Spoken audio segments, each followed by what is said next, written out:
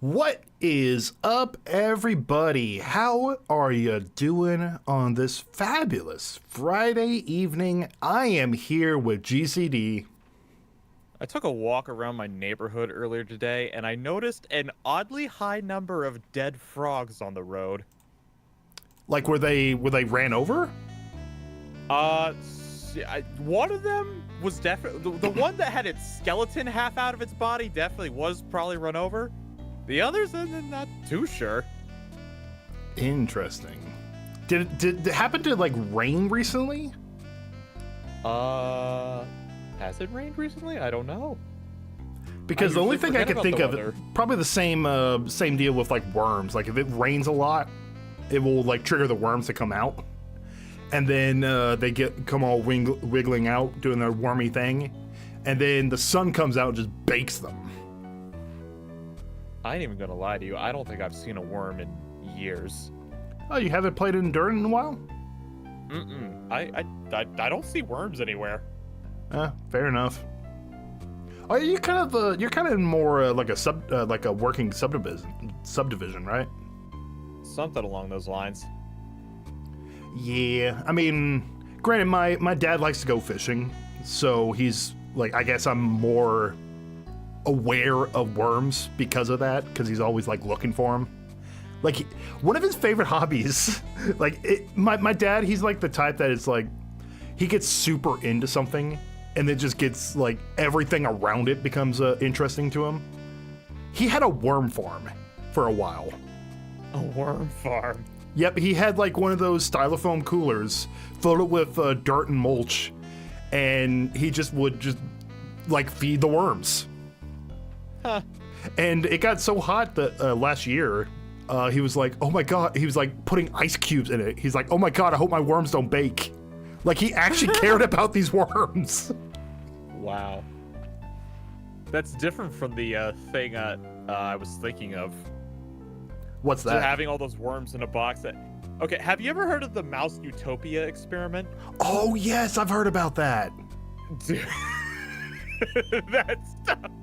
That stuff is frightening. It's And fascinating. I don't know why the worms in the box just made me think of the mouse utopia. For those that are unaware, if I remember correct me if I'm wrong, they decided to test what would happen if a society of mice were put into like a place that they had no predators, all their needs were met, and see what would happen. The population exploded for about 6 or 7 months, and then it plateaued. None of the mice wanted to do anything of survival, and they would actively kill off their own young. And they got into like class systems where some of them would just sit around doing nothing, and other times they just would die. Did I touch on it? It's been a little bit since I've seen it. Yeah, so some of what you said was right. There were a few things that were that weren't right, like the killing of their own young. I think it was there was like this mice gang that would kill the mice that were trying to reproduce. They're like, hey, no sex, and then just throw them off the cliff. Pretty much. I mean, these mice became like little monsters. It's really fascinating how like they were given a utopia and they just decided like, nah, I don't want to live in it. Let's just make it terrible. I think the best analysis I've seen of the the Mouse Utopia experiment was by a YouTuber, What If Altist. He's a historian. Oh, okay. Yeah, I'll warn you guys though, the Mouse Utopia experiment is not for the faint of heart. That is an experiment that will terrify you. I would say there's a lot of animal-related experiments that will terrify you if you really look into it.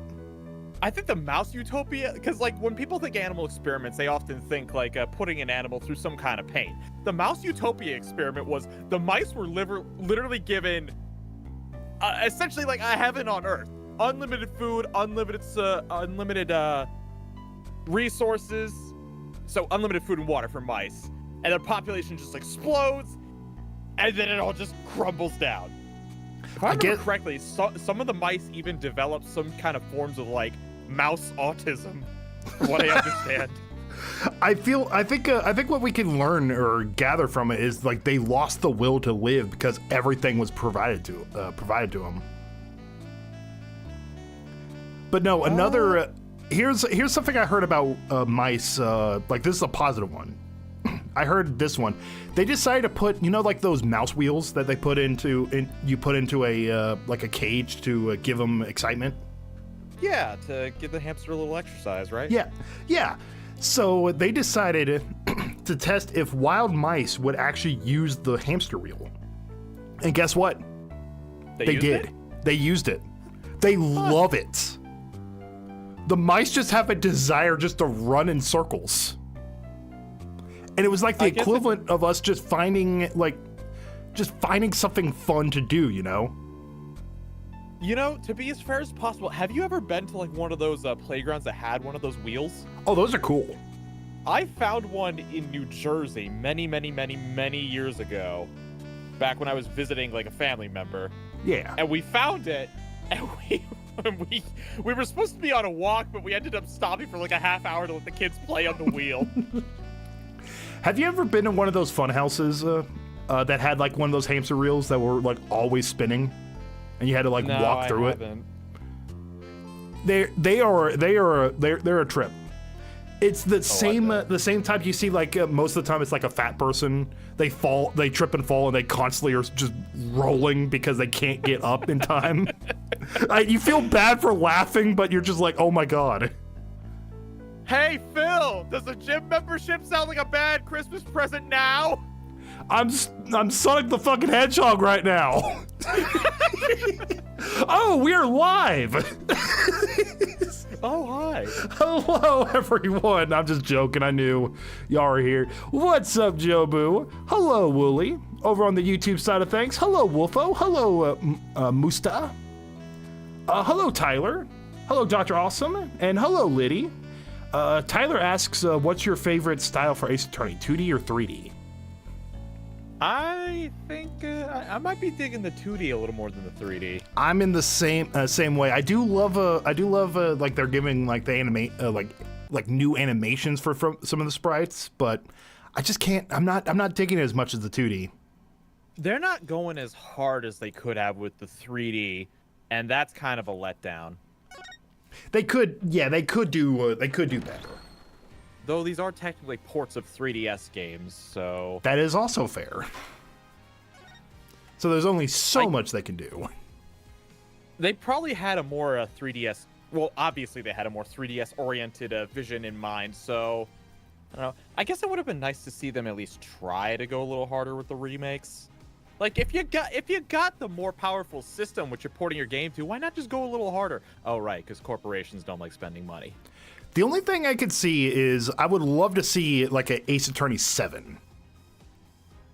That could be interesting. If they're going 3D, I would like to see what they have planned. Now that I think about it, the Great Ace Attorney Chronicles actually kind of did a little more along the lines of what I was thinking. That is true. With Watson's interrogations. That is true. Yeah, he's dancing all over the place. Yeah, we have a question. We have a quandary once we're done with this. Are we going to be doing Great Ace Attorney, or if we're going to do the Edgeworth games? I think I'd vote for the Great Ace Attorney personally. You know what? I could see that. I asked because the Edgeworth game came out today. Oh, it came out today. Yeah, today, brand spanking new. I don't even think we're halfway through this game, so we got some time. Yeah, that's just one of the things I've been thinking about in the future. I'm more looking forward to Ghost Trick. What is Ghost Trick? Is it something I should know? I'll look it up. Oh, sad Maya. Maya looks exhausted, but I can't blame her. Nick, I was thinking about it all day yesterday. I never properly asked you to defend me, did I? At this point, it's pretty much assumed. So it looks like Ghost Trick is a game for the DS. It's on Steam though. Oh, okay. What? Just based off of what you're seeing, do you happen to know what type of game it is? Well, it's interesting because they preserved the 4:3 aspect ratio of the original game, so this might just be a direct port with some updated sprites and whatnot. I told GCD about Actually- it. It's like Ace Attorney, but a light puzzle game, or a legit puzzle game. I'm not even gonna lie. This has a pretty decent art style. This is kind of neat. Okay. Also, hey, let's Supper see. Toad, how you doing? It's also by Capcom and directed by the Ace Attorney creator, Shu Oh. Takumi. Okay.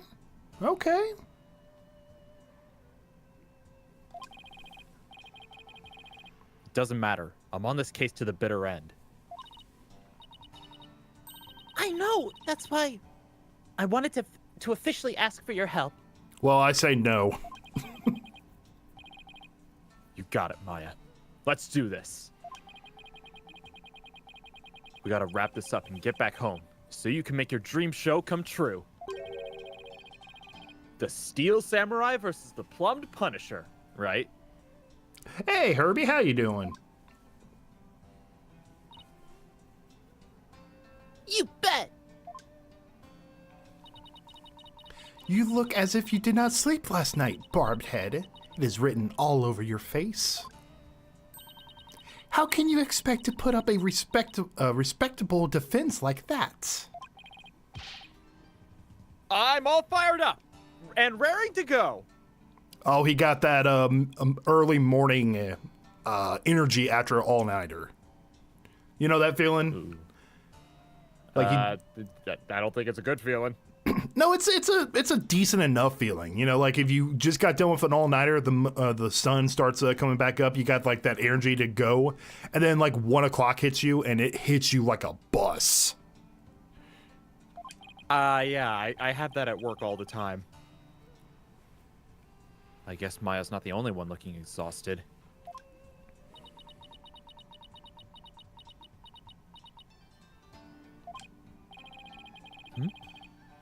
Rafa doesn't seem in the best spirits herself. Oh, probably her seance didn't go as expected. She's been humiliated by this lawyer like 2 times, and now she's up for round 3. It's like, yay! I'm gonna get you this time. 3rd time's the charm, Barbed Head. 3rd time's the charm. Humph. Go ahead, feign confidence now while you're still able. For I will see to it that your last rites are read to you this day.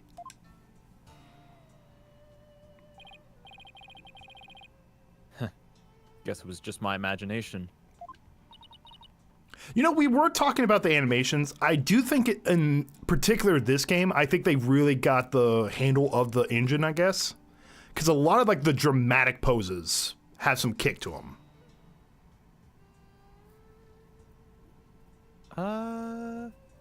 Especially, like, when Sean Amade does the clap. I love how the music automatically stops right when he does the clap. Like, a lot of crisp into the animation, I guess. It's probably what I'm... I guess so. I don't really feel it the same way. Ready, Nick? Oh, doing fine, Herbie. Doing fine. Not too much. Okay, Maya. Let's head on in. The gay butterfly man, my beloved, says Wooly.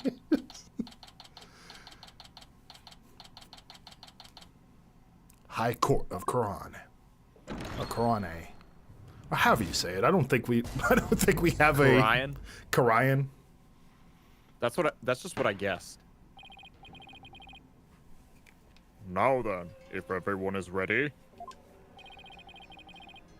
The defense is ready, Your Majesty. The prosecution is ready. Let us begin without further delay. Oh, no prayers this time. Oh, wait. Oh, no prayers this time, Prosecutor Shadmody? I already offered my prayers for the latest victim during my visit to the crime scene. Being that the accused has already been found guilty of the first murder, let us hasten this trial so we may put this dead lawyer walking out of his misery. I could not agree more. I'll have to agree, Herbie. Invincible is such a great show. In yesterday's trial, the accused was already found guilty of murdering the high priest. And today, she will be tried for the murder of his disciple, Pore Zealot. Now then, Prosecutor Shatmati, your opening statement, if you would. Certainly. The accused has now slain 2 of the most devout clergymen in Quranism. Even the lowest level of hell, the hell of tickling, would not be punishment enough.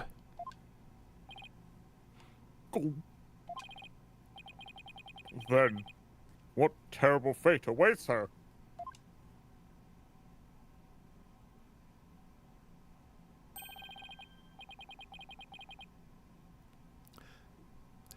I thought it was going to be like, you know, imagine a hell where it's just like you have to sneeze, that feeling that you had to sneeze, but it never happens. That would be terrible. Sounds... Balgapukenhel, a realm of eternal agony. There she will suffer the endless punishment of Jagar by the Golem of Polmonton. I feel as if that's a reference to Hinduism, I think. What did he say before it cut to the judge? Sorry, I'm trying to get the history. Furthermore, Goljama. Goljama. What did he say? Enough! Enough! My blood runs cold at the mere thought that such a terrible place exists. I was going to ask for a translation, but on second thought, ignorance is bliss. Now then, please continue, minus the part about the terrible hell awaiting for the accused. As you wish. Super hell.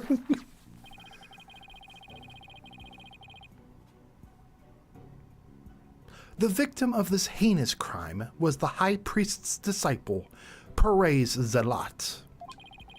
He has been training under the high priest while living at the priest's home. I had met him a number of times, and he seemed like an earnest young man.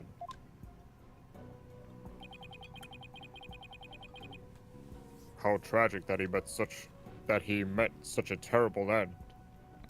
Granted, it sounded like he went quickly, so the grand scheme of things, it's not that bad.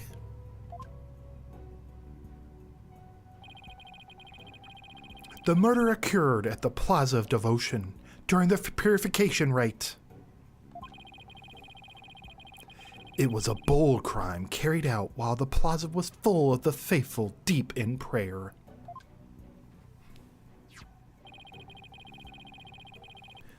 The Warbad dagger was found impaled in the victim's upper back. The stabbing caused a spinal cord injury that killed him instantly.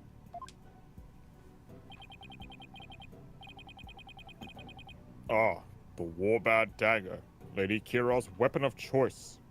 That's what you think, old man. Yes, Herbie, I deleted my Patreon. I've decided to move to another service instead. Memberships? That and then also went with Ko-Fi instead. Oh yeah, I've heard of that one. We have already established that the accused's prints were on the weapon. Incredibly damning evidence in itself. No! I didn't do hold your tongue. Now, being that the accused, Maya Fey, is a serial killer, the prosecution believes that the death penalty is the only possible sentence. Would the defense care to respond? Technically speaking, you had to kill 3 people in order to be a serial killer, Your Honor. The accused is innocent, and nothing can convince me otherwise. Hey, Anthony, how you doing? After all, the crime scene was packed with worshippers. How could my client possibly have committed this murder without a single witness?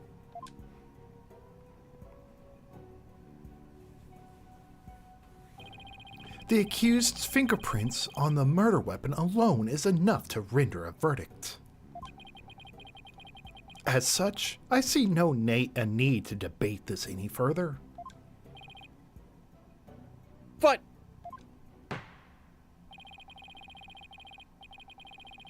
Well, once her benevolence conducts her seance, it will be clear for all to see. Your Majesty, might I have a word? Is something the matter, Prosecutor Shadmari? It is about the divination seance. uh-oh. Oh. Your benevolence! Oh. This seance is about to show something that Shamari does not want us to see. Stop right there, Prosecutor Shamari. As you wish. Forgive me for overstepping my bounds. What was that all about? Barbed Head, have you made peace with your fate? For this time, the divination seance will bring you to your knees! I'm ready, and I accept your challenge. The only problem is, I have no weapons at my disposal. Our only hope now is what we can glean from the seance vision and Rafa's insights. Very well. The divination seance, if you please, your benevolence. Yes, let us begin. Nana!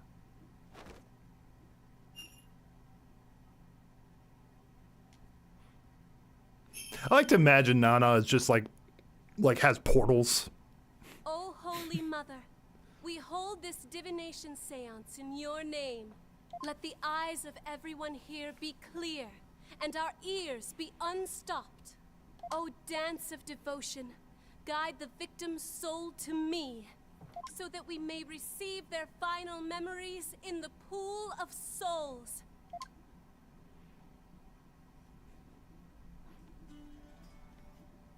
Oh, we can skip it. Yay! I did not get a chance to watch that, Anthony, but I will. Watch what? He linked a Forensic Files episode that we were talking about. I think last time. Gotcha. I feel like the Minecraft movie should have been animated. Same Herbie. I think everybody feels the same. The Minecraft movie just looks stupid. It does look kind of stupid. But at the same time, it kind of feels like that, like, it could be, like, so bad it's good type of bad. That's what I'm hoping for. I don't get it. Why wasn't there anything to see?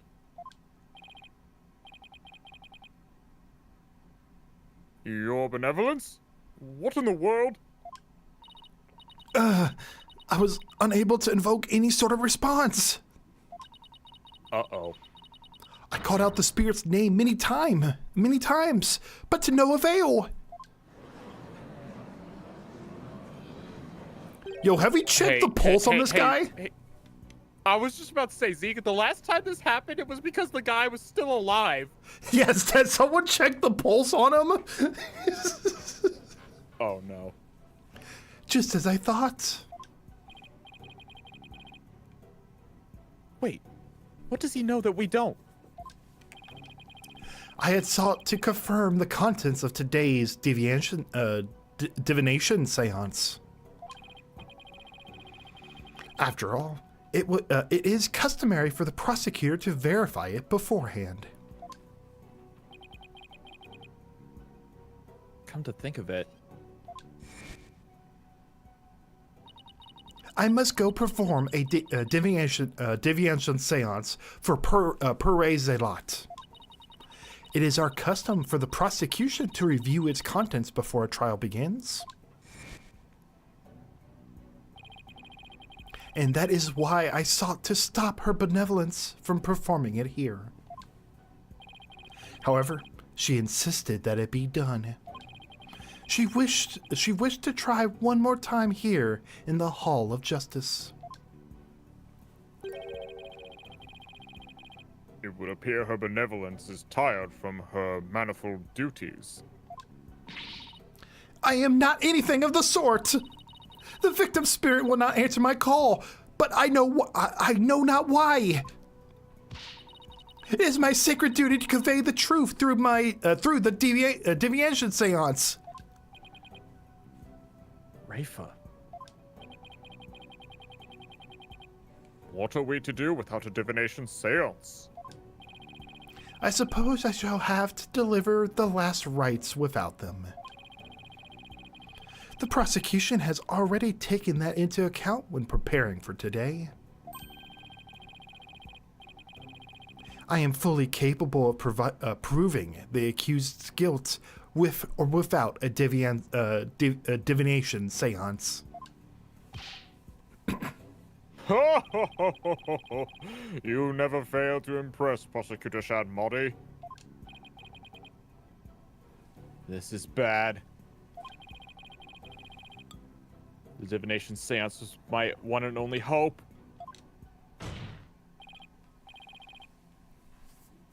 Your Majesty, her benevolence said she isn't tired. So, shouldn't we try to find out why the divination seance failed? Ah! How curious, Mr. Wright. Why have you suddenly taken a keen interest in the divination seance? Yes, explain yourself. The divination seance is for shedding light on the accused's guilt of crimes. It is the Holy Mother's hammer of wrath that is ever poised to pound you into into your grave. You should fear it, not plead for it. I believe in my client. But yesterday, somebody told me something that changed my mind. The divination seance was once thought of as just another piece of evidence. If we were to correctly interpret the visions through careful analysis, then they would lead us to the truth behind what really happened. Phoenix, like, I thought this was going to be a vacation, but here I am fixing another legal system. And this time I really don't get paid. And the truth will show that my client, Maya Fey, is innocent. The truth is, you don't have anything else to fall back on, huh, Nick? You're reading me like a book, Maya. Maya, please, you're not helping. How dare you! The voice of Mitama is to be feared, not utilized by vile lawyers such as you. Seances exact a heavy toll upon the royal priestess. It would be best not to burden her any further. Or does the defense feel that it can pose no counter-arguments without the seance? No, of course not. He saw right through me. I'll have to find a way to make the divination seance happen, or we're toast. Well, since the divination seance is not possible at this time, I see no other choice. Let us proceed with the trial without the seance, as Prosecutor Shadmati suggested. Thank you, Your Majesty. Why, I will not forget this barbed head. This will not be your last you see of me. Now then, I will now proceed by providing an outline of the case at hand. Very well. If the lead detective would please come to the stand, we may begin. Hey, Emma.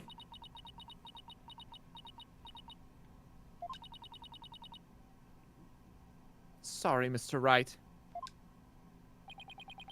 Detective Sky, I understand how you would wish to save the accused and the defense. They are your friends, after all, but you must let them go and move on. But There is only one way to save them now. By giving their souls the chance to burn away the taint of their sins in the infernal flames. oh, I can't do this. Ah! No eating in the Hall of Sacred Justice! Miss Sky. Yes? Is this the first time Maya and Emma have interacted? I believe so, yes.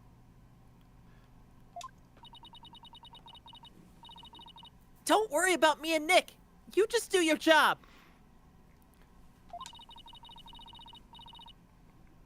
I'm sure Nick will figure something out eventually.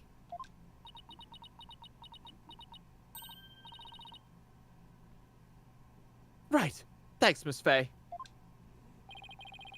How very brave for a criminal with a tainted soul. Very well, Detective Sky. Please proceed. Okay, I can do this. Let me start with an overview of this case.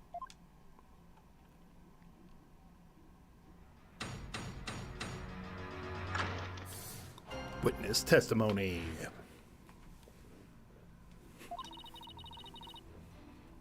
The latest victim was Perez Zalat. He had been training under the High Priest and living at his house for the past 2 years. The High Priest's widow, Believe in Me, has identified the victim's body. He may have been mistaken for a rebel and killed due to his connection to the High Priest. So the widow, she ID'd him.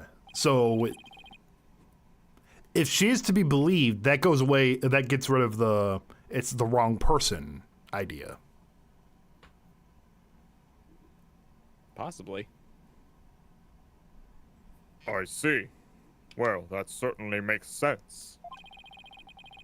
Would the defense care to respond? I didn't spot any inconsistencies in her testimony so far. And I don't have any evidence in my arsenal. What am I going to do now?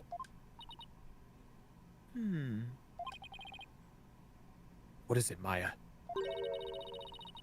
I was just wondering about how much the police actually looked into Acolyte Zalat. Because it just might prove to be the key as to why the divination seance failed. What are you getting at? Well, it's just a hunch. Wait a second. During my investigation, Rafa told me about how the divination seance works. If I could figure out why it failed, maybe she could try again. Okay, Time to press for some more information.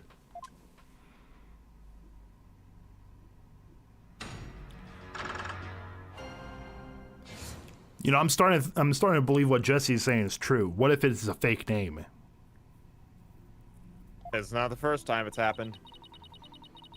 Hold it! What kind of person was Acolyte Zalat? Emma's like, oh god, he's pressing already.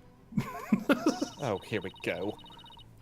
According to the neighbors and others who knew him, he was a deeply devout youth.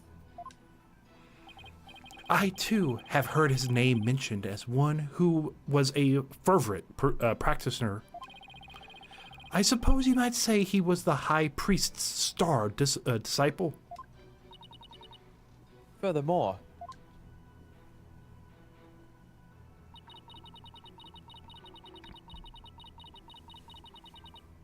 Hold it! 2 years?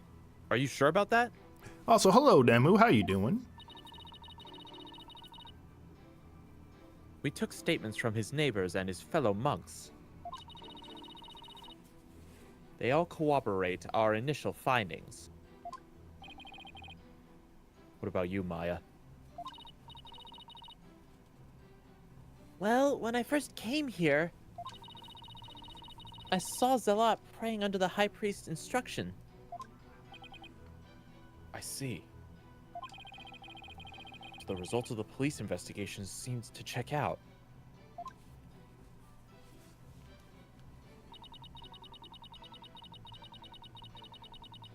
Hold it! Was Mrs. Inmi's positive ID the only way you verified the identity of the victim? Huh? Well, no. We also checked the ID card he carried and the data in his family registry. But what? His personal information didn't match any of the public records we crossed. Oh, snap. He was a rebel too! He's a rebel. Rebel scum. That's a good Palpatine. Holy crap. Oh, thanks, I've never tried before. Maybe that's why the divination seance failed. At least I don't think I've tried before. I'm not sure what you mean, Mr. Wright. Here's what I'm thinking. His address was wrong. The victim decided to hide his identity for some reason. In other words, he was using a fake name. The royal priestess used a deceased face and a true name to summon their spirit. Why, yes, that is indeed true. If he was using a forged ID and there's no mention of him in our public records, then he was likely an illegal immigrant. They are not uncommon here in Karayan. An illegal immigrant? Come to think of it, Rafa mentioned something about immigrants yesterday.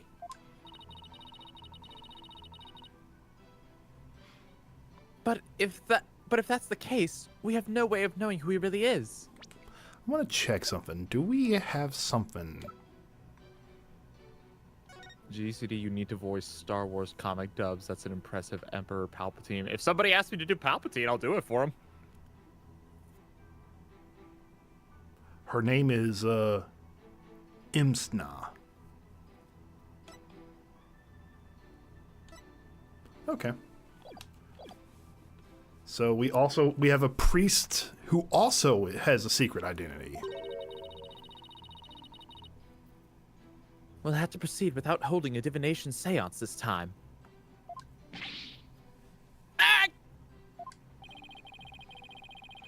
I've always thought that Acolyte Zealot was Karayanese.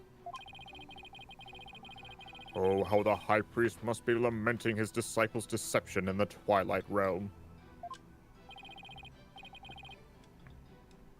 Well, Mr. Wright, what do you think? Should we add this to the Sorry. I didn't even need to finish that one. This is an important fact. Please add it to the testimony. It would seem to be a fact most inconvenient for the defense.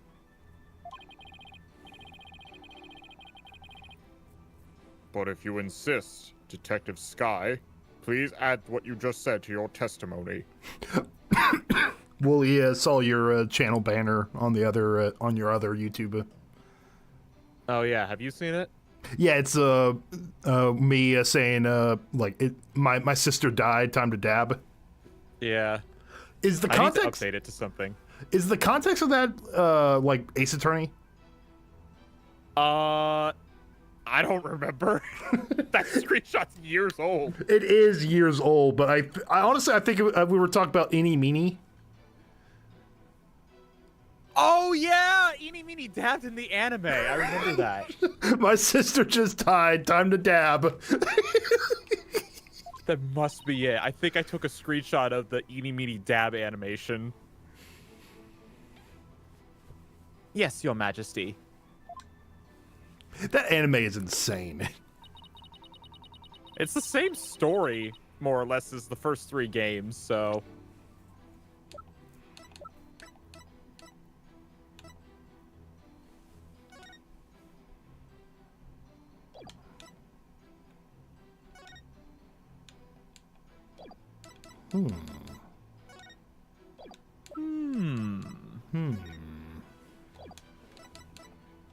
Wait, Ace Attorney has an anime? Yeah, it's just called Ace Attorney. I recommend the subbed version. Hold it! Isn't there some way to track down his real name? No, not if he was an illegal immigrant. Have you actually confirmed that he was in Korean illegally? Well, we don't have any conclusive evidence. There's also no evidence of him being a citizen of Korean either. Oh boy. Now what do we do? What if there was a clue in the evidence you gathered? That's So there is something in the evidence we need. Blood loss from a deep. Oh no, that's the. A tattoo. Can we look at the body again? Yeah. He had a tattoo of a peach. Yep.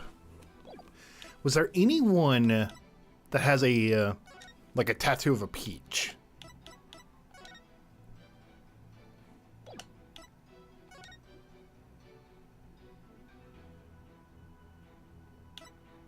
Wait. Go back real fast. One more. The priestess acting as Lady Kira's representative must know her name. That's Kira's real name is Imsna. Okay, so that's nothing to do with this guy.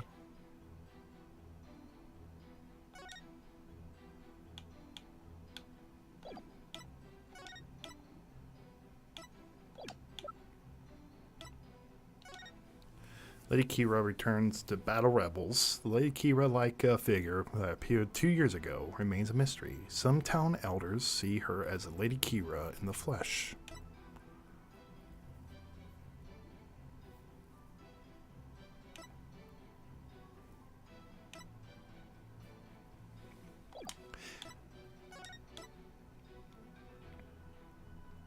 Tristan Mees, the mark on his face is one borne by all members of the Koreanicist clergy, somewhere on their bodies.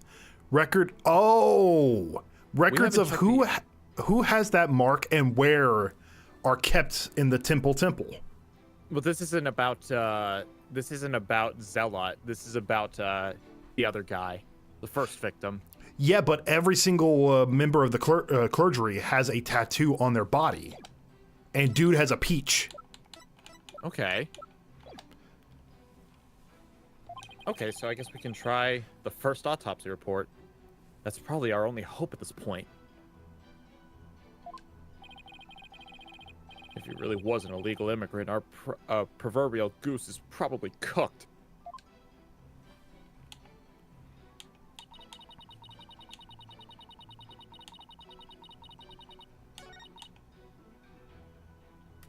Let's give it a try. Let me just double check one more time. The mark on his face Maybe is we born... can check his autopsy report too. Sure. Spinal cord injury from a stab wound. Okay, I guess we're just gonna have to check the. I guess we're just gonna have to use the first autopsy report. Yeah, I think so. Hey, Jordan, welcome. Only thing you missed was the seance failed, and we're kind of figuring out why currently. But because we have a we don't know the identity of the dead. Objection! It didn't work. Ah, damn it. Is something the matter? Sorry. Could it be one of those things where it has to be specific? Like if we presented the photo of him with the tattoo. I mean, maybe. Sorry, oh, yeah, that's- probably. That screen just sort of slipped out. I don't know about trials in your country, but we refrain from such rash outbursts here.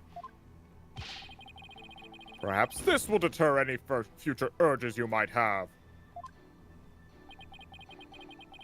I'm not helping my case in the judge's eyes, both literally and figuratively.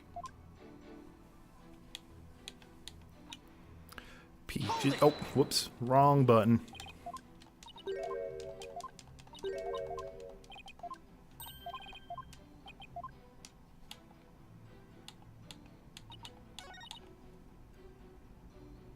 Presents.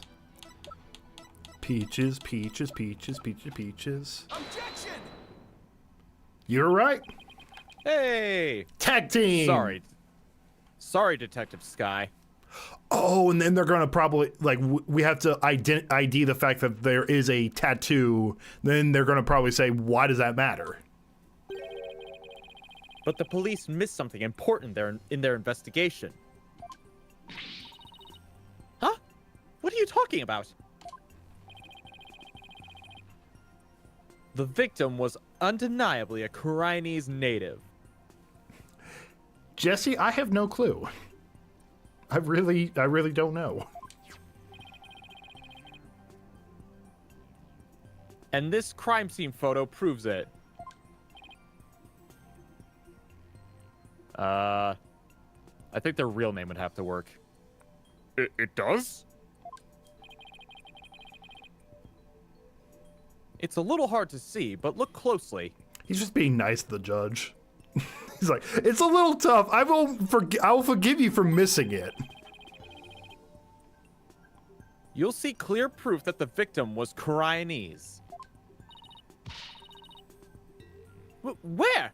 I don't see anything that would prove that. This proves the victim was Chinese. The tattoo. Peaches, peaches, peaches, peaches, peaches. I love Oh, you. I may not be the biggest Jack Black fan, but credit where credit's due. That was an impressive note. Yeah. Look at this tattoo right here. Why, that's a tattoo of a peach. Has anyone seen that new movie that came out recently? I mean, it was like kind of a year ago, Your Honor. Right, sorry. I would like you all to think about the meaning of this tattoo. Oh, the victim really liked peaches? Millions I mean, of it was a good peaches. song. Peaches for me.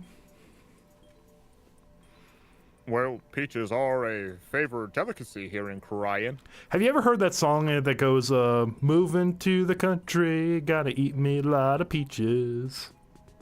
Mm-mm. It's such a weird song, but it actually kind of slaps. They happen to be a personal favorite of mine. The sweetness of their abundant nectar and the softness of their perfectly ripe flesh. They are a blessing from the Holy Mother herself. Nick, I've suddenly got a craving for peaches. You know what, Sam? I had some bourbon peach barbecue sauce in my fridge. I might put it on a burger now that you're here, Maya. Oh, there you go. I am interested to see how that would turn out. It might end up being a little too sweet, but I don't know. We'll see. After the trial, Maya. Right now, we have bigger fish to fry. You don't fry peaches, Nick. Unfortunately, that is not a tattoo of a peach. Wait, what? It is not a peach, you say? Then what is it? Take a closer look. Haven't you seen something like that before? Oh my gosh, it is! Huh. Namely, the tattoo on the High Priest's brow. Oh my! What? This mark is only borne by members of the Coriolanist clergy. Hey, Archive, how you doing? Objection. So that is what you believe it to be. But are they not utterly different shapes? Sure, they're shaped differently, but there's a reason for that. The victim had the peach-shaped tattoo inked over an existing tattoo for some reason. However, the dark red portion is exactly the same as the mark on all Coriolanist clergy, or the same that all Coriolanist clergy bear. Hey, you're right! Until about 20 some odd years ago, everyone did get one, didn't they?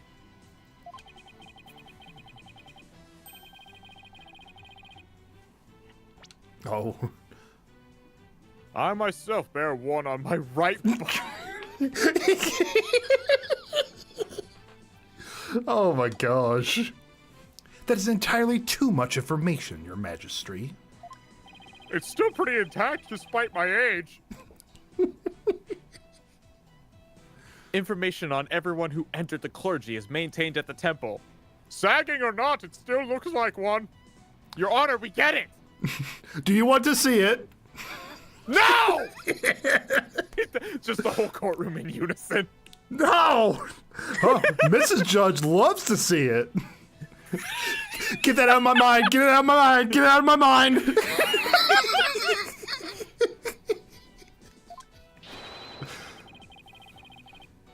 All we have to do is look up a monk with a mark in the same spot.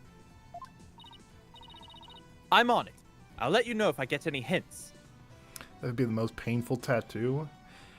I don't know. I've heard like it. Typically, if there's a lot of skin, if it has a lot of skin and not a lot of bone, if you get a lot of bone, that's when it will hurt. I don't know if a butt tattoo would hurt though. Huh. Now I'm thinking about that shit. Oh boy. That will not be necessary if you seek information on the clergy. I have it all right here. Oh my, you never cease to amaze. So tell us more. So tell us, is there anyone who fits the bill?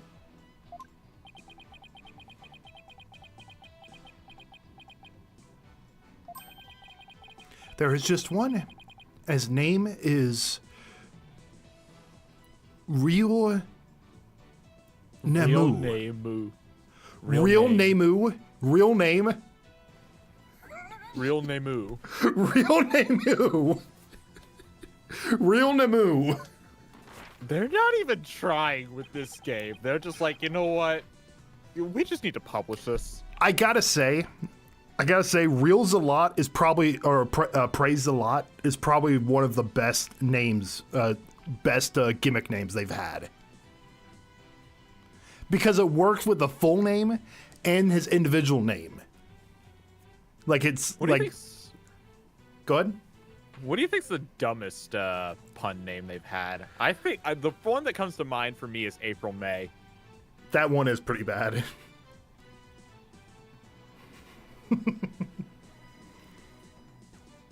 He became a monk 20 years ago. Interesting. GCD, when the judge laughs, he sounds like Santa Claus. Okay. Red, white. I love red, white, and blue corp. Because he was like, if you like, he's it's supposed to be it's supposed to be in Tokyo, so he's a flashy American. His name is Red, White, and Blue Core. So he's an American making up random ass words to make himself look more important. You know how they did it in the Japanese version though? How did they do it? He had a regular sounding kind of name, like Konaka something, Masaru Konaka, I think it was. Mm-hmm. Didn't sound too out of the ordinary. I don't know anything special about the name, but in the Japanese version, he just spoke random words in English. Like, you remember, what's your name? What's your name? And then it's like, yes, I do. Yes, we can. Like, he just speaks broken English. That's perfect. And like the breakdown you saw the dub of the anime, right? I think so. When Phoenix finally gets him and he's slamming his head on the table, he's like, what? In like a hard Japanese accent. Oh my gosh. Yeah, this is why I say watch the sub version of Ace Attorney. You're not going to get anything new with the dubbed version. You will get something new with the subbed version of the Ace Attorney anime. Although with the dubbed version of the anime, they do include demo reels. Like the actors make a lot of mistakes, so they just kind of just roll with it. Oh, you meant outtakes. The outtakes, yeah. Yeah, I mean, yeah, you can find those on YouTube if you're curious. I'm just saying, if you want something new, go with the sub version. But why would he have tried to cover up his tattoo with another one? Yeah, there must have been some reason. Yeah, how old is this guy? 21. Proven to be a fake name. Yeah, you can't be a... They said he became an acolyte 20 years ago. Mm-hmm. Yeah, something's not adding up. He was here. literally a baby then. Yeah, something's not adding up. I mean, maybe his alias praised a lot is probably 21, but maybe real Nemu is 41. I don't know. Okay.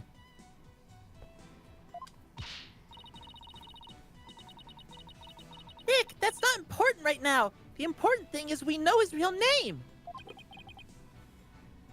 You're right. English anime dubbers don't really care if it's good or not because they don't get paid enough. I question that because, like, the whole remember the controversy about the Bayonetta voice actor getting paid apparently like $5,000? Yeah, didn't it get reported like she lied about that or something? She lied about the her like pay or pay schedule or something. Yeah. Your Majesty, now that we know the victim's real name, the divination seance might finally work. A lawyer who will willingly seek a seance. This is entirely unprecedented. You are but digging your own grave, Defense. We won't know that until we try. Now give me that shovel. Sure, it's risky, but it's our only hope. Very well. Let the divination seance be held once more. She's actually offered 20K. Oh wow. Yeah, that's good. That's good money. That is pretty good money, yeah. Why would a lawyer work so hard to see the divination seance be held once more?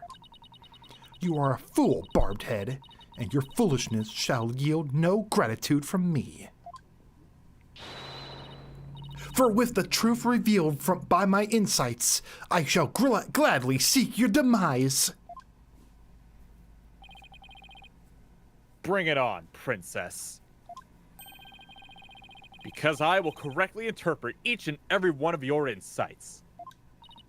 Humph. You will regret ever thinking you could use my secret insights as evidence.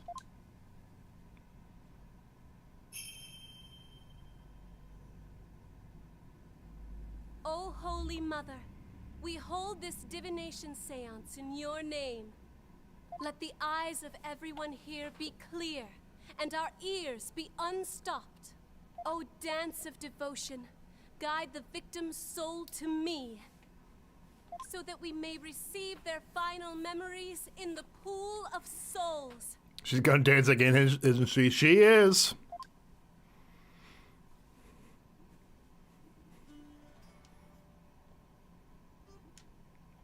That's we're great. skipping.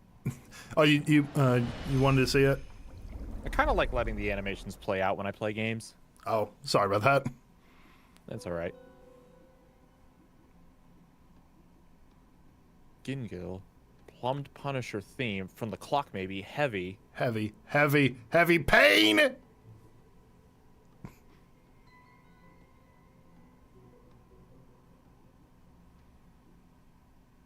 The clock theme. Right, I remember that.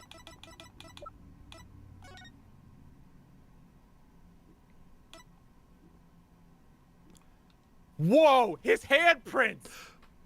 He was preying on this. What was heavy?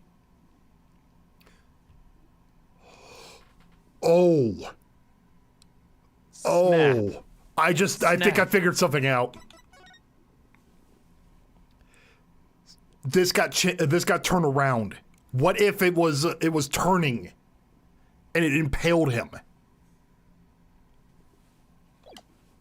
Oh, that would explain how his blood got on it. Yes.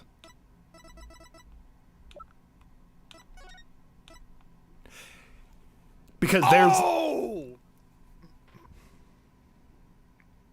Yeah, he was right here for whatever reason. He was leaning on this. The statue came, impaled him, killed him. The Plum Punisher theme proves he was in this area. And then the blood of it being turned right back around. There's only one problem we gotta find. What's that? When Phoenix put his hand on that same stone pillar, it almost fell over, didn't it? Yes. The only thing I could think of is all this happening caused this to be unstable.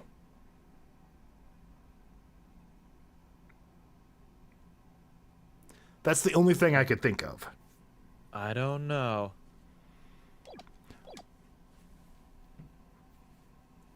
Dang, my man got executed Roman Empire style. Did they impale people in the Roman Empire?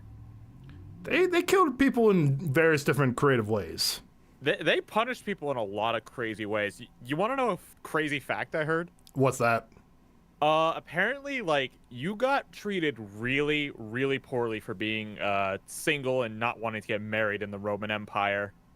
Shit, what happened? What happens? Oh shoot, I'm forgetting the finer details right as I bring this up. But okay, if you know what, take this one with a bit of grain of salt, because I don't know if I'm remembering it anymore. But if I remember correctly, in case I do, they were forced to do some kind of running. You know what? Never mind. I can't remember what it is off the top of my head. Never mind. Ignore me. I just know that single men who did not want to get married were treated very badly in the Roman Empire. Oof. Have you heard about the Brazen Bull? Brazen Bull. Can't say I have. It was, I believe, it was commissioned by a Roman emperor, and he wanted a brass bull that would be heated up. So how the story goes is it's a brass bull. They would light a fire underneath it and throw a prisoner in there, and it would cook the person alive. Ooh. And apparently the acoustics of it were as such as the prisoner was burning alive and screaming, it would make it sound like it was a bull, like making the sounds of the bull coming from the mouth and nose of the bull. And the emperor, I forgot which one, when he got it finished and commissioned, he said that he wanted to see it in action, so he threw the crater of it in there to test it. Uh-huh. So the first victim was the crater of the brass bull. Wow. Yeah, if America's heading down the same path as the Roman Empire, like as some people are predicting, hold on to your guns no matter what, or that's gonna happen to you. Just a fair warning. And now, at last, we have seen the victim's final moments. But all we could see was the ground. Was the thing on the ground? No, that couldn't be. It doesn't work because of the fact of how it changes around. Right, okay, never mind. You seem terribly disappointed. I take it you did not find any fodder for one of your infamous turnabouts?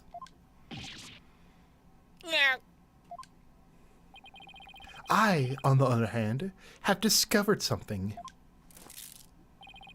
Conclusive evidence that establishes the accused's guilt. You did?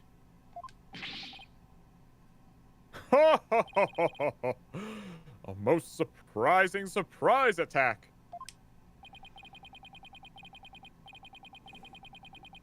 So, tell us, Prosecutor Shadmadi, what is this conclusive evidence you have found? The Plumbed Punisher theme song that the deceased heard. Please consider this item here. It was confiscated from the accused during her interrogation. Hey, that's my Plum Punisher strap. When you press the Magatama on the Plum Punisher's belt,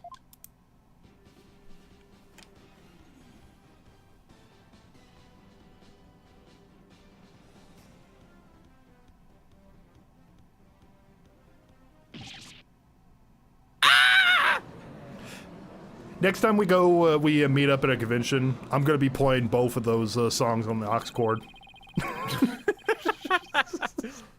Houston's only 11 months away.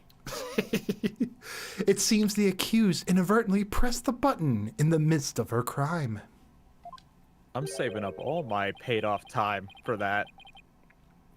This strap is an extremely rare item, is it not, Miss Faye?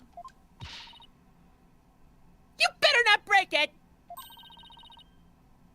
There's only one of those in the whole world! Maya, no! Damn it, Maya! It is just as I said. Your flights of fancy have come crashing down on you. She sure seems to be enjoying this.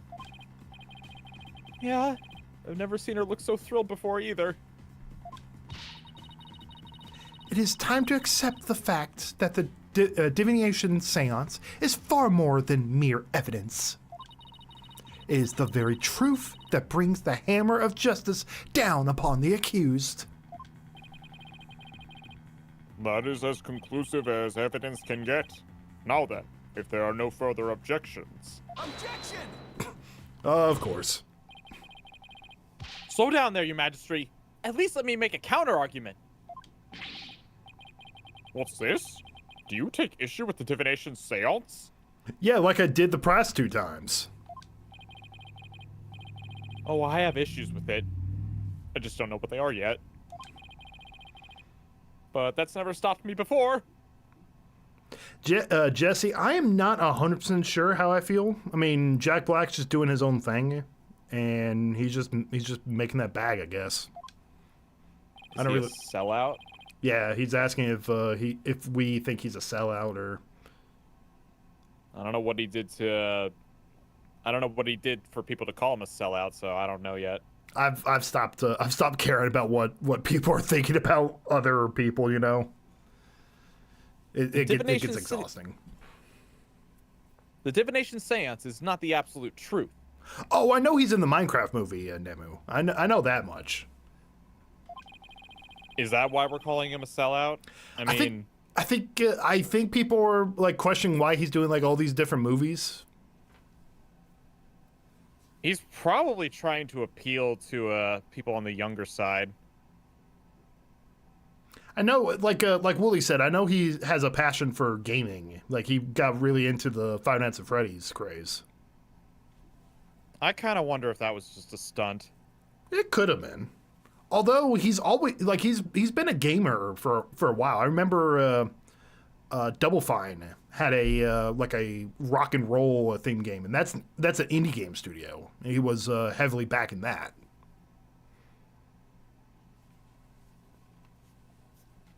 It only became. Oh. Oh, I Did thought read you that were... already. I think you might have, but let's see. It only becomes truth after it's been interpreted correctly. Grr, you don't know when you're beaten, do you, you foolish lawyer? I am the only one who speaks for the mitama of the deceased. If you believe there is to be errors in my insights, then let us see you prove it.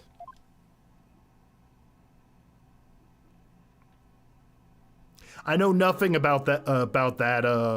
I don't know anything about his music because I'm gonna be frank. I do not like his music. I was just reading. He sold out Cage of Tenacious D for a joke he made about assassinating Trump. Jesse, that wasn't a joke. Or okay, well, maybe he was being edgy, but yeah, I know what he's talking about. Pardon me, I didn't mean to say it wasn't a joke, but still. I know what Jesse's talking about. And no, Jesse, Jack Black was completely in the right for what he did to Kyle Gass. Didn't he? Didn't they both talk? Now that I think about it, didn't they both talk it over and they're still together? I don't know for certain. I know what. Like, I think a lot of people don't realize that most friendships, like, you can dislike what your friend says and still be friends with them. Well, yeah, but here's the thing. So, I mean, you remember when the Trump attempted assassination happened, obviously. Yeah. So, I think it was like a few days after that attempt, Jack Black and Kyle Gass, Cage as he's known, were on stage in like Australia, and they brought Kyle Gass out some kind of birthday cake, I think it was. And Jack Black said, "Make a wish, buddy," and Kyle Gass said, "Don't miss Trump next time." Oh, okay. That's why Jack Black cut ties with him, I think. And they ended their Tenacious D tour, and I think there were threats that they were going to get banned from Australia. Oh, wow. Yeah, no, people were not having it. So, yeah, I think Jack Black, like, it's one thing to make jokes about Trump and Biden and everybody, but to say, that's hardly, how to say it correctly. Right after he almost got killed, he say, "Don't miss next time." It's like, you think that's funny? I wouldn't want someone like that as a friend. Hey, Skiz, no, all we're talking about is Jack Black. Someone brought up Jack Black if you consider him a sellout. And then it kind of got into this. Yeah. Sorry for that tangent, but if this is the evidence for Jack Black being a sellout, then no, he's not a sellout.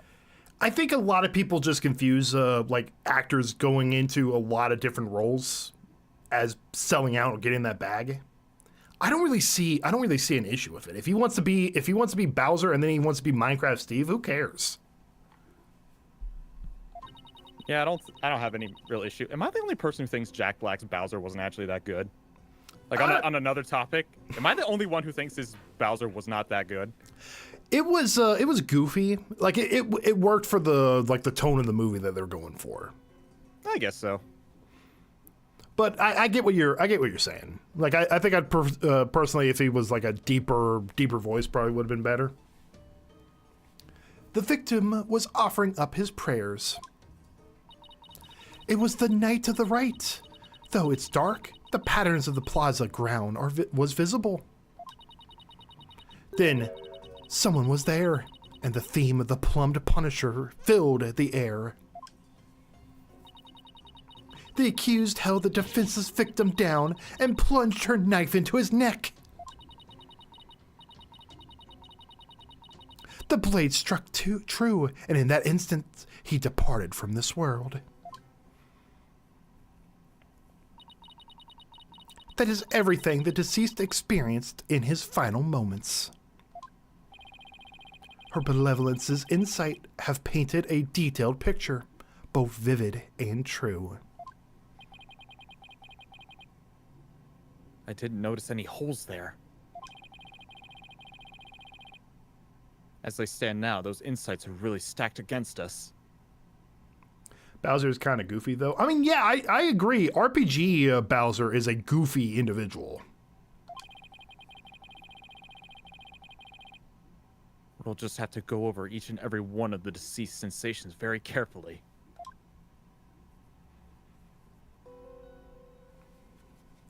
The victim was offering his prayer. The Plumbed Punisher theme could have come from the clock, so... Yeah, that's what we're rolling with. It was the night of... Okay, the victim was offering up his prayer. Yes, you were 100% right. I was? Yeah, look at the... Look at this right here. That's the same thing he was looking at. There we go. The pattern on the plaza ground was visible. Do we have the plaza ground?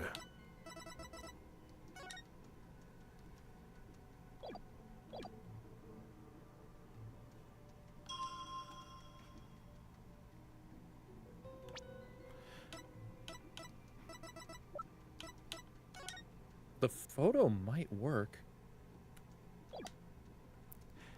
I think so. Not that photo, but the one of the real crime scene.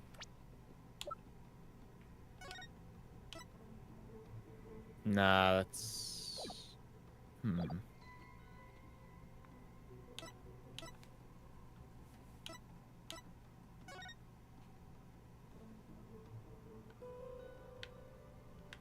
Touch, smell, sight. It's the night of the rites. Though it dark, the pattern on the plaza ground was visible. Then, someone was there, and the theme to the Plum Punisher filled the air. The accused held the defenseless victim down and plunged her knife into his neck. The blade struck true, and in that instant he departed from this world.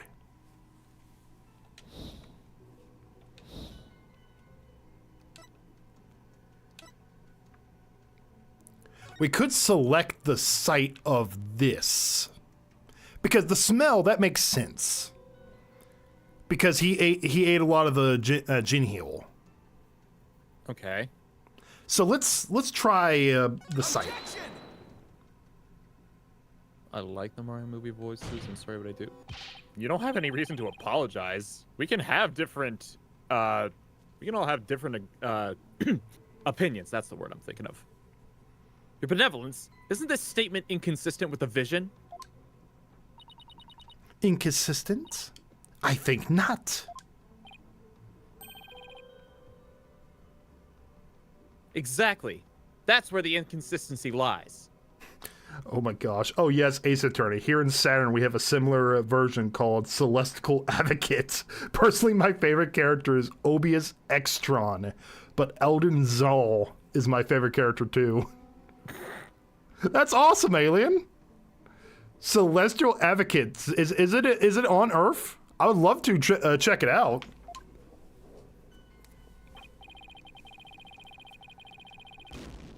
No, I believe it is in the defense's thought process that the inconsistency lies.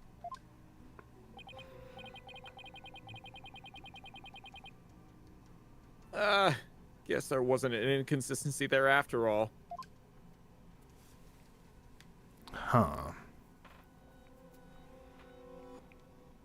Sorry about the cage thing. Also, Jack Black is still friend. It's okay, Jesse.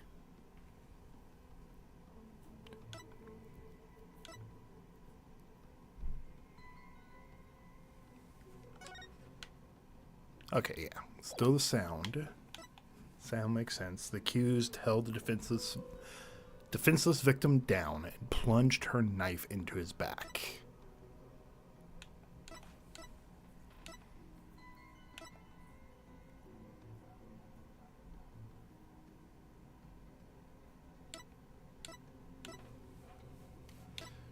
We don't have a lot to go with.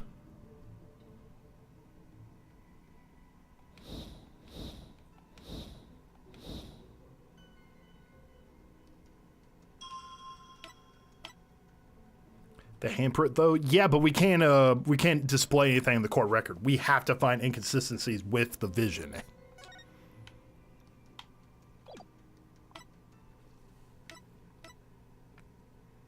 Offering up his prayers. That makes sense. It was the night of the rites. Though it's dark, the pattern in the plaza ground was visible. Then someone was there, and the theme of the Plum Punisher filled the air. The Plum Punisher theme, heavy, pain, Dead.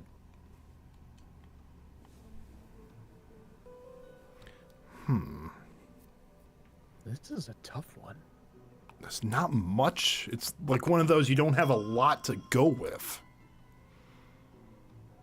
Heavy. Well, then again, what was heavy?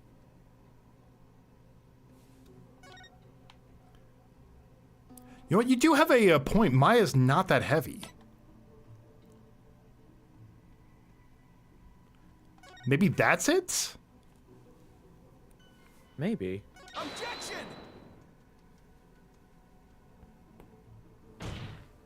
I was wrong.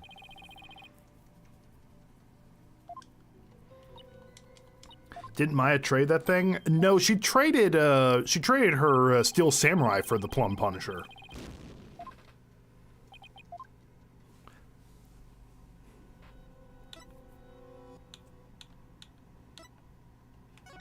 Here you go. What does Maya say? It looks like you could use my help, Nick. Yes, please. Well, you know how the victims smelled gingil? That sensation just seems to be out of place. How the hell is that out of place?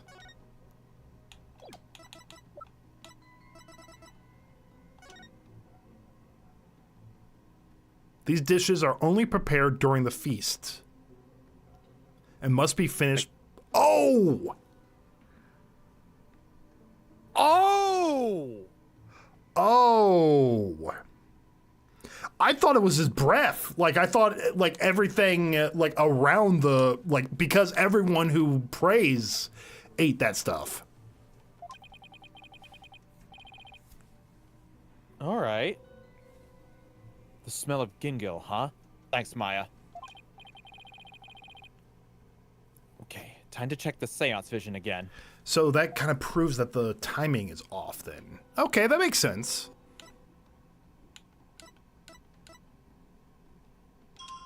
The night of the rite. Okay, that's where the problem is. Yep.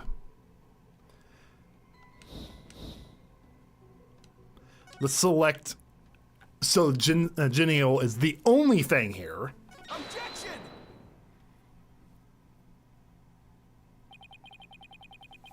Was it really the night of the rite? What do you mean? It could not be otherwise.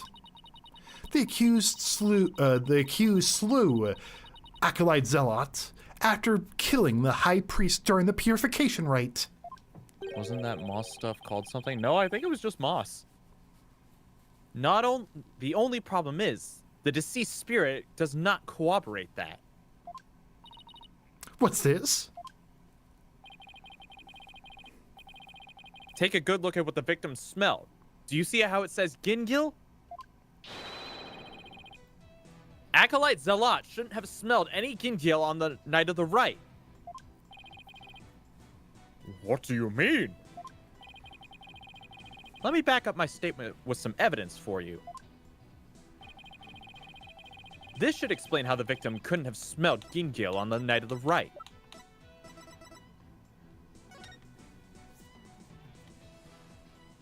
These dishes are only prepared during the feast, which starts at noon on the day before the rite and must be finished by 3 p.m. the same day. Take that! The high priest's wife, Believe in Me, told me about the Feast of Blessings. The feast includes a number of Gingil-based dishes. And they're only supposed to be served at a certain time the day before the rite. Why, I believe you're right. I'd completely forgotten about that. During the feast, the unique smell of Gingil pervades the entire kingdom. That's what I was thinking, but I forgot the fact that it was like I thought the unique smell would like stay with them. That's what I was thinking, because they were comparing it to like mint and garlic, which are two smells that stick around for a while. Fair point.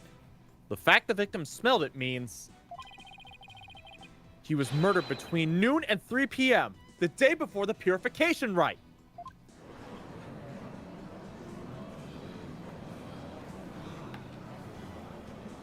That's enough! Humph, I am not so easily fooled. Did that autopsy report not make it clear? The estimated time of death was during the rite. Oh, right. I taught her about that yesterday. Forgive me, Your Benevolence. But the estimated time of death is just that, an estimate. Depending on the circumstances, it's possible for it to change. What's this? Like, if a body was kept cold, the slowed rate of decay makes the death seem more recent. Why, I believe I have heard something of that sort before. If it is as Mr. Wright claims, the estimated time of death in the autopsy report will have to be revised.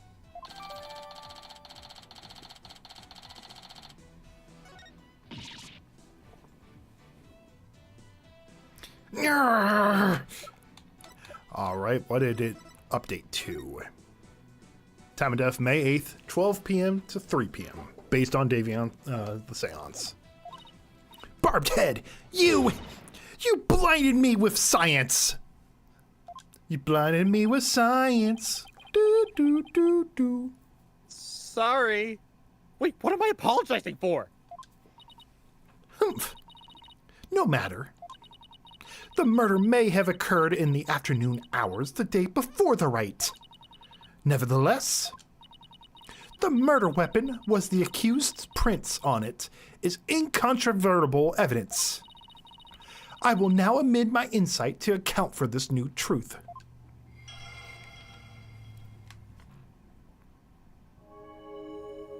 It was the afternoon of the day before the rite. Though it's dark, the pattern in the plaza ground was still visible. The time of death has been corrected, leaving my insight infallible. Nick!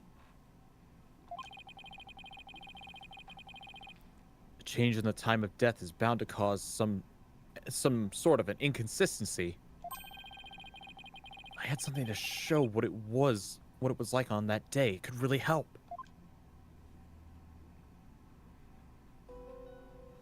Wait a second. If it was the day of...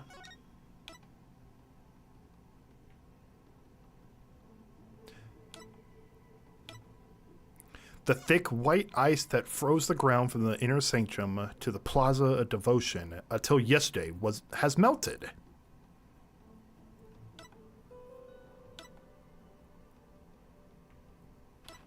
So it was cold?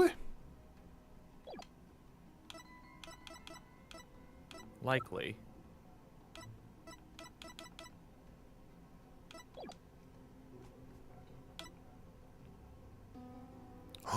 Oh, here it is. It was the afternoon on the day before the rite. Though it's dark, the pattern on the plaza's ground was visible. It could not have been if it was iced over. Oh. Objection!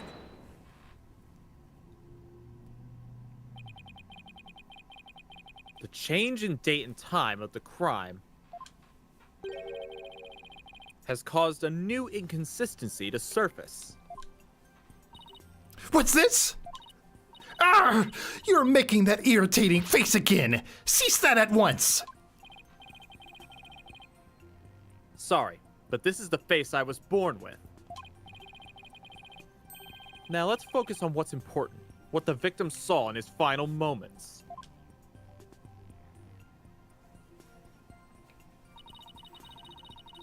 Do you have bats in the belfry, Barbed? There's nothing to see. The ground at the plaza was all that entered the victim's eyes.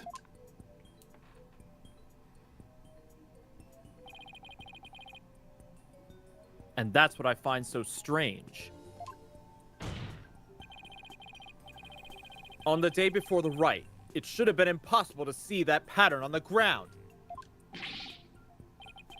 Impossible, you say? Do explain.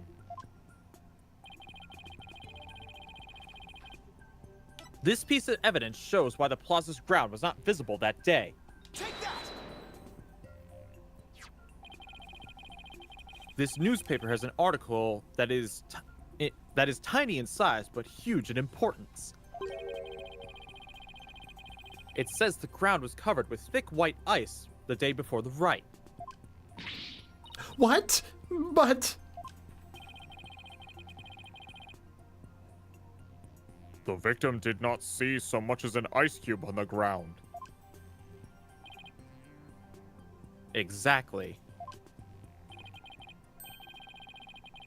And so we must ask, what was the victim looking at in his final moments? I just realized something. Yeah? If it was icy that entire area, imagine climbing those stairs. Oh my, those don't have handrails either. Oh, that would be scary, dude. You don't mess with ice. Do you know those chairs for old people that help them get up the stairs? That shit's driving me up the wall, dude. Imagine just having one of those. And like 2 miles of stairs. I'm here to do my the seance. Or they get on the chair, slowly goes up. A week later, they come back, it's just a skeleton on the chair. I'm just imagining someone in the Kira outfit riding that thing as well. If you have something to say, then say it! The last thing the victim saw was not the ground at the Plaza of Devotion. This can only mean that he was killed elsewhere. What? What? Whoa!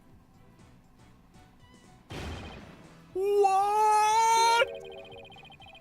Then where do you propose the victim was actually killed? Yes, tell us where. Otherwise, your argument is worthless. About that. I hadn't gotten to that part yet. Any ideas, Maya? Let me think. Well, it's somewhere green and shaggy, right? Right, but where could that be? What is it, Barbed Head? Giving up already? Not at all. Now, where have I seen something green and shaggy?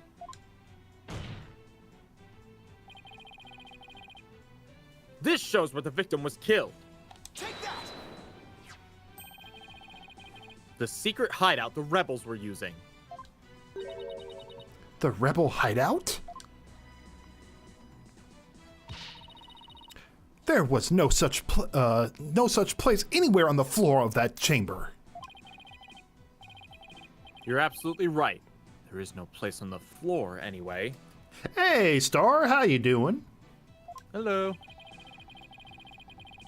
Then what did the victim see in his final moments if not the floor of the rebel hideout? This is what the victim saw in his final moments. The pillar. Take that! The shaggy green surface the victim saw the shaggy green surface the victim saw was one of the moss-covered stone slabs.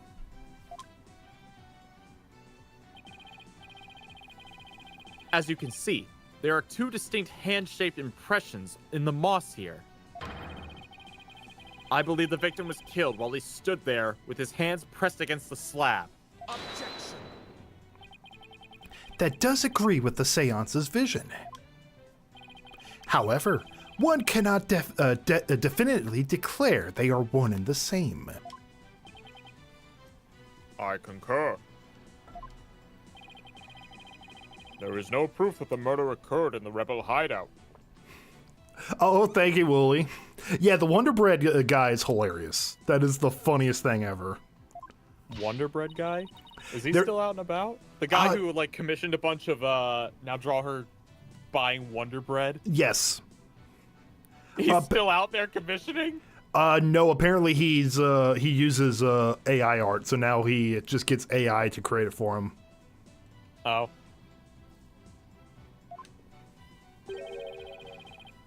I've already shown you the evidence. What do you mean? Please take a look at this second version of the photo I just showed you.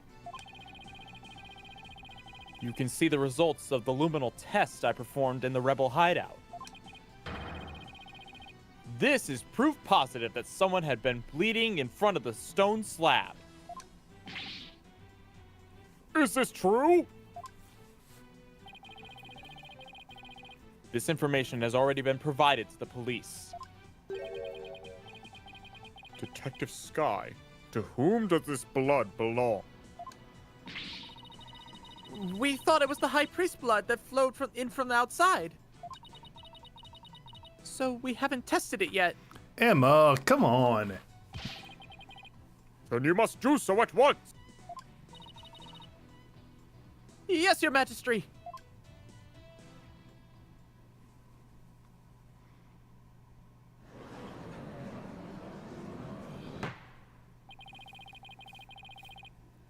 It appears the police have finished testing the blood. Detective Sky, your report, please. The blood found in the rebel hideout belongs to Pure Zalat, just like the defense claims. Detective Sky, you do realize what your blunder has done to me? When this trial concludes, I want to see you in my prayer chamber. There, I will deliver a joyous sermon onto you for 8 hours straight. I'm really sorry, but please, anything but that! Nick, maybe, just maybe, this is the chance we've been waiting for. Yep, it would seem so. I hate to do this to Emma, but We did it to Gumshoe. I'm sorry, Emma. We have to do it to you. We have to destroy your credibility. Prepare yourself for a pay cut. oh no. Go for it! It's full speed ahead! Here comes the ramen noodle train. A cup of noodle train. The victim was killed in the rebel hideout the day before the purification rite. Then, his body was moved to the Plaza Devotion by someone we've yet to identify. So when we thought we had saw Acolyte Zalat praying during the rite, he was already dead! Oh my gosh. Remember we were joking about the people praying right next to him and didn't know he was dead? Uh-huh.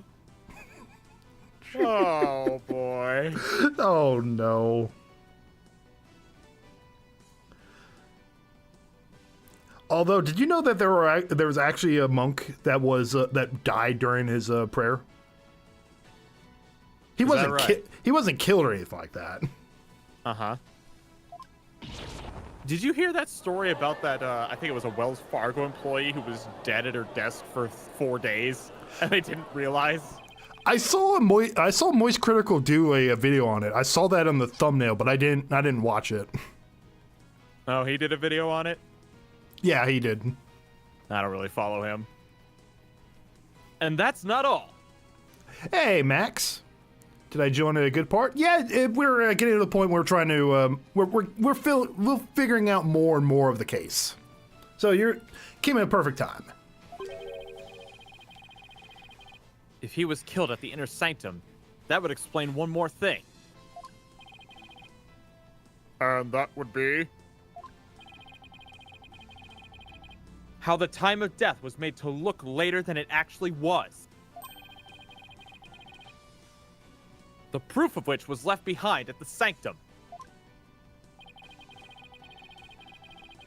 This points out how the time of death was made to appear later than it actually was.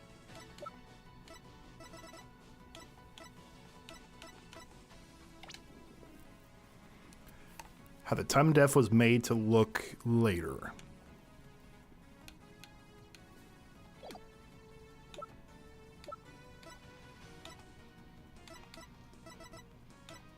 The only thing I can think of is the clock in the photo, but I don't know about that.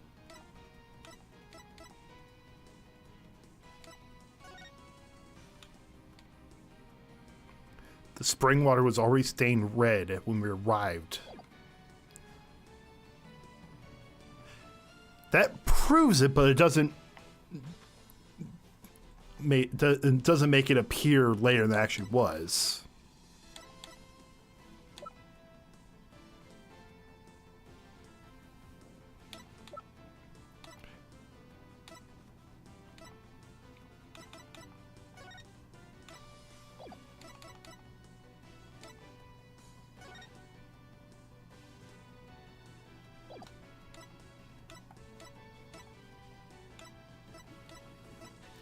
I'm trying to figure out what would prove that.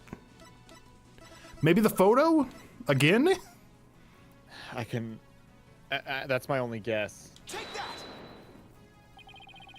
Do you truly believe that would affect the estimated time of death? And why not?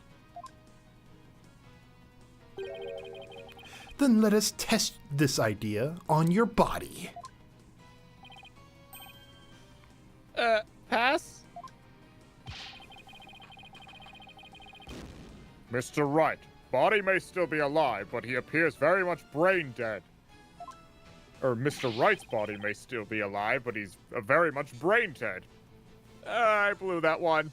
It's either the temperature or the clock. Yeah, but we don't have the temperature. So no one attempted to cover up the true time of death. No, I believe someone did.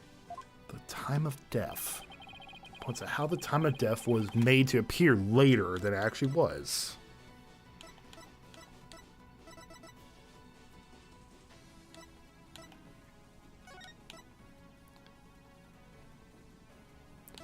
I mean, yeah, but the weather doesn't...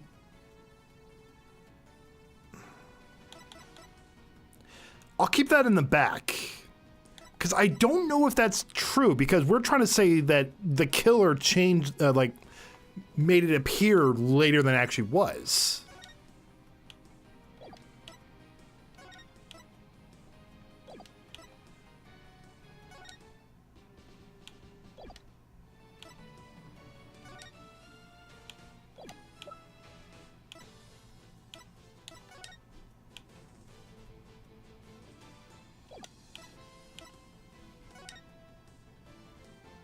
At the usual spot, bring grub. The key to.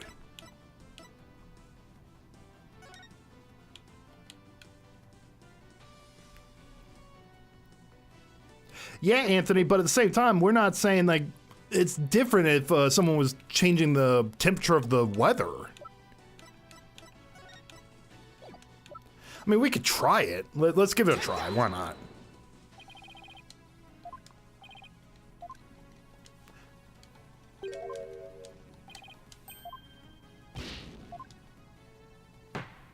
So it's not the clock or the temperature.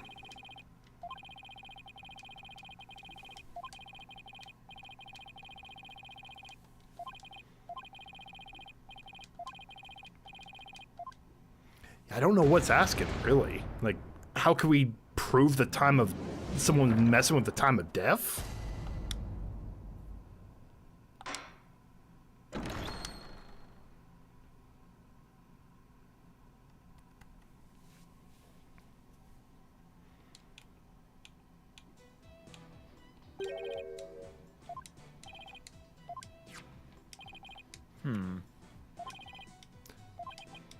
This is proof positive. Someone has been bleeding from the stone slab.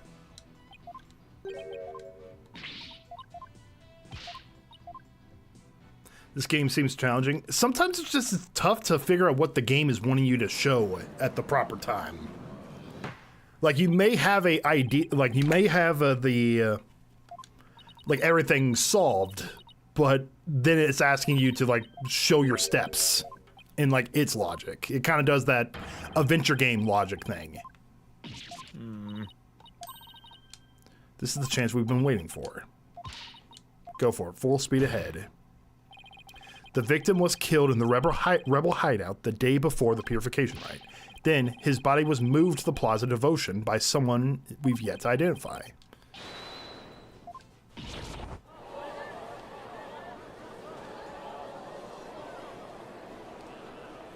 The thing is, though, Anthony, we already showed the picture of the rebel base, so it's not that. If he was killed in the Inner Sanctum, that would explain one more thing. And that would be... Was made to look later than it actually was. The proof of which was left behind at the Sanctum. Something in the sanctum.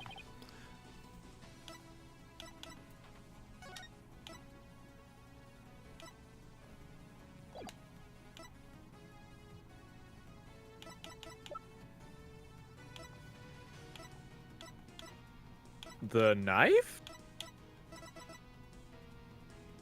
The dagger? But we didn't find the dagger in the in the Sanctum, right? I don't. Maybe we didn't. No, wait. Yeah, they could come in and stab the victim later down the line to make it look later, the time of death. Actually, what about the shoveled snow? That's actually a good thought, Jesse. Or wait, hold on. I don't get I don't know how that lines up actually. I'm gonna try the dagger because the fact that we found the victim dead with a dagger doesn't necessarily mean he was stabbed at that point. They're trying to, the killer's trying to establish that he was killed during while he was praying. Take that! Okay, that didn't work.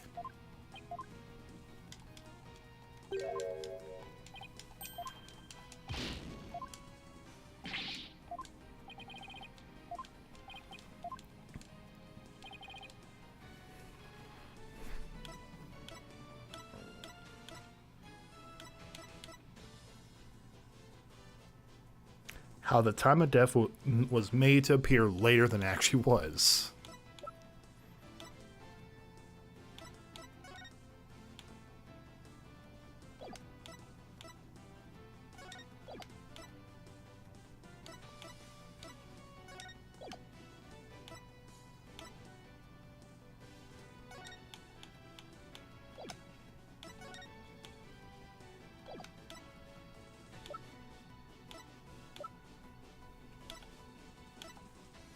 Show the coffin?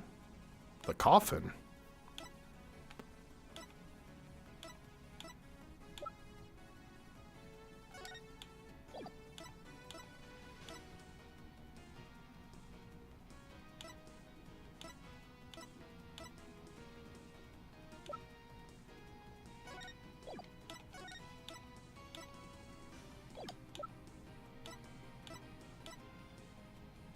I'm stumped.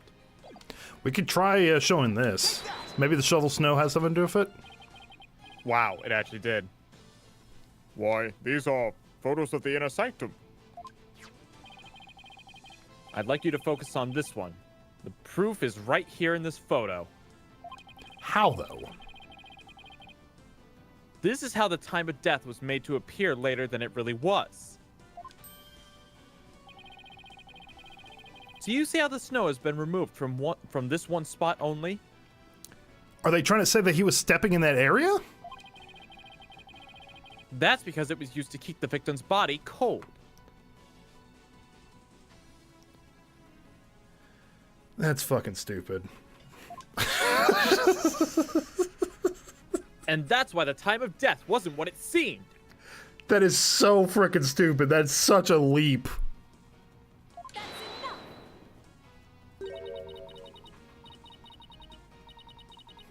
Hey, Angel Master, how you doing? The time was mistaken, and the place too? And just what do you believe that proves? That my client is innocent. What of her fingerprints on the dagger and the plumbed Punisher theme the victim heard? You have failed to address these key pieces of evidence. I see your point. Wasn't this your big chance, Nick?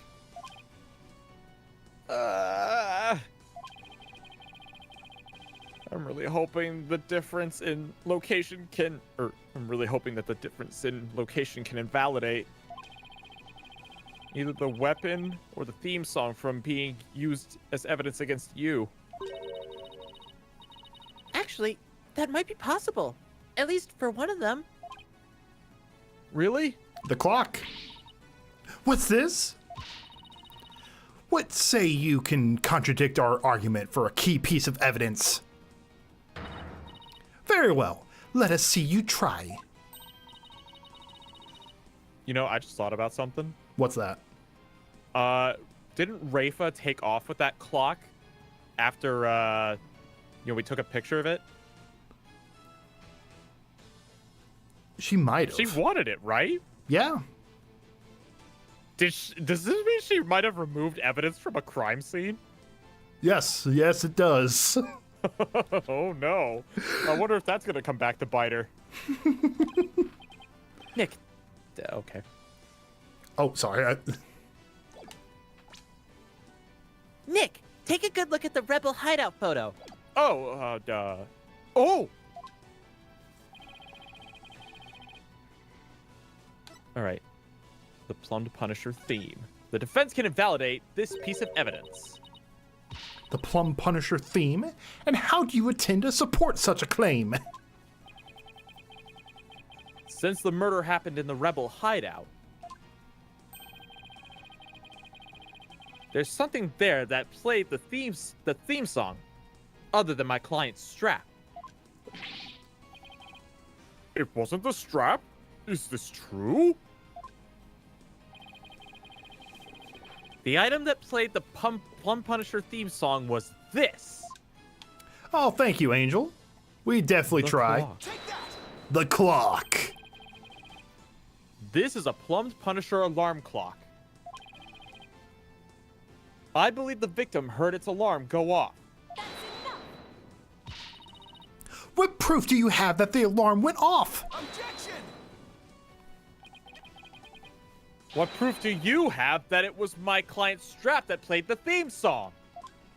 Touche. Ah! Do not twist the facts with your lawyerly wiles.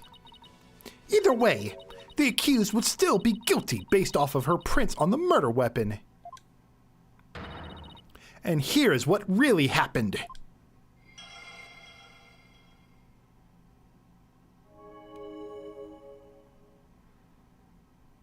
In the hideout, okay. It was the afternoon of the day before the right.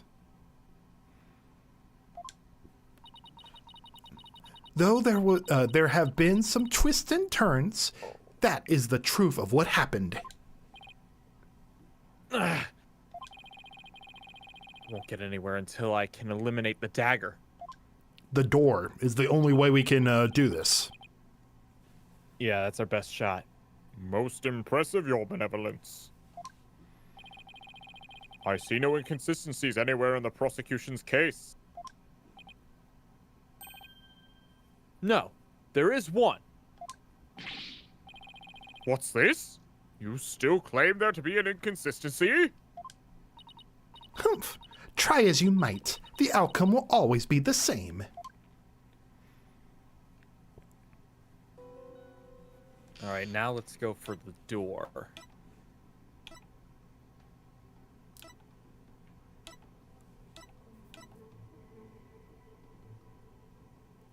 The accused plunged her knife into the defenseless victim's neck.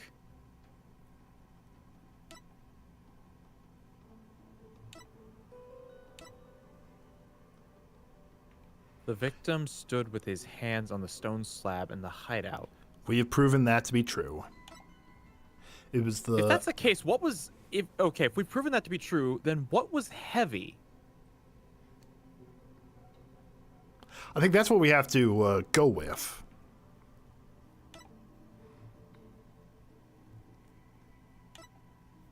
Actually, hold on. Can you go? Okay, can you go through them again? Okay, the accused plunged her knife into the neck. Mm-hmm. I think the sentence about the accused holding down the victim is gone. It is gone. So you want to... So maybe heavy will work here. I think so. That's what I was thinking too.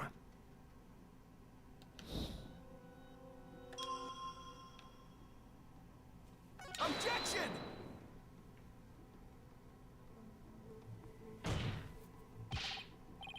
I'm wrong. No, it makes sense. Game says no. You gotta do it in the right way. Yeah, because it makes a lot more sense. Like, you can make the argument that, yes, someone of Maya's stature, if you're laying down, makes sense with it being heavy. But with him standing there?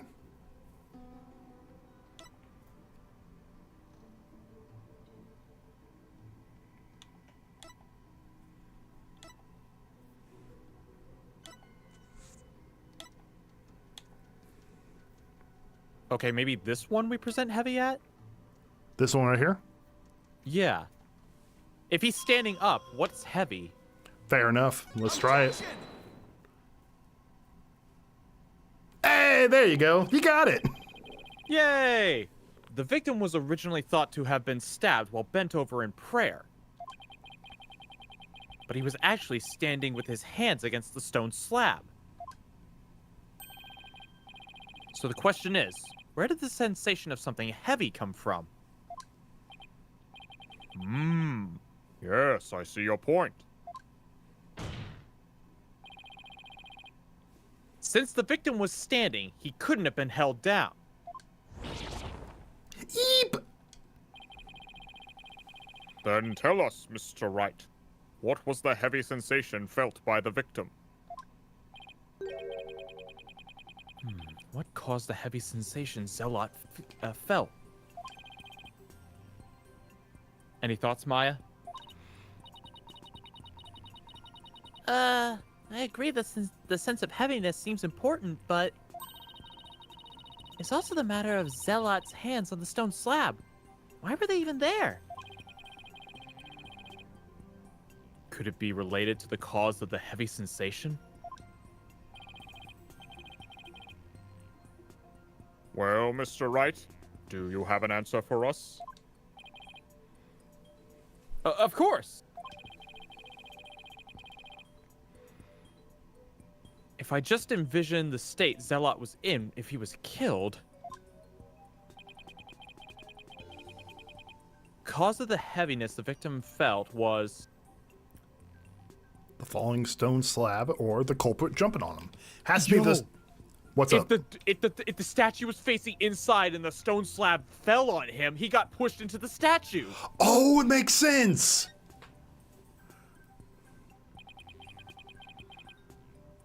The only conceivable cause is... the stone slab falling over, trapping the victim underneath. Swing and a miss, Phoenix. Swing and a miss. What? What?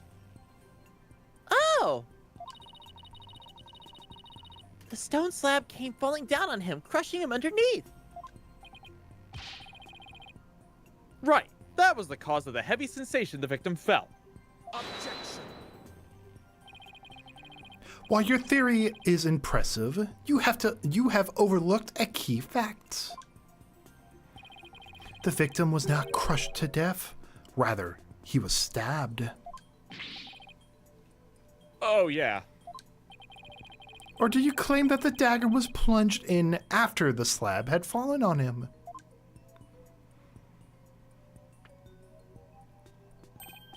Plus, had the killer been behind the victim, they would have both been crushed together. Well, would you care to explain? Sure, I'd love to. That doesn't mean I can. How could the dagger have been plunged in after the slab fell on the victim?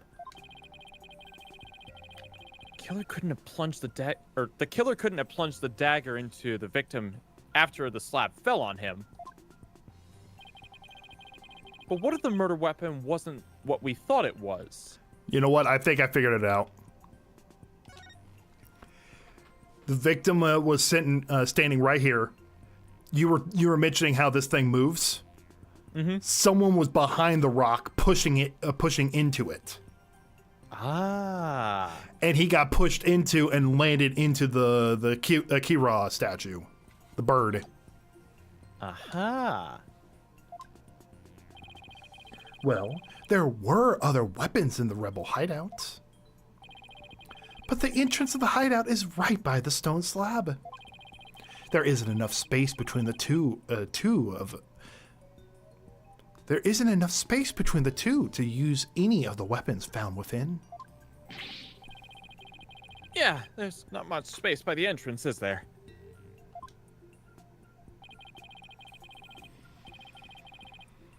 So, what was the real murder weapon then? I better think of something. If the murder weapon wasn't the dagger, then the dagger must have been plunged into the victim after he was already dead. That means he was stabbed at least twice, but the autopsy doesn't mention that. Then he must have been stabbed in the same spot with something shaped like the dagger.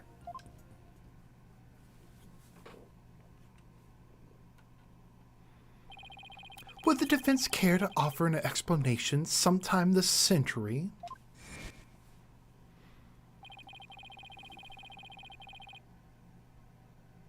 Wait, wasn't there something dagger-like near the scene of the crime?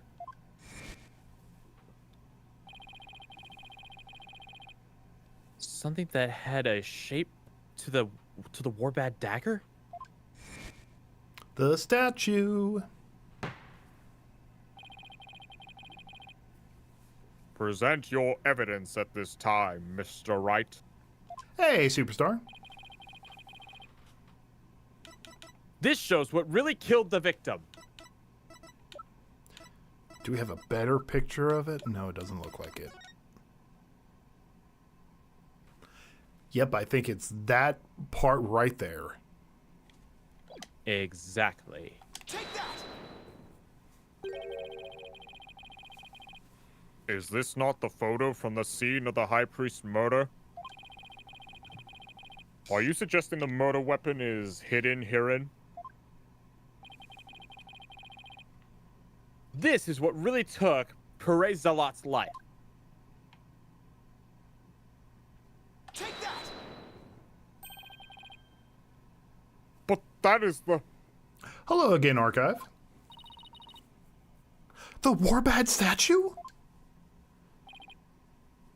Exactly. The Warbad statue has dagger-like feathers protruding from it.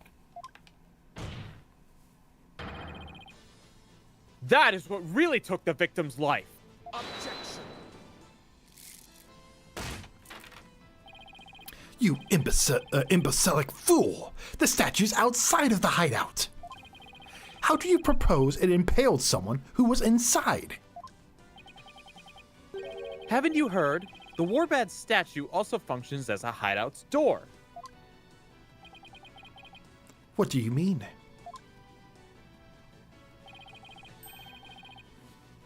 The statue can pull a complete switcheroo. Switch-a-roo? To put it simply, it's a revolving door.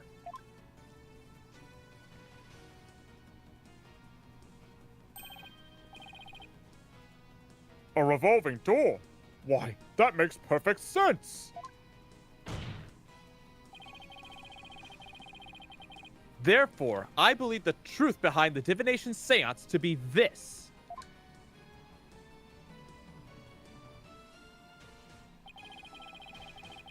As the victim entered the secret hideout, the stone sculpture came toppling toward him. He threw up his hands to stop it, but its weight forced him backwards. Unfortunately, the Warbat statue was right behind him. Switcheroo. Everyone's going crazy about Switcheroo. Switcheroo's in chat, y'all. This cannot be.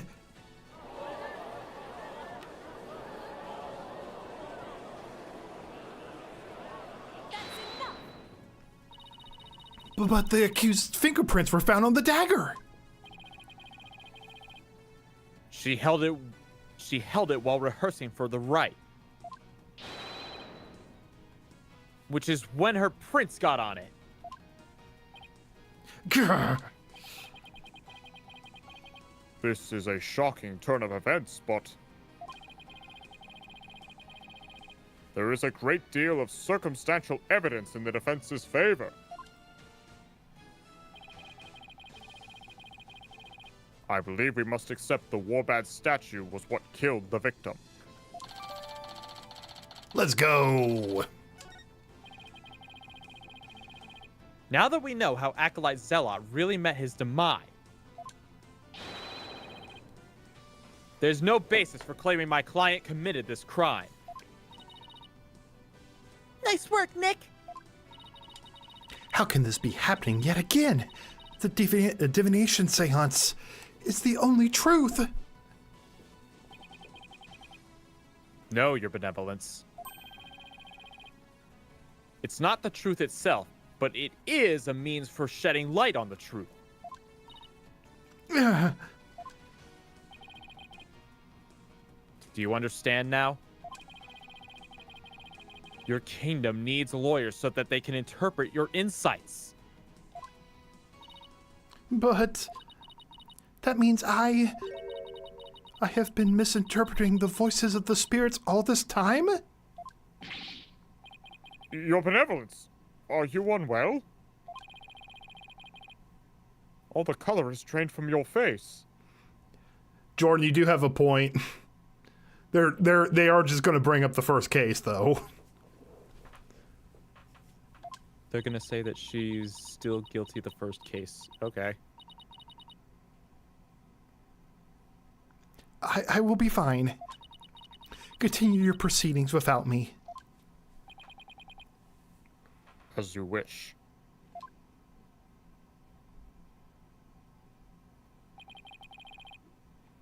I feel kind of bad for her. Now then, I would have the defense continue. Please explain what you have learned now that we know how the victim actually died. Acolyte Zealot was killed in the hideout before the High Priest's murder. That means the body found at the Plaza of Divination was moved there by the real killer.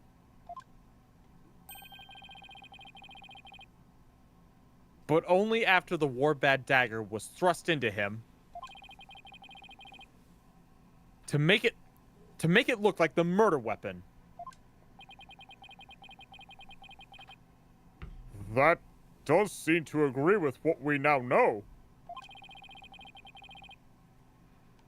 But why would the real killer go to such lengths? I believe stabbing the Acolyte's body with the dagger and moving it into the plaza was... A crime committed for fun. Yikes. To make it look like a serial murder. It was an attempt to make my client look like a serial killer.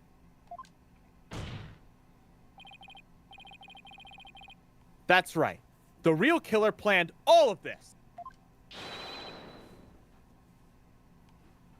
This forged serial murder case. They did? That's it, Nick! Keep hammering away! It was all for fun.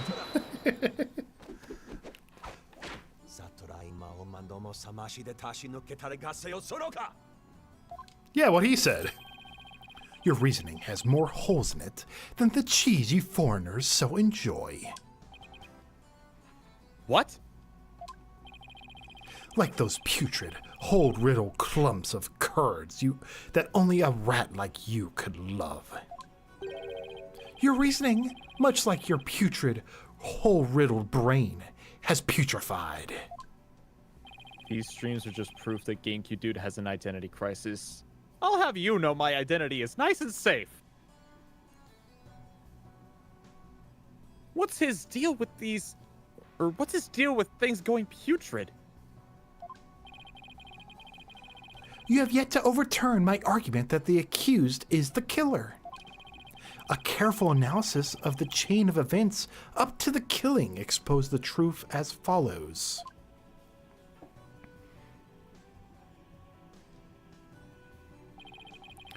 Disguised as Lady Kira, the accused found the rebel hideout the day before the rite. But Acolyte Zealot had followed her there after noticing her suspicious behavior. Caught by the surprise, she pushed the stone slab towards him, and we know the rest.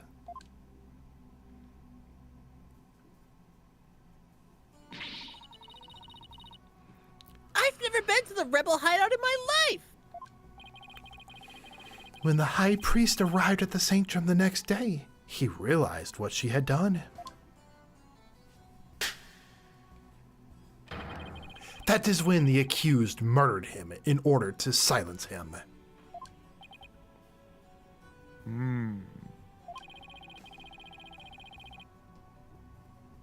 I believe Prosecutor Shadmari has posed a compelling scenario.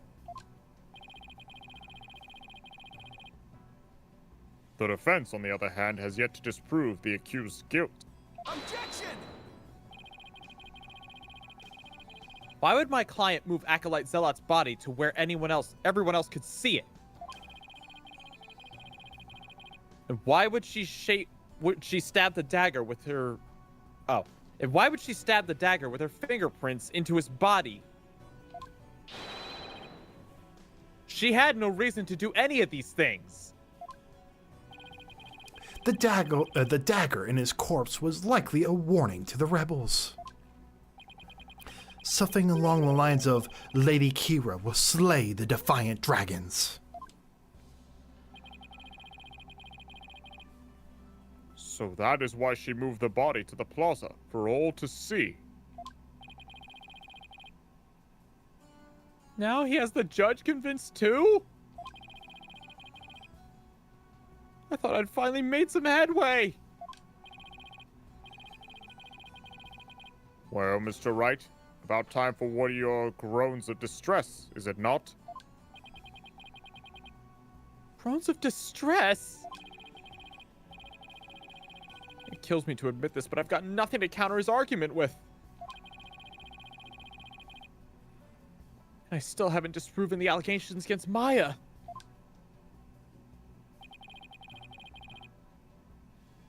Is it not time to end your futile struggles? You were already judged guilty yesterday. That makes you a dead lawyer walking. Accept the death that now awaits you, and in doing so, finally know peace. A dead lawyer walking indeed.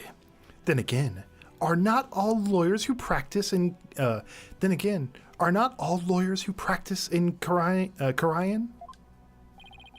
But I must admit, I misspoke earlier. Allow me to amend my statement. I had said the defense's reasoning had a putrid, cheese-like smell.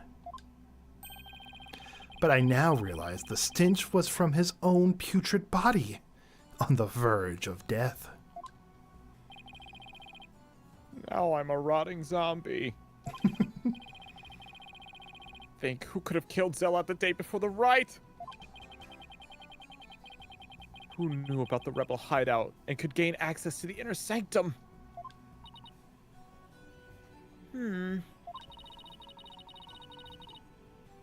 Only those involved with the rite can enter the sanctum, so...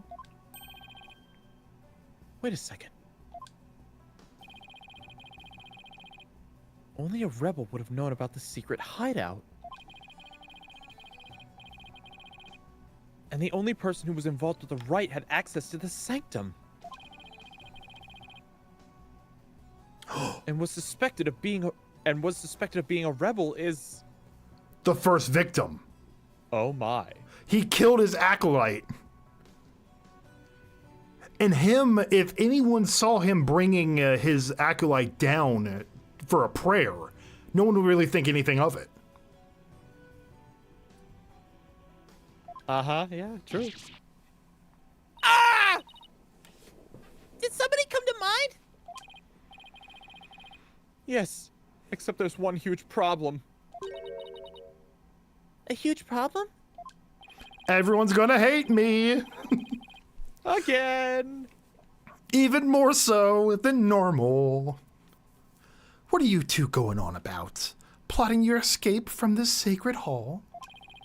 I would not put it past you, considering you have no means to raise further objection.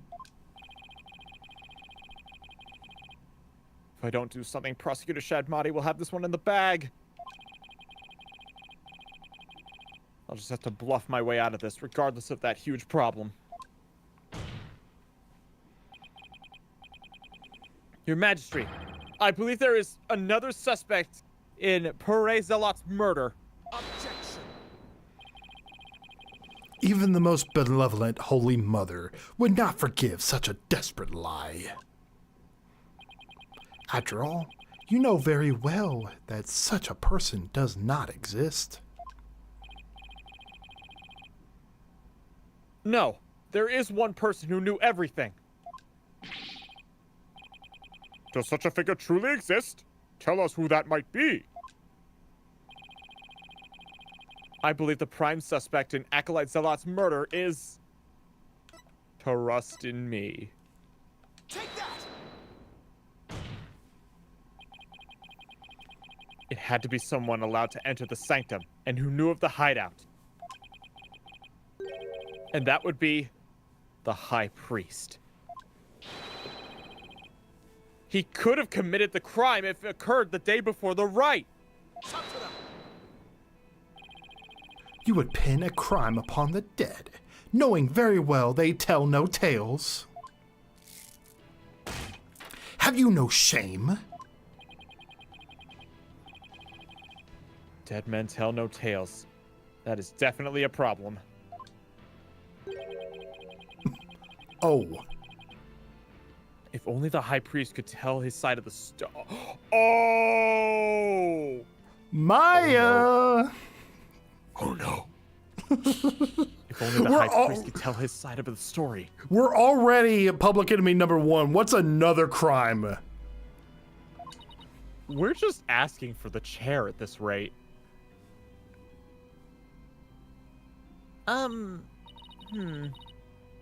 What? Do I have something on my face? Hey, Frosty, how you doing? Hello. Wait a second. Could this actually work? Oh no. Don't tell me I have some of my breakfast caught between my teeth!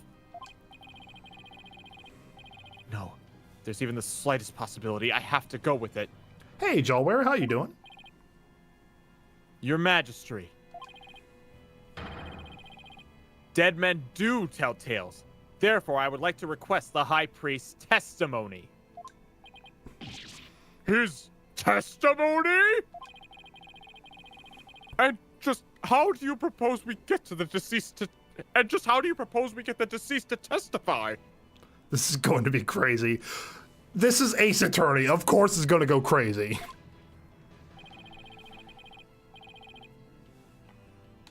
There's a way for the dead to testify. It's known as channeling.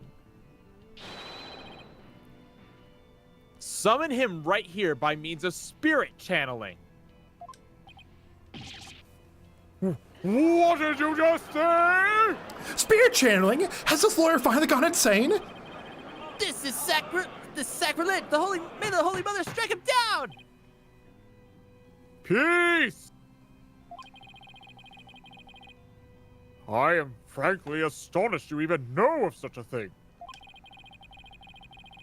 But spirit channeling is a sacred art only Her Eminence, Queen Gran, can perform.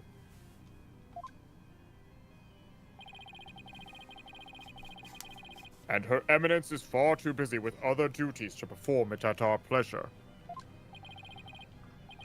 I suspected as much. That means our only hope is...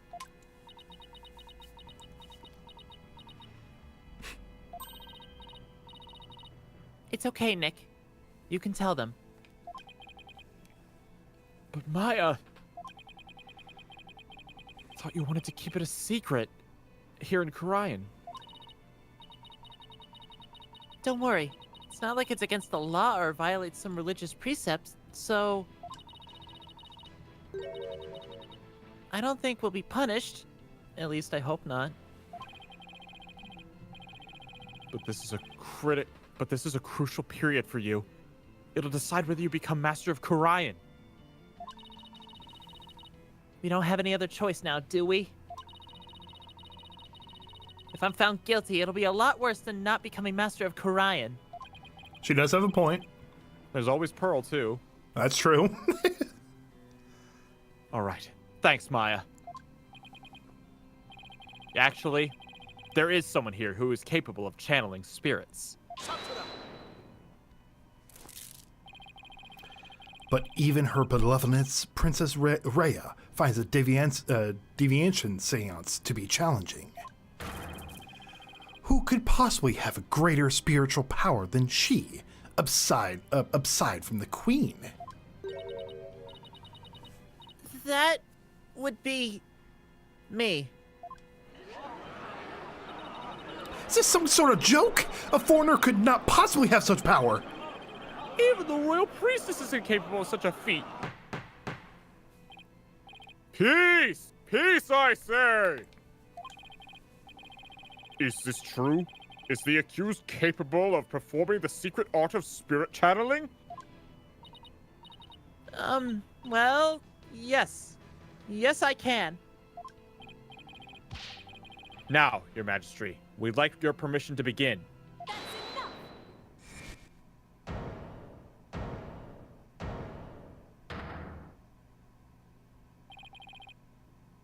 Your benevolence. This is an outrage. An outrage, I say! First, you make a mockery of the deviation seance, and now spirit channeling? Her mother speaks the truth! Spirit channeling is a sacred right! Foreign devils! I say they should be put to death immediately! Still your voices! Barbed head, spirit channeling is the most sacred and secret of arts! Are you prepared to face the consequences of what you propose? Yes, I am. Your benevolence, are you saying you approve of their use of spirit channeling? I will judge whether their claim is true. If this is but another of their lies, they shall be executed on the spot. Very well, then. Your benevolence? What if the accused accidentally calls forth an evil spirit? Do you truly believe this foreigner is capable of channeling spirits?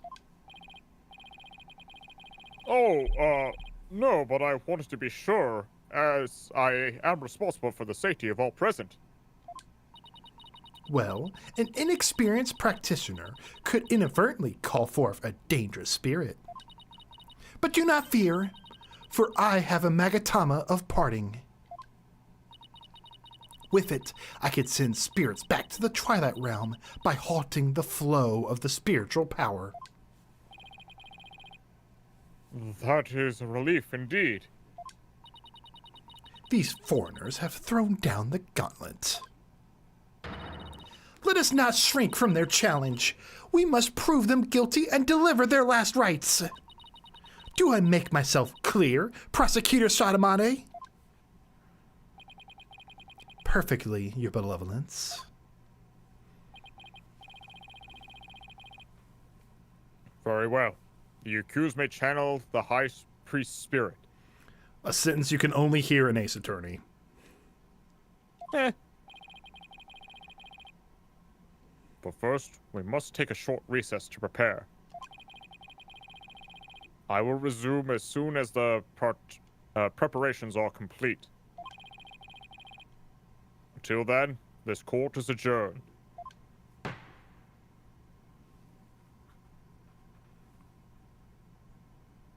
To be continued.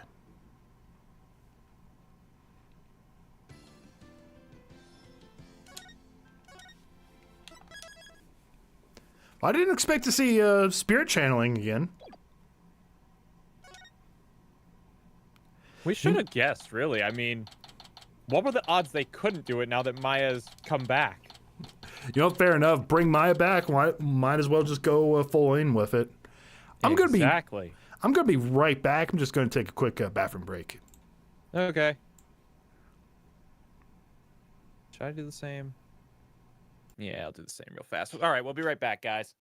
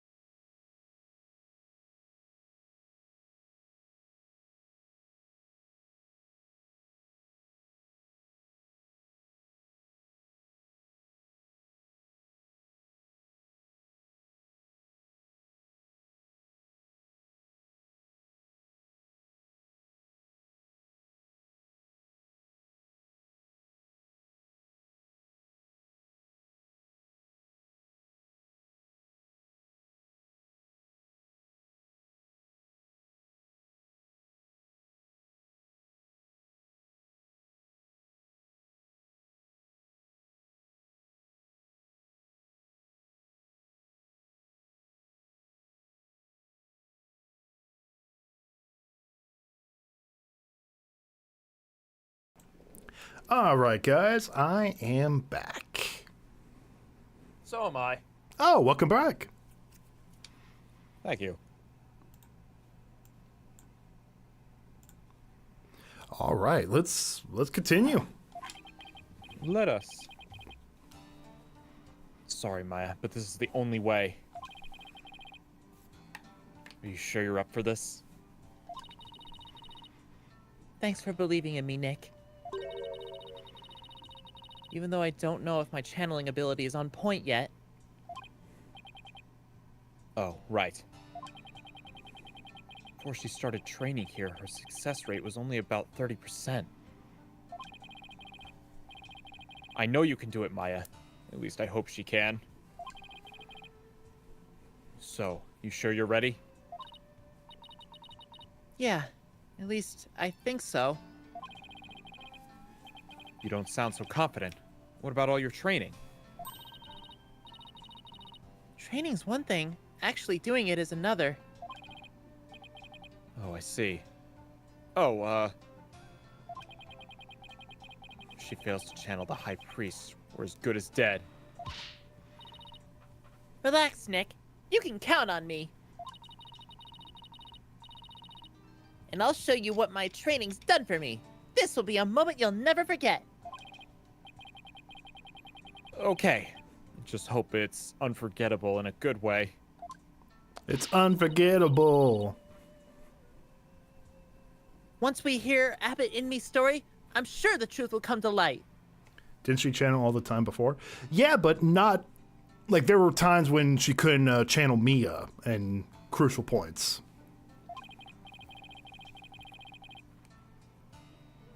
I hope so. He was hiding the fact that he was a rebel, so... I doubt it'll be as cut and dry as all... I doubt it'll be as cut and dry as all that. They're ready for you. Please return to the Hall of Justice at once. Okay, Maya. I'm counting on you. You got it. Here we go.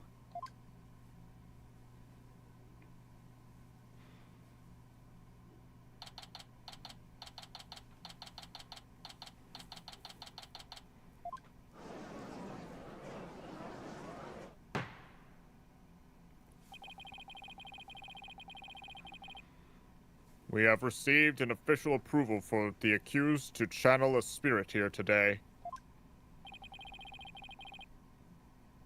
Now, if you will, Miss Fey, please proceed. Yes, Your Majesty. I can't believe this! Only the Queen should channel spirits! Execute them! Put them to death right now! Give me the gun! I'll do it myself! Death! Death! Death! Death! Death! Death! Come on, Maya. I'm counting on you.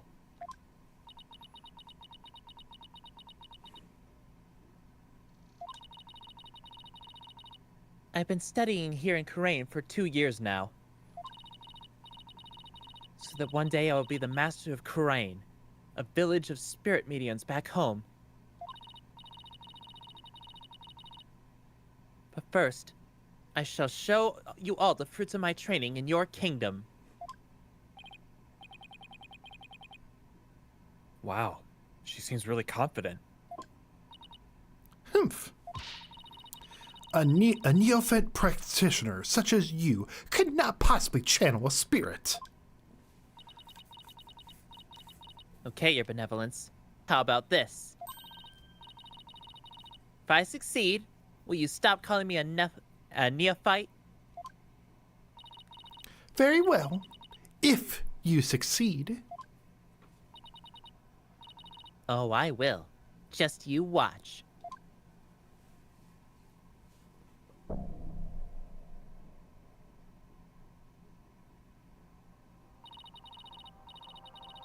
O spirit, trusted or return now to the world of the living.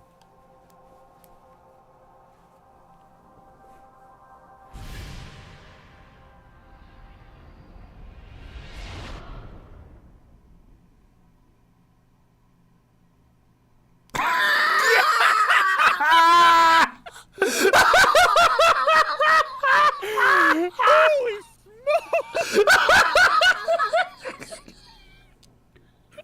Dang, Maya, you got ugly!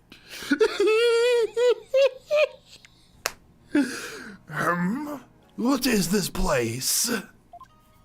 Exactly, Jordan. My eyes! Oh my! No! This cannot be! Polakana! It's the High Priest! The accused really can channel spirits! I don't believe it! The accused spiritual power is the real deal! Go, Maya! I do not understand. This cannot be. This simply cannot be. I must step out now before I forget myself. The profile pic versus IRL! That was a good one. Oh, that is so good. Abbott in me. Would this be the Twilight Realm? And what of this lustrous mane of hair? Is it perhaps a gift from the Holy Mother for decades of faithful service? Abbott in me? My, but if it isn't His Majesty, have you, too, shuffled off that mortal coil?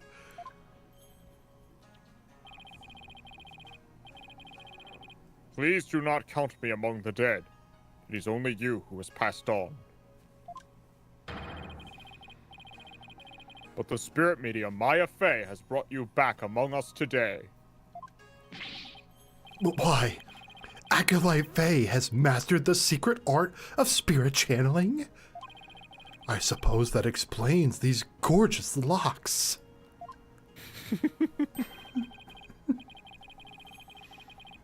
When I pass from this world, I too hope to be channeled with a full head of hair. Though it be for the briefest of moments. I give thanks to the splendid cover. Oh my gosh. Praise be the Holy Mother! However, this Kimiko is a bit too snug for my taste. If you would excuse me. Kimono. A kimono.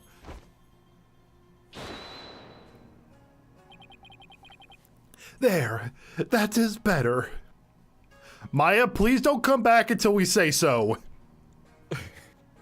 For real?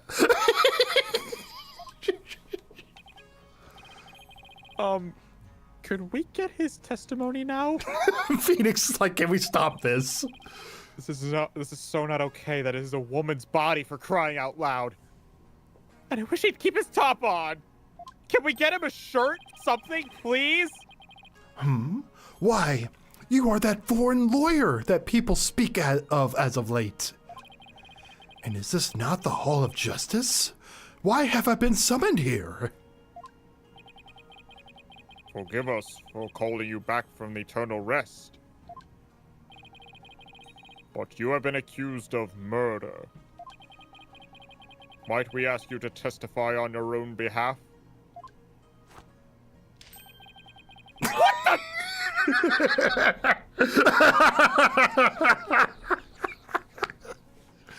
I have been accused of murder?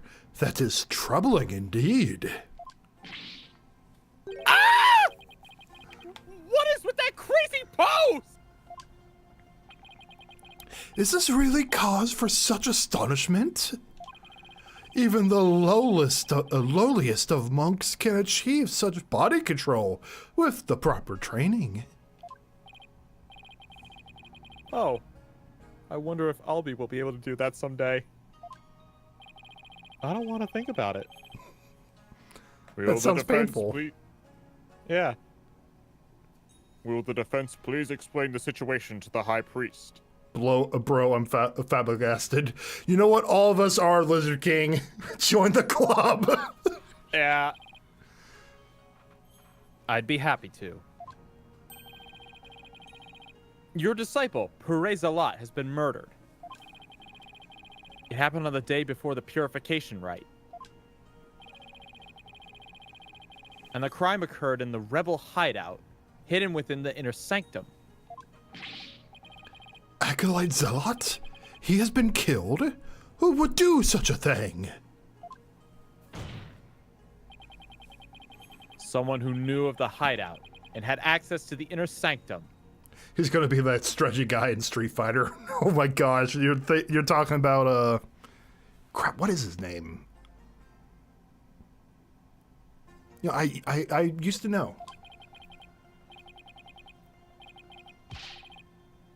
In other words, you, Abbott and me, after all, weren't you secretly a rebel? Dalsim, that's it. Thank you.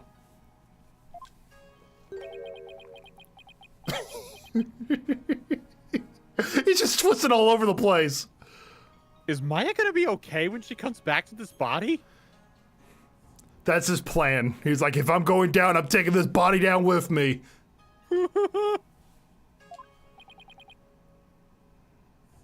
Oh dear. That's still Maya's body. I hope he doesn't break anything. You were mentioning that.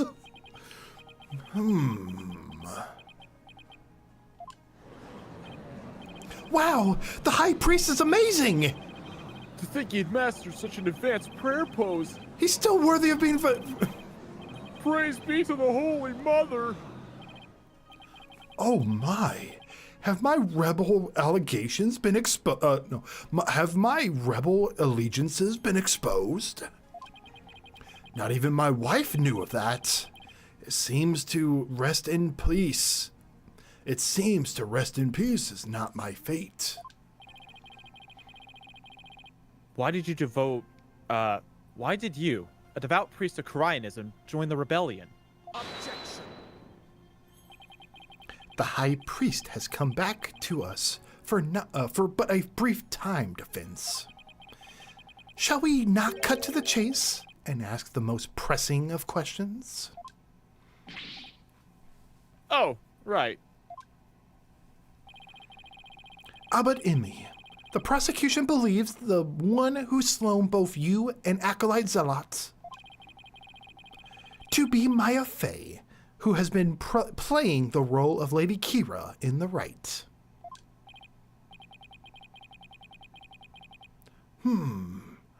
Be that I was dead until just a moment ago. My memory is a bit hazy. Could you please do your best to remember? Objection. The High Priest says his memory is hazy. It's all coming back to me. It is as Prosecutor Sharamale concluded. I was slain by none other than Maya Fey. The High Priest's statement has proven my assertions with regards to this murder correct. No! But what about Acolyte Zealot? You were the one who killed him, weren't you? You know not about my disciple's murder. Furthermore, I have an alibi of my own. An alibi? Seriously? It seems the testimony the defense has been hoping for is working against him. Now, Abbot Inmi, your testimony, if you please.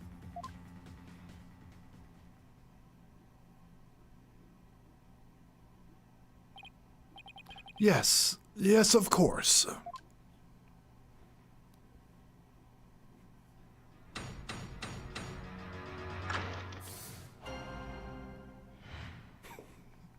I have an alibi.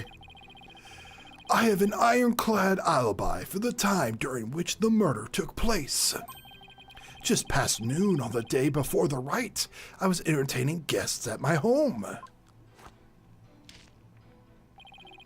And I believe my guests can corroborate this.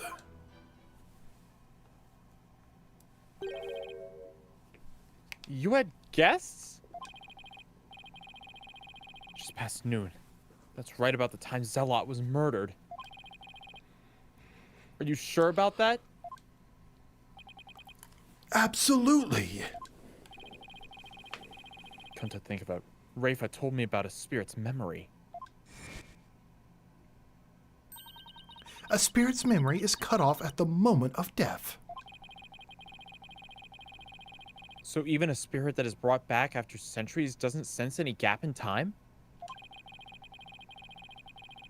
Between the moment of its death and the moment it's channeled? Yes, and yet it clearly recalls all of the memories it had in life. The High Priest seems to know exactly what he's talking about. So the question is, what would be the best angle of attack? Oh, thank you for the compliment, Woolie's friend.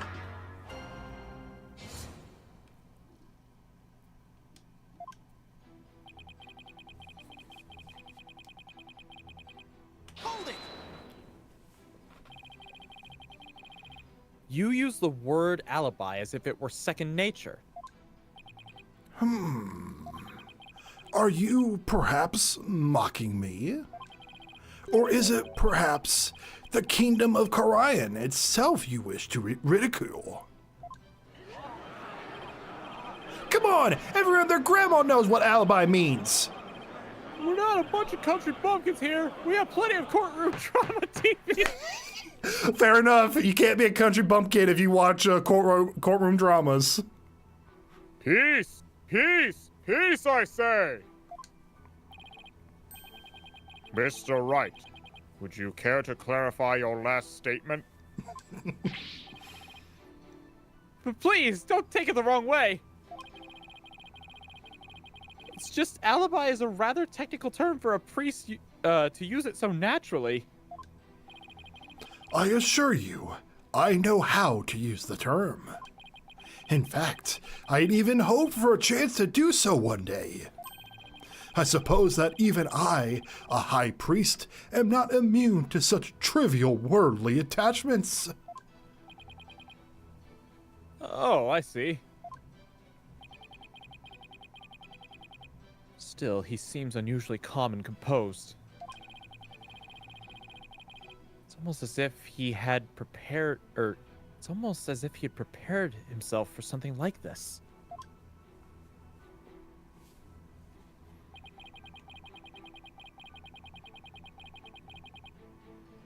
Is he talking about this?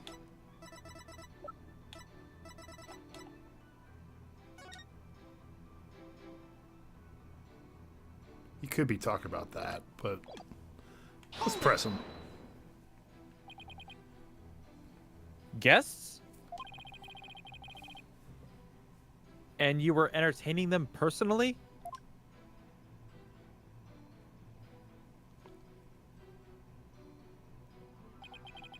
That I was. We gathered around the table for a most enjoyable conversation. He said his guest could corroborate his alibi. That can't be good for our case.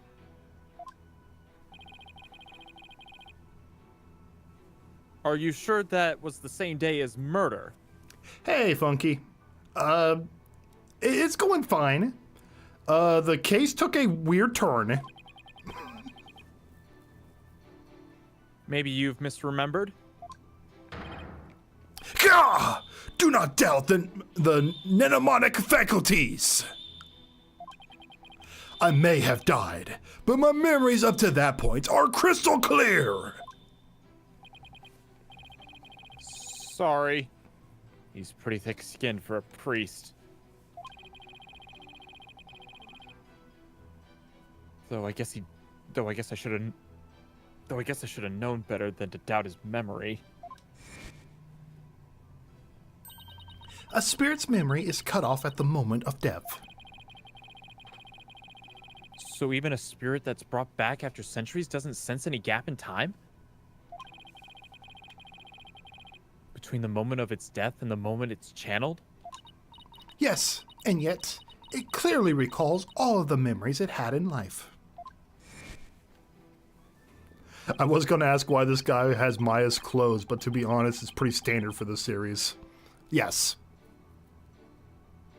Oh my gosh, Wooly, this is Twink Deaf. There's nothing better than enjoying Jinhel cuisine with dear friends. That way, everyone's breath becomes equally malodorous. Right.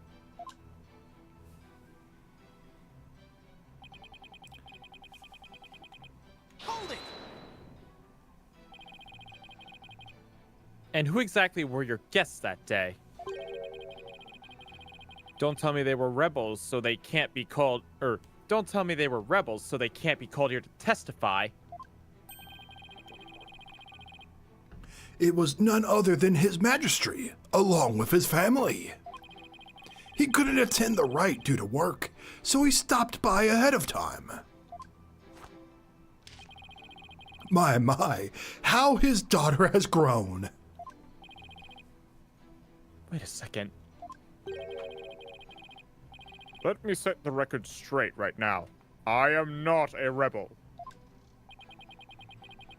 Thank you for that wonderful meal, Abbot Inme. Lady Inme's cooking simply cannot be beat.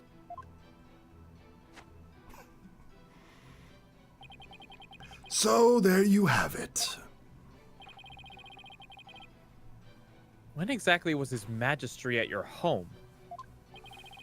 He was there from 2 p.m. to 3 p.m. Indeed, precisely the time period within which Acolyte Zealot was slain.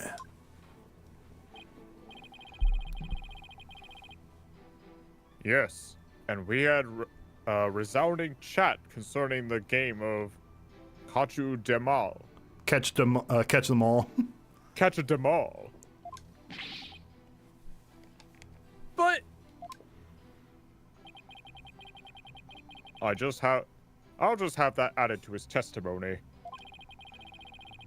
After all, it was I who visited the High Priest's home.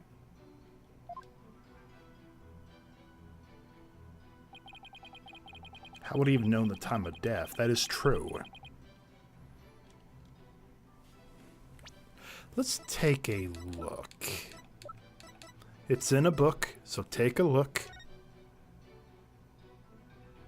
12 p.m. to 3 p.m. That still leaves a 2-hour gap. Yeah. Do you think that's enough to enough of a thing to expose? we can try it. I feel it's big enough. Objection! Game says no.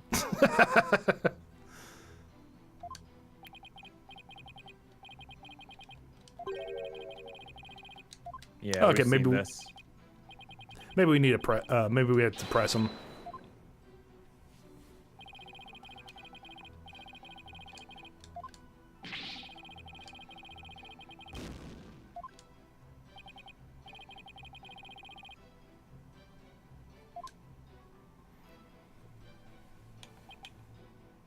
Hold it! Your Majesty, are you sure this testimony is completely accurate? As sure as can be. Oh, how wonderful it is to finally have my actions be admissionable as evidence in court. His Majesty was at my home during the exact time period of the murder. Come, let us put this behind us. I could not have possibly committed this crime. How can you be so sure? What if the clock or watch you were using was off, or you misread the time?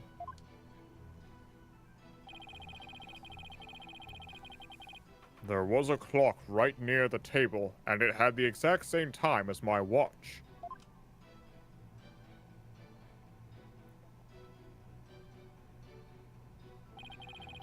Now do you understand, lawyer?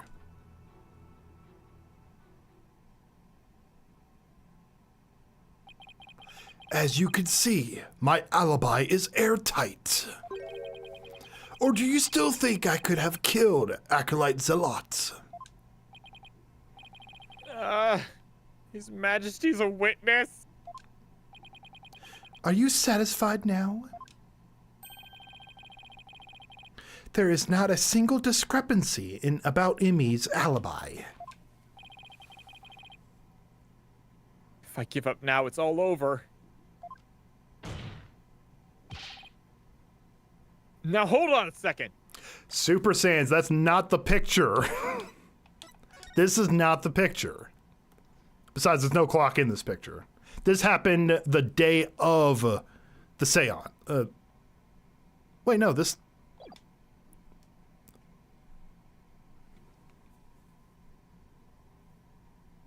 When did this photo take place?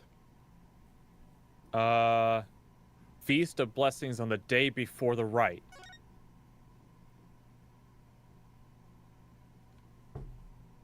Was he... Huh.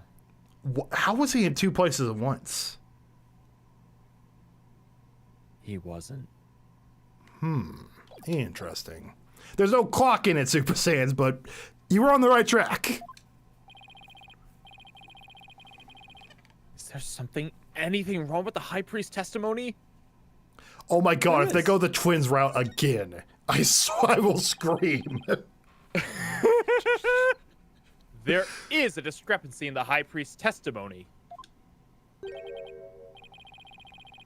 There is? Well then, perhaps you could explain what that might be? This is what is wrong with his testimony. He knew the time of the crime.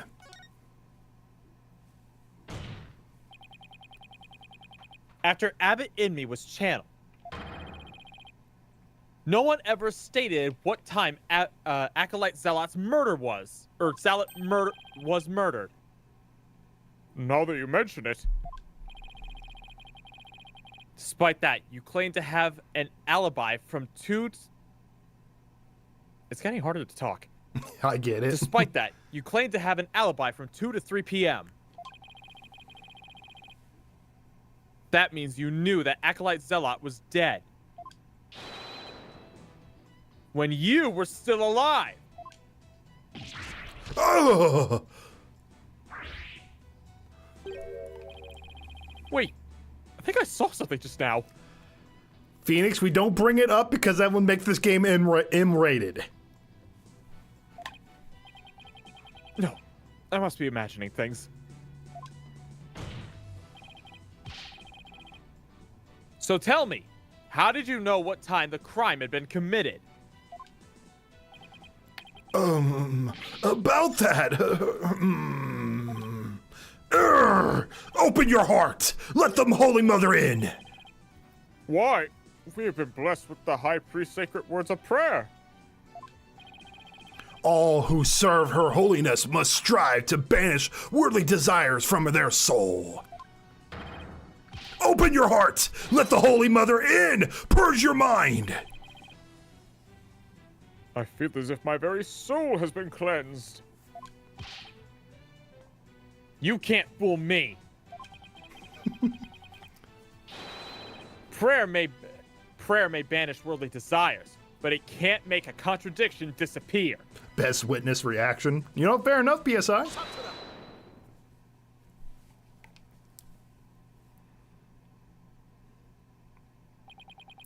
How can you be so sure? What's that supposed to mean? This lawyer seems to think little of the power of Quranism prayer. Huh?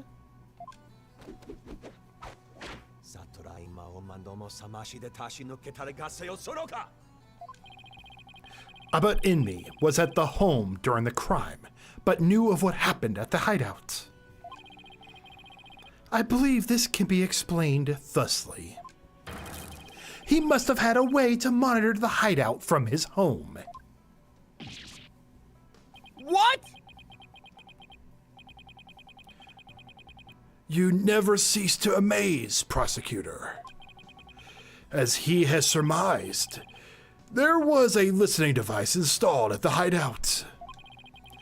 It enabled me to instantly learn of anything unusual, even when I wasn't there. Remember, the rebels have been using this as a top secret hideout. It would be perfectly natural for them to install such an apparatus. Wait, come to think of it, when I was searching the rebel hideout,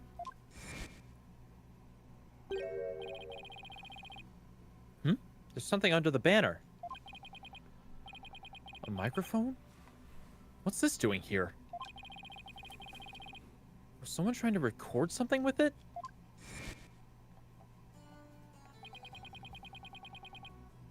That was a listening device? It starts recording when it detects movement. And I heard just such a recording after His Majesty and his family left. If you look at my desk in my study, you will find the tape in question. All right then, bailiff. Yes, your majesty. Go retrieve the tape in question from the High Priest Ho. At once, your majesty. The power of Quranism's prayer. Even a putrid brain such as yours should understand it now. It's like the contradiction really did just vanish.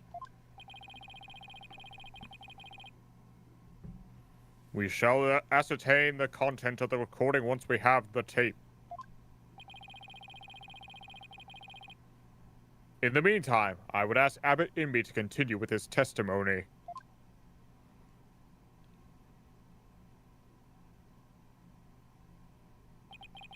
Very well.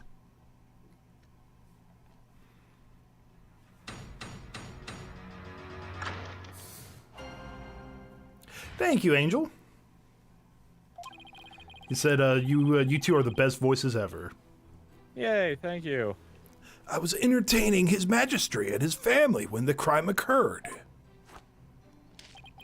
When I listened to the tape later, I heard a man and a woman quarreling. It sounded like an altercation between Acolyte Zealot and Acolyte Faye. After that, there was a loud noise, followed by a haunting silence.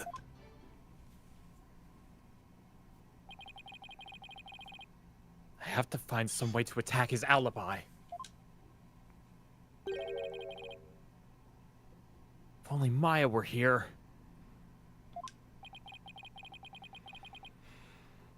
She has a way of putting me at ease.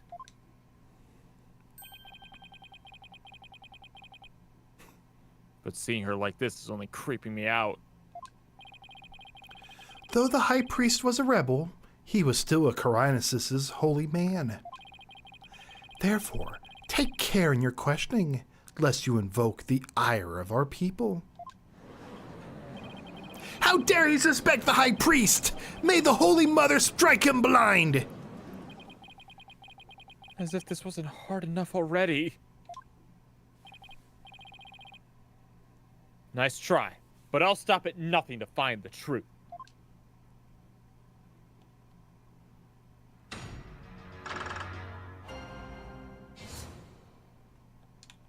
I heard everything. Or did ya? Hold it! You were entertaining His Majesty and his family during the crime? Indeed. My wife, Balep, was treating them to her wonderful home cooking. Your wife was there that day? Why, yes. She was in the kitchen cooking up a storm the entire time. Come to think of it, I don't think I saw her at all that day. She takes her culinary duties most seriously, you see. That is why she was in the kitchen cooking without pause the entire day. So the judge never saw Miss Inmi? Should I have Abbot Inmi add that to his statement to his testimony? Have him at it. Please add that statement to your testimony. As you wish.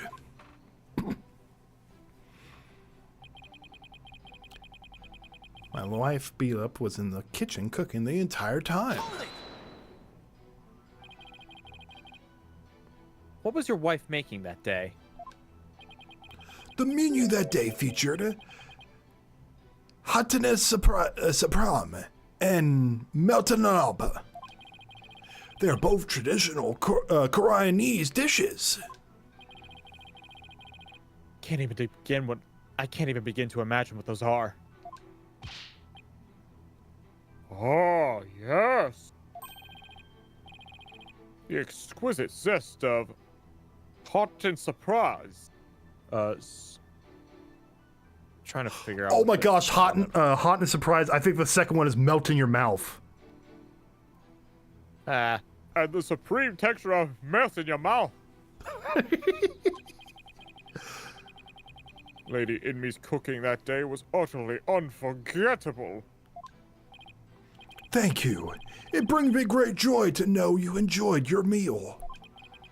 Now, once His Majesty and his family had left,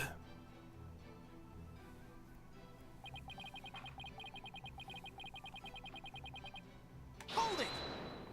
versus hot and spicy. Okay, thank you, James. You heard everything from you heard everything from a recording? Indeed. Each night, I would secretly check what the listening device had recorded. I would have been in serious trouble with my lovely wife had she discovered my secret. Can you really tell what happened by the audio alone? Long years of eccentric training has sharpened my hearing. It is but a simple matter for me to ascertain a situation by the sounds I hear.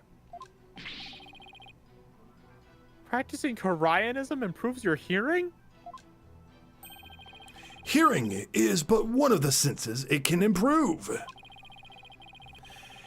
If one can focus and attain inner peace, all 5 senses can be sharpened. Why, the warbot over the bazaar just cried. Did you not hear it? Give me a break. So he just proved his hearing is really, really good. We might could use that against him. Interesting. Hold on. Are you sure about those voices? Was Acolyte Zealot... Was it really Acolyte Zealot and Miss Faye? I'd say that was the most reasonable conclusion under the circumstances. Or perhaps Acolyte Faye has an alibi that you can prove.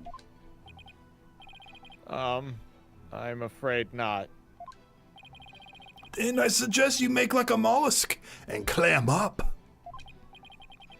Now, I will continue my testimony if I may.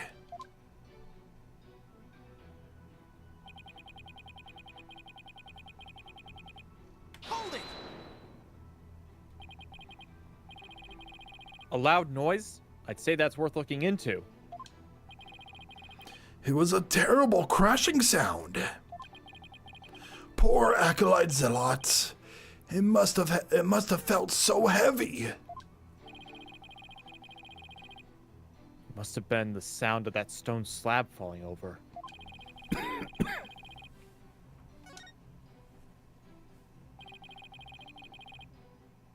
Please add that statement to your testimony.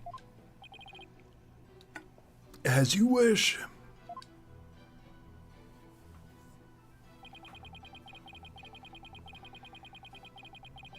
It must have felt so heavy. Hold it! You believe that terrible crash is connected to Acolyte Zealot's death? Yes, the sound, no doubt, was poor Zealot's death knell. Such a tragedy, for he was a fine disciple.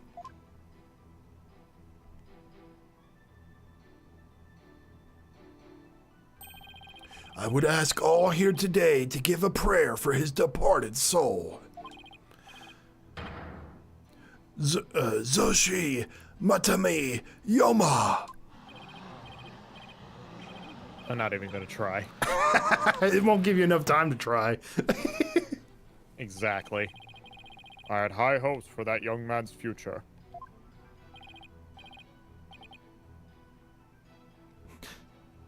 The gate. Zuby. Go ahead.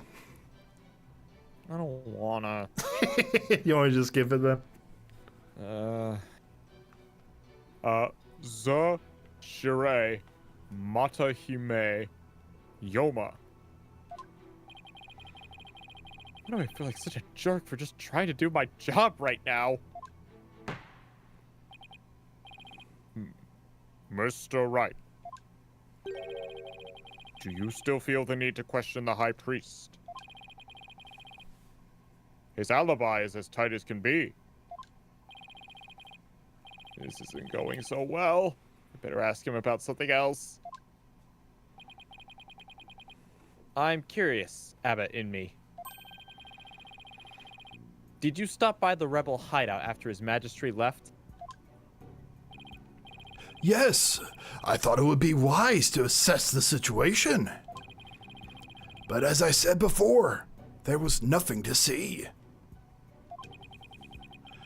The hideout appeared as it always had. And the victim's body? It was nowhere to be found. Acolyte Faye must have already disposed of it, and anything else incriminating. So when you saw the rebel hideout, it looked like it does in this photo? Yes, I would say that is how it appeared that day. So the stone slab had been put back in place.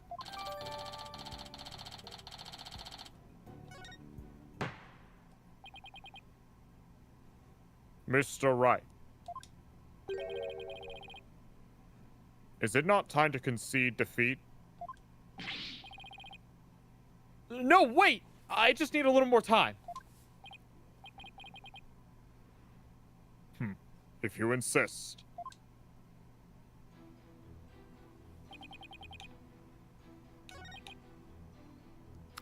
What updated here? Let's see. 2 things updated, I think. It was just as Abbott Emmy saw it after the incident.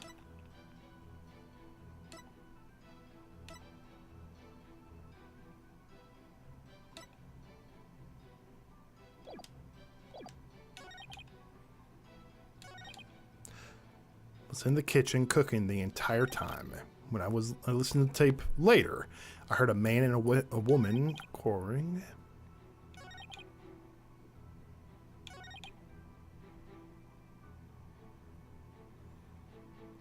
It's a terrible crash.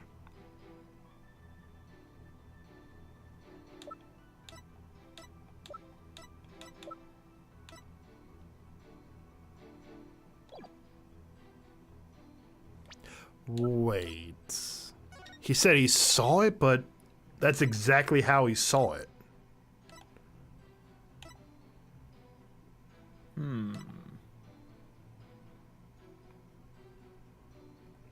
If it was a terrible crash, wouldn't you think, like, the rock would be, like, shattered? Is that what it's trying to say?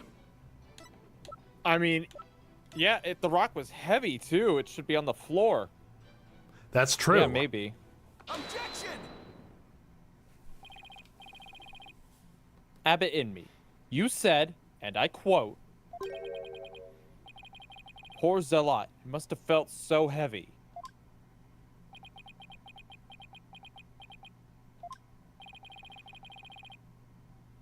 Why do you think he felt something heavy?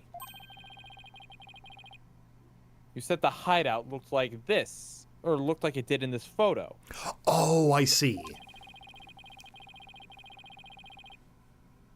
So if there's nothing that would lead you believing he had experienced a heavy feeling, the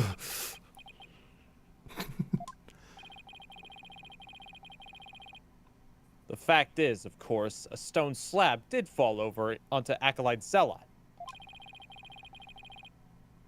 impaling him on the Warbat statue behind him.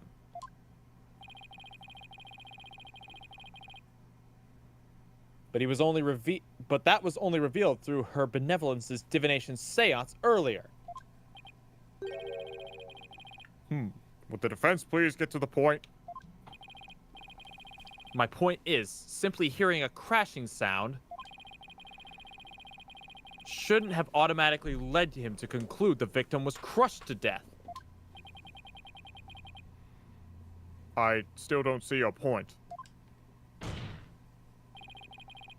I'm saying the High Priest knew. He knew how the victim was really killed. Oh, that's a really bad picture right there. Yeah, that's yikes. Pain. Why?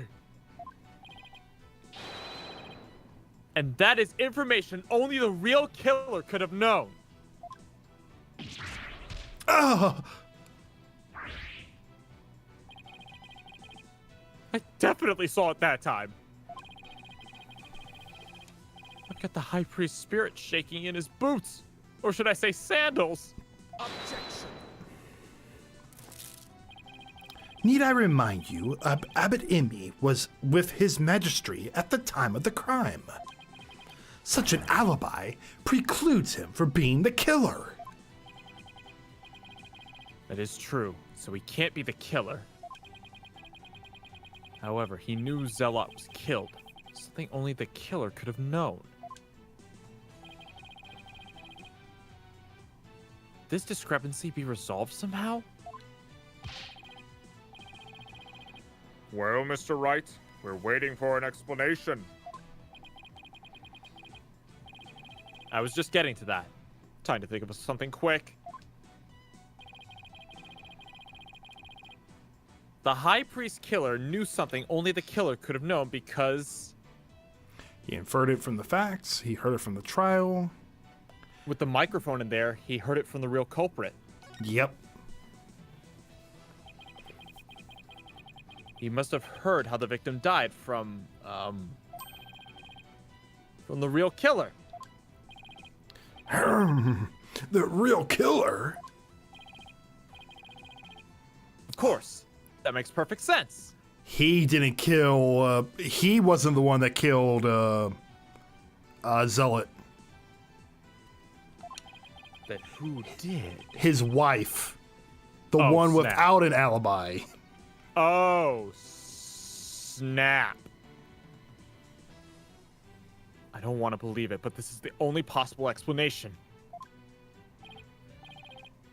So tell us, who is this real killer? It's got to be someone with a close tie. It's got to be someone close to the High Priest. Someone without an alibi. Oh, snap. This person is most likely to be Zealot's. Most likely to be Zealot's killer is. I gotta say, Azimut, that was almost perfectly timed. Thank you so much for the 30 months. Anime wow in the chat, y'all. Yay! Your Majesty, while you were visiting the High Priest's home, you didn't see Mrs. Inmi at all, did you? No, I never saw her, but... What does that have to do with anything? Did the High Priest ever leave your sight? No, we were talking the entire time. And the food was brought right to the room's entryway. So the High Priest has an ironclad alibi. But his wife does not. What the devil are you insinuating? I'm insinuating that Miss Inmi might have killed Acolyte Zealot.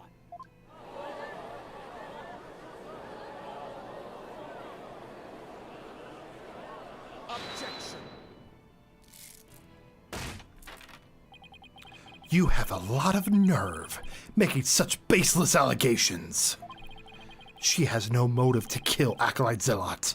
He was like family to her. No. We can't entirely discount the idea. Especially if you consider that Miss Inmi could have been posing as Lady Kira. Objection.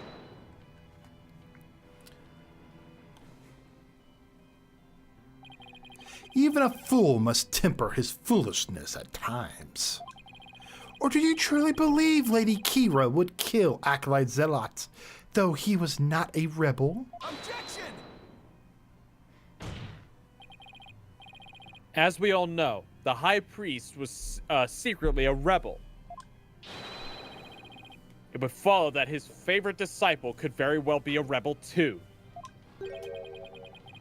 Are you suggesting that Inmi killed her husband as well? As sad as it is to think she'd kill her own husband to rid the kingdom of rebels, I don't think we can rule it out.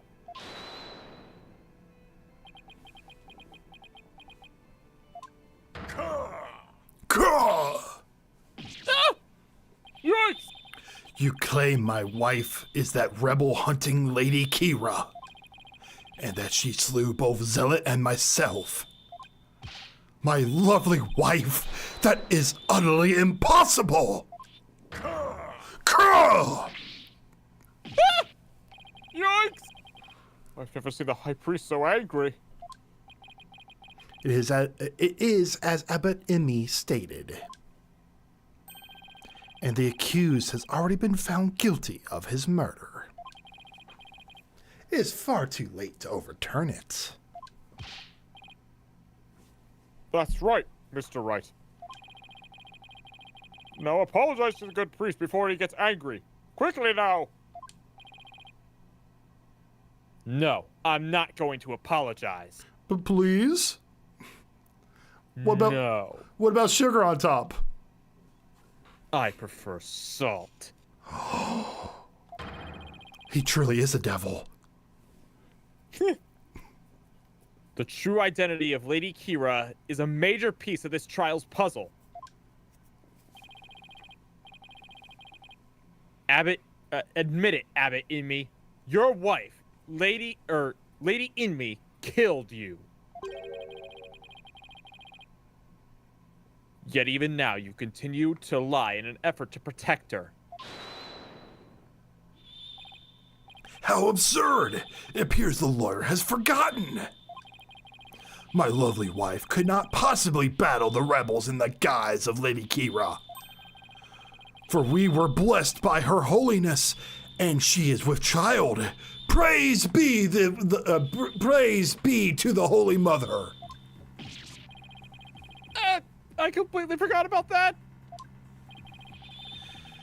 That abominable Lady Kira figure who slew me and Acolyte Zealot was the accused.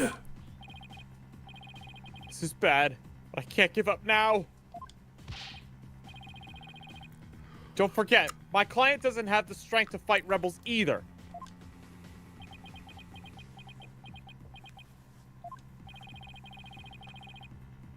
How could a weak young woman like her possibly...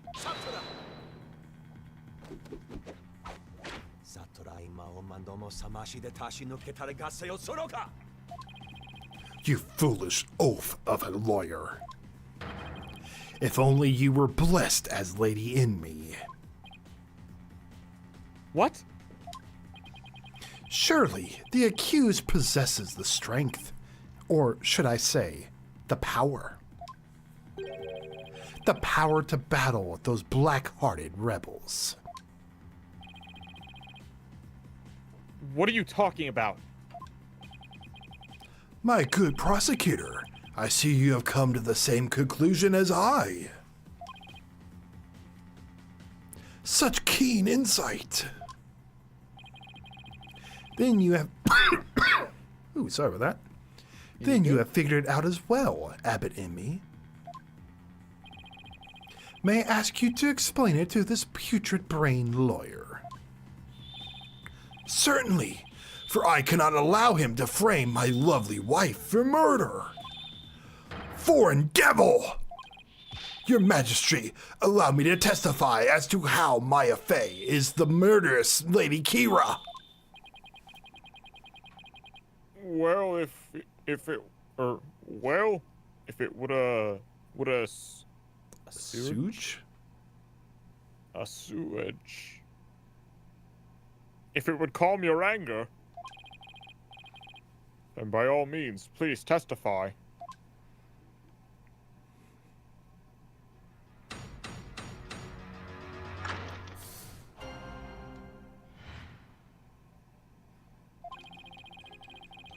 Acolyte Fey channeled Lady Kira's spirit. She is a spirit medium who knows Lady Kira's true name. Incorrect.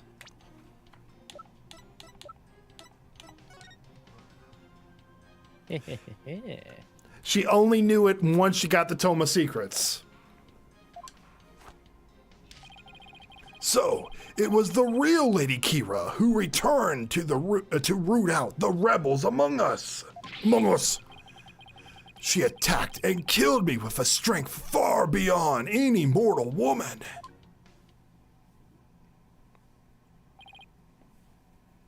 But Do you understand now?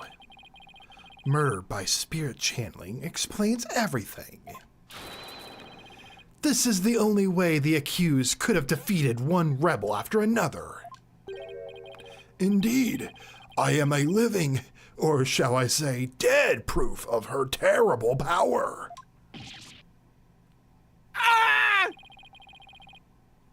Maya's ability to channel spirits. It's come back to haunt her.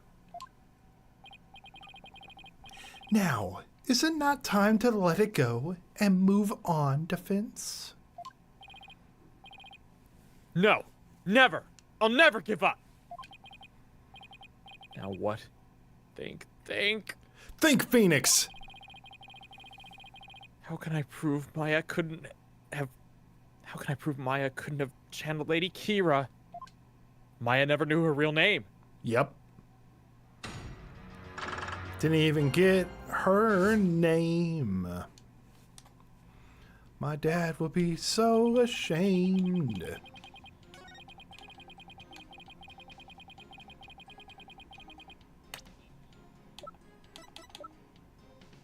Objection!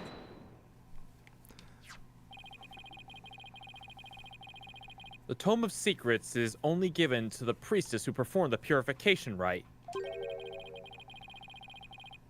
Is this your proof that my client could have channeled Lady Kira? Yes, indeed. For it contains the true name of Lady Kira, a secret only revealed within. Abbot in me. I'm afraid you're mistaken. This couldn't have been used to channel Lady Kira. What nonsense! Mr. Wright, would you care to explain? This is why my client couldn't have channeled Lady Kira. The face? Take that! Lady Kira's face is hidden behind a mask in the Tome of Secrets. You need both a name and a face to channel a spirit. It can't be! Without a face, it would have been impossible for my client to channel Lady Kira. Oh my!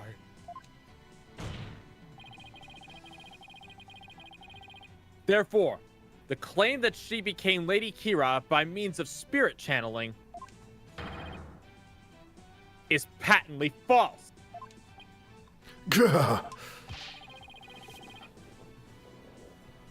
And with Lady Kira out of the equation, my client had no motive to commit murder. What then?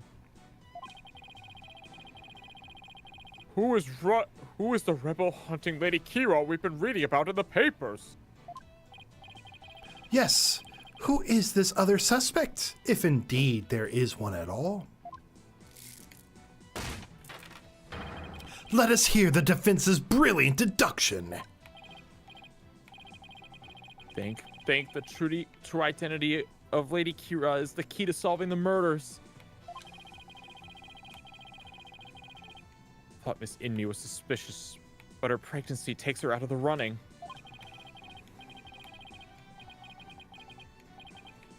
And Arabal is a rebel, so that doesn't make sense. That leaves us with... Mr. Wright, you have that look again. The one who you know, or the one where you know you have to say something but can't figure out what it is. This is my chance to really turn up the heat. I'll just have to stir the pot till something floats up to the top. Your Majesty, I know who's been posing as the rebel hunting lady Kira. You do? Are you sure about that? Yes, completely.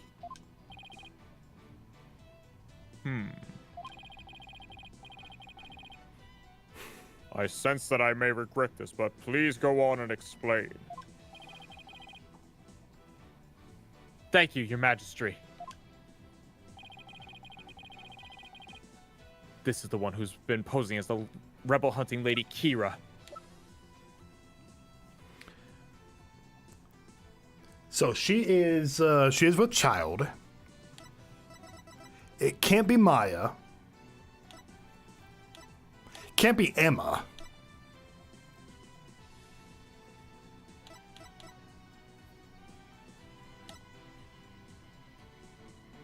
It doesn't make sense for it to be Rafa. And it can't be Arball, because why would he go against his own guys? Mm-hmm. Oh, boy, okay.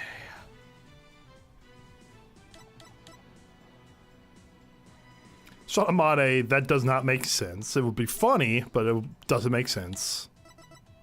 Albie's 9. And this started 2 years ago, so he would have been 7.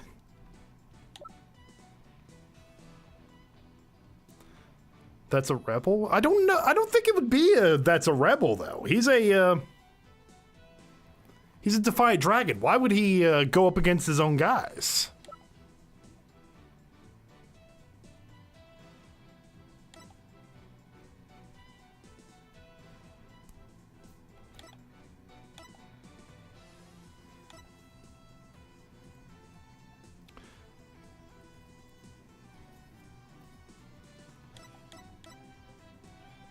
Reed believes info.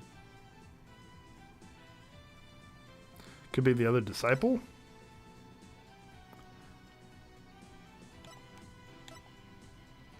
Arball was still in prison. He was in prison at the time of the first murder, so that takes him out.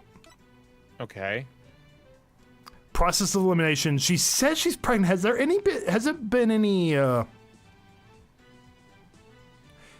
there been any proof, though? Nobody really. I mean, I unless forgot you took a pregnancy test. I forgot the fact that she was pregnant. I say let's just throw her out. You know what? Why not? Let's try it. Yeah, it's not it. Why do you believe that is the true identity of Lady Kira? Wait, don't answer. Even your putrid brain could not possibly explain such a deranged response. But I am far past anger now. I can only laugh at such foolishness.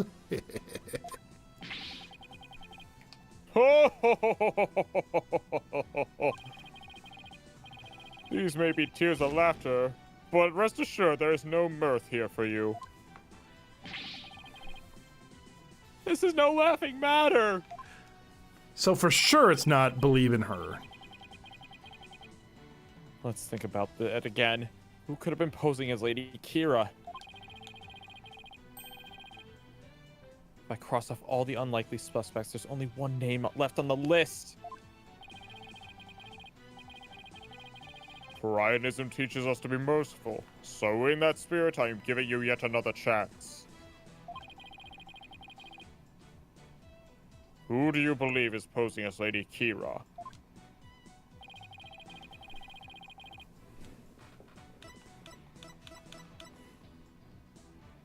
So how old's the princess again? 14? She's 2 years 14. ago? A 12-year-old could not run around killing rebels. A Could it- 19-year-old could. Yeah, could it be a Pare? I mean, he did have a secret identity. It would make sense. I mean, if you think about it, this Lady Kira was running around killing rebels. What if he was a double agent? The Oh, he true could- identity of the rebel hunting Lady Kira we seek is Perez the Lot. What's this? High Priest's murdered disciple was Lady Kira, you say? It would make sense. It would make sense for the priest to take him out. Peace! I say peace! The defense will continue. Yes, Your Majesty. I wheeled down the list of suspects until there was only one left. Objection. But a process of elimination is not the same as solid evidence. I assume you have evidence to back up your claim? Yes, of course. I will have some in a moment, that is, at least, I hope. Maya wasn't Lady Kira, and neither was Miss Inmi, or any of the other possibilities. That leaves Zealot, and I have the evidence to prove it.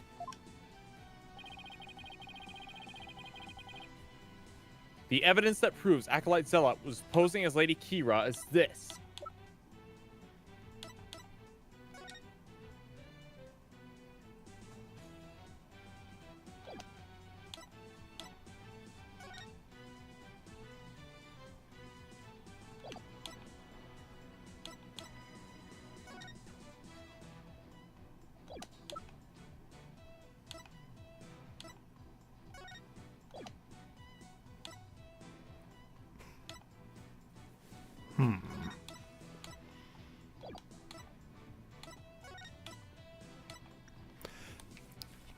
Lady Kira-like figure that appeared 2 years ago remains a mystery. Some town elders see her as Lady Kira in the flesh. Some rumors are fueled by enthusiasm for today's purification rite.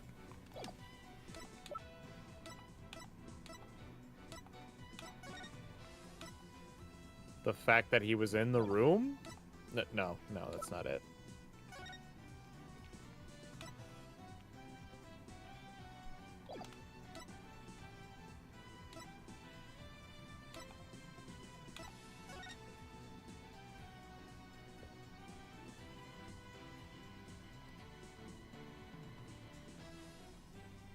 Is there anything in here? No, it doesn't look like it.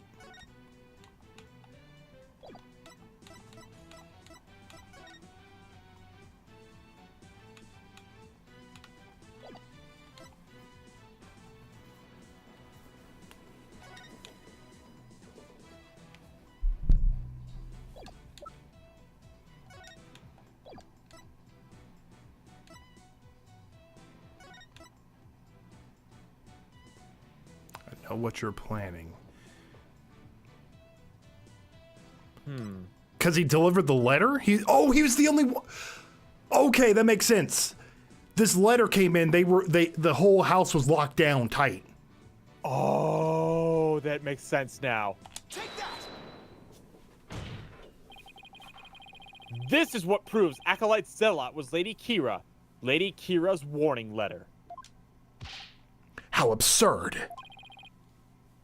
What could that possibly prove? Prosecutor Shadmati. You stated that this warning letter proved that my client was Lady Kira. You know what I just realized? Yeah? You know when we discarded all the evidence, we gave it to Albie? Uh-huh. We gave a 9-year-old a arrow. Oh, wow. That wasn't very responsible.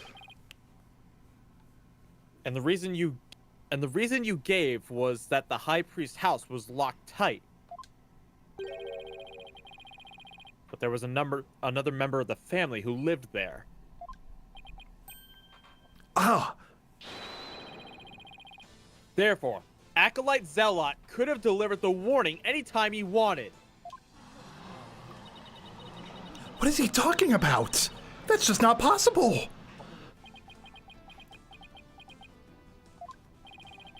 Are you saying Lady Kira was not the culprit, but rather the victim? That's exactly what I'm saying. But that would overturn the entire premise of the case. This trial has proceeded on the assumption Lady Kira was behind the serial killings. But if Lady Kira is one of the victims, who was the killer and what was their motive? The only suspect left is Miss Inmi. And there's only one possible motive. What if Miss Inmi is a rebel? What? Fiend! You're still bent on casting suspicion upon my lovely wife? Blasphemer! You have no evidence of this. Repent for the mistrust in your soul. Objection! Well, you have no evidence either. After all, the dagger with my client's prints on it wasn't what killed Acolyte Zealot. And the plumbed Punisher theme that he heard could have been an alarm clock. That means all the evidence linking her to the crime has been called into question. Was Lady Inmi a rebel? And did she pose as Lady Kira to kill Acolyte Zealot? Or was Acolyte Zealot a rebel and was accused of Lady Kira or was Acolyte Zealot a rebel and was the accused of Lady Kira who killed him? I would say either scenario is just as likely. What are we to do now? The alarm clock, you say? Do you mean the one in the rebel hideout? Yes, but what of it? So that's it.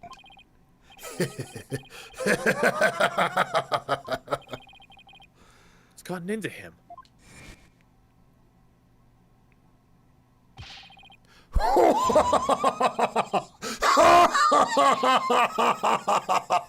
Abbott Inmi! Just what is so comical?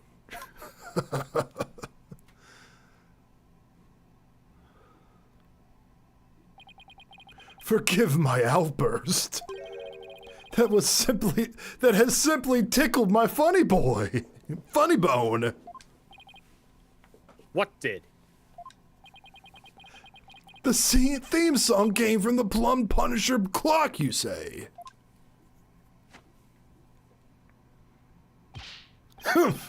That alarm could not possibly have gone off. What makes you say that? The clock was working just fine last time I checked.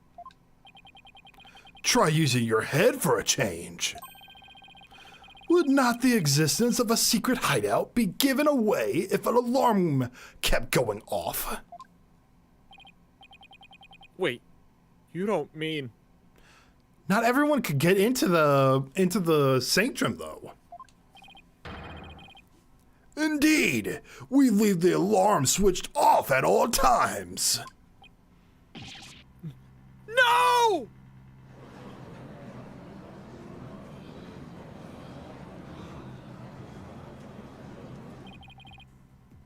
In that case, I am sad to say that the defense's claims does not hold water.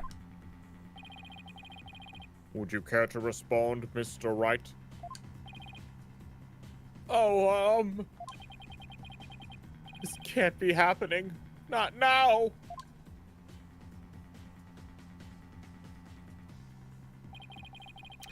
This should put an end to the lawyer's futile struggles. The theme song the victim heard was from the accused strap, just as we suspected. Therefore, the accused is the rebel hunting Lady Kira, and the victim's killer. I needed an opening. Something I can raise an objection to. That Plum Punisher theme song Acolyte Zealot heard in his final moments. I too heard it by way of the listening device. But did you really? If you heard it, why didn't you testify to the fact before? Is it not obvious? I did not know such a tune could become a key matter of dispute. Yes, the matter of the theme song came up before Abbot Inme was channeled. Oh, right. Well then, what if he's lying about the clock's alarm being switched off? Miserable wretch. That would be a pointless lie, one easily disproven. If you check the clock, you will see that the alarm is, in fact, switched off. Come to think of it. What a fine item. And this switch, if I'm right. We set the switch back into the off position before we left. I remember hearing it clearly. Those distinctive taiko drums in the intro are etched in my mind. They went, oh. Wait a minute. I thought the same thing.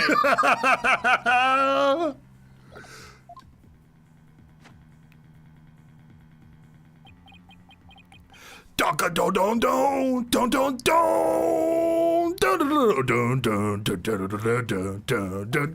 don don. Distinctive taiko drums in the intro. This trial has gone on far too long. Shall we move ahead to the verdict phase now? By all means, and let us return Abbot Emmy's spirit to the Twilight Realm. Before I go, let me say a word to my darling wife. Objection! Phoenix just says, fuck you, no.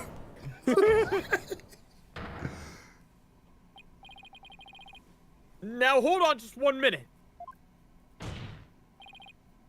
Your Majesty. Yes?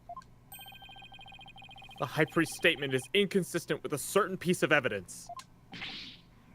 It is? Still you writhe in defiance of your fate?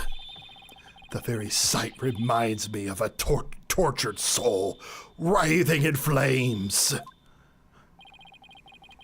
You won't be saying that once I show you the evidence.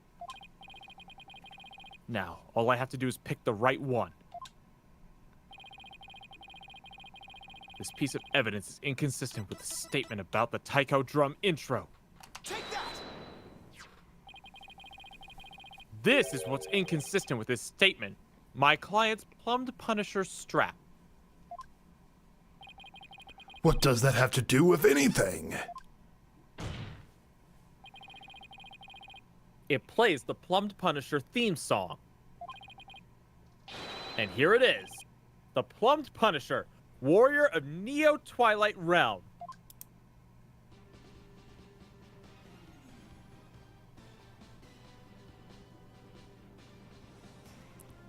The fact they brought a bootleg and made it the linchpin of an argument is hilarious. It is kind of funny. Do you see what I mean? The music the victim heard in his final moments might not have been the Plumbed Punisher theme song. I'm afraid I am not following you. What was it if it was not the Plumbed Punisher theme? In his final moments, Acolyte Zealot heard the Steel Samurai theme. Also the prayers of his people, too. There are no taiko drums in the intro of the Plumbed Punisher theme. So what was Acolyte Zealot So what Acolyte Zealot actually heard in his final moments was... Can you imagine you are about to die? A rock is being pushed into a dagger, and the last thing you hear is the Power Rangers theme song.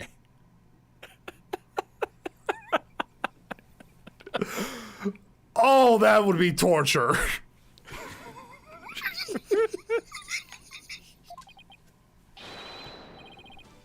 The theme of the Steel Samurai, warrior of Neo-Old Tokyo.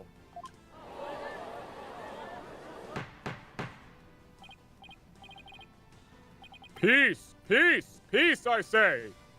Mr. Wright, what is this Steel Samurai which you speak of? The Steel Samurai, warrior of Neo-Old Tokyo, is an action hero show from America. The Plum Punisher theme is a total. I mean, it's very similar to it. If you didn't know about the Steel Samurai, you could easily mistake the two. But the fact that Acolyte Zealot heard music from the American Action Hero Show is irrefutable evidence that the accused was in the secret hideout. Actually, no. You have it backwards. Backwards? That's right. Miss Faye met an avid Plumbed Punisher fan here in Kurion.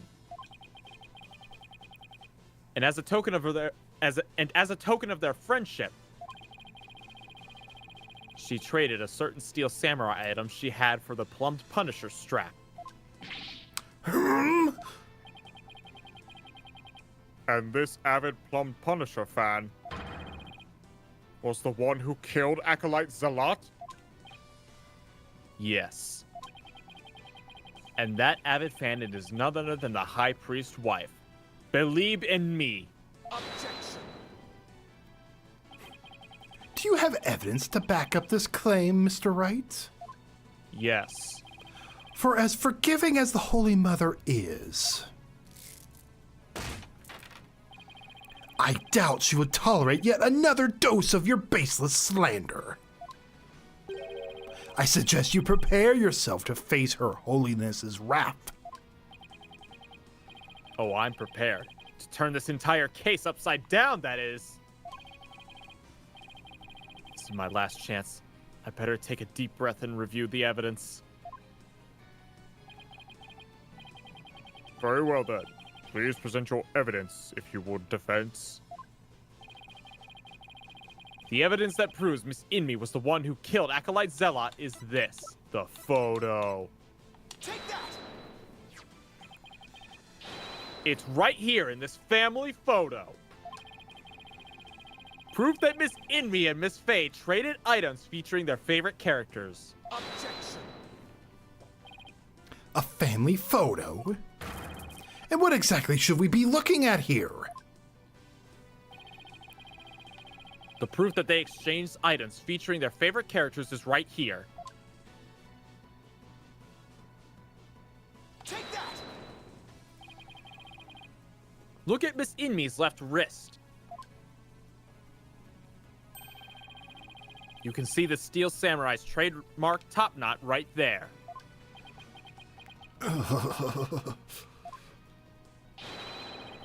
Which clearly marks this Steel Samurai, which clearly marks this is a Steel Samurai watch.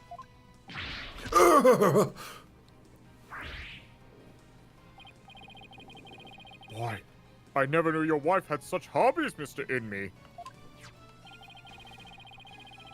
This family photo was taken right before Acolyte Zealot was murdered. By that point, my client had the Plum Punisher strap, and Miss Inmi had the Samurai watch. So, what the victim heard in his final moments was none other than the sound of the watch Miss Inmi was wearing. I wish to amend my testimony. What I thought were taiko drums were something else. My wife never had such a watch. It's the truth, I tell you. You must believe me, Your Majesty.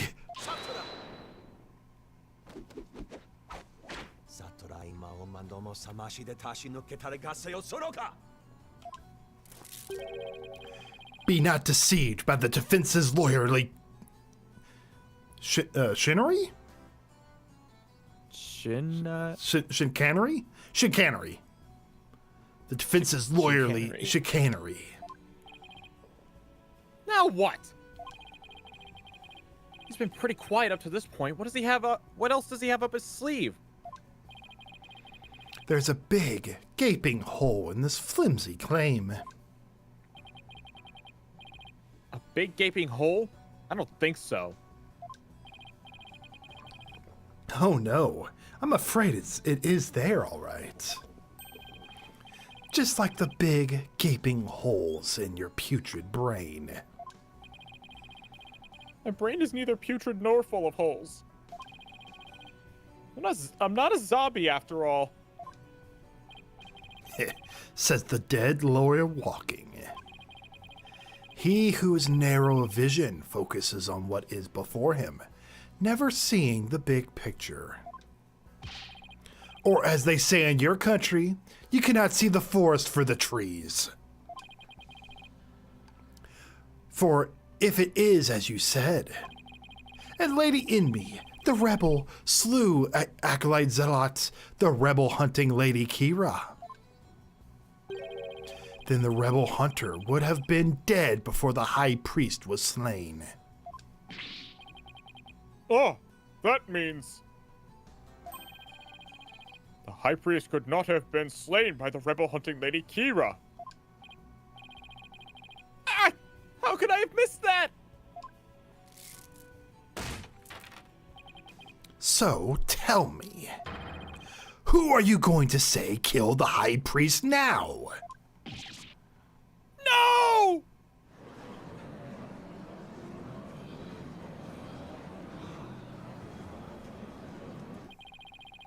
Do you finally understand the sheer size of the holes that riddle your putrid brain? Ah! I'm in hot water now. I don't have any other suspects in the High Priest's murder. You mindless zombie. You should have begun your journey into the Twilight Realm long ago. Now let's go and move on. No. I will never give up. I just need to think things through and figure it out. Who really killed the High Priest? Danganronpa time. Acolyte Zealot had been Lady Kira. He couldn't have killed the High Priest. So the question is, who did? Maybe I can get to the bottom of this by reviewing the events of the case in order. What evidence could tell me something about the crime scene before the murder? My testimony because of the fact the water was red beforehand. Okay.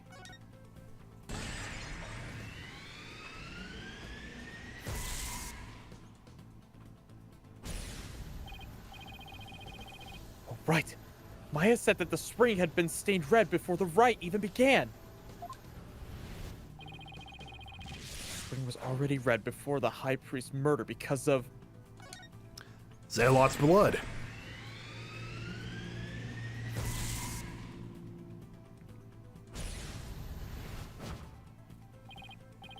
That's right. Zealot had been killed in the rebel hideout the day before the rite. And his blood had flowed into the spring. Wait a second. The High Priest knew that Zealot had been killed in the hideout. So why didn't he report it to the authorities? If Maya had been the killer, he could have... if Maya had been the killer, he could have easily had her arrested on the spot.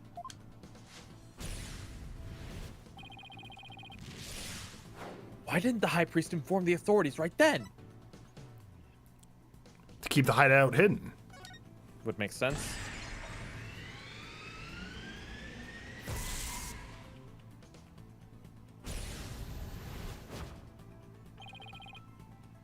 If he reported Zealot's murder,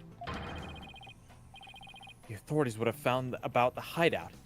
That's what he was worried about. By going through with the right, the High Priest risked having Maya see the spring running red with blood.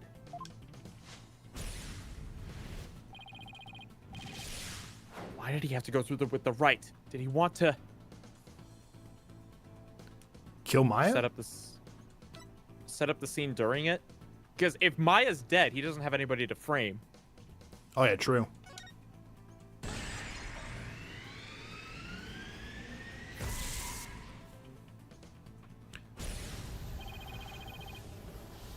He wanted to set up the crime scene to conceal the hideout. How was he planning on concealing the source of blood in the spring? By using his own blood, he used Maya's blood. I think his own blood? Maybe?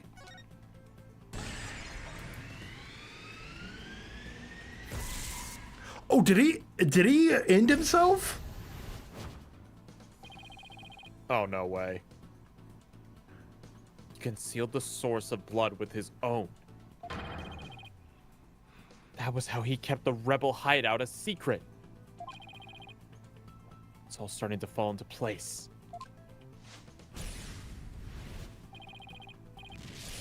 I know who killed the High Priest. It was Trust himself. Oh my goodness. Wow.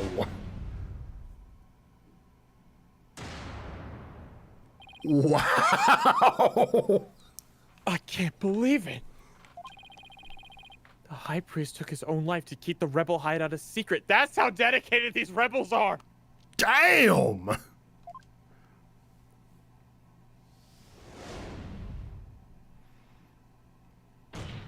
There's something honorable about dying for the sake of your allies.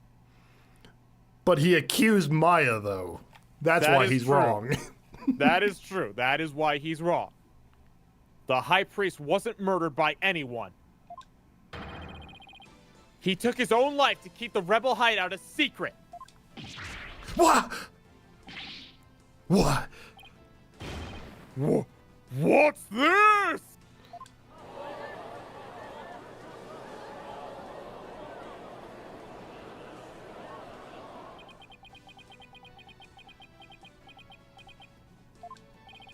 Bro wanted to take the rebel origins to his grave. His rebel origins are the grave. The High Priest committed suicide? I'd never heard of anything more absurd. Objection. The lawyer has placed a stain on the good priest's death with his putrid brain. Its putrid, gaping holes are as large as the holes in his logic. What hole?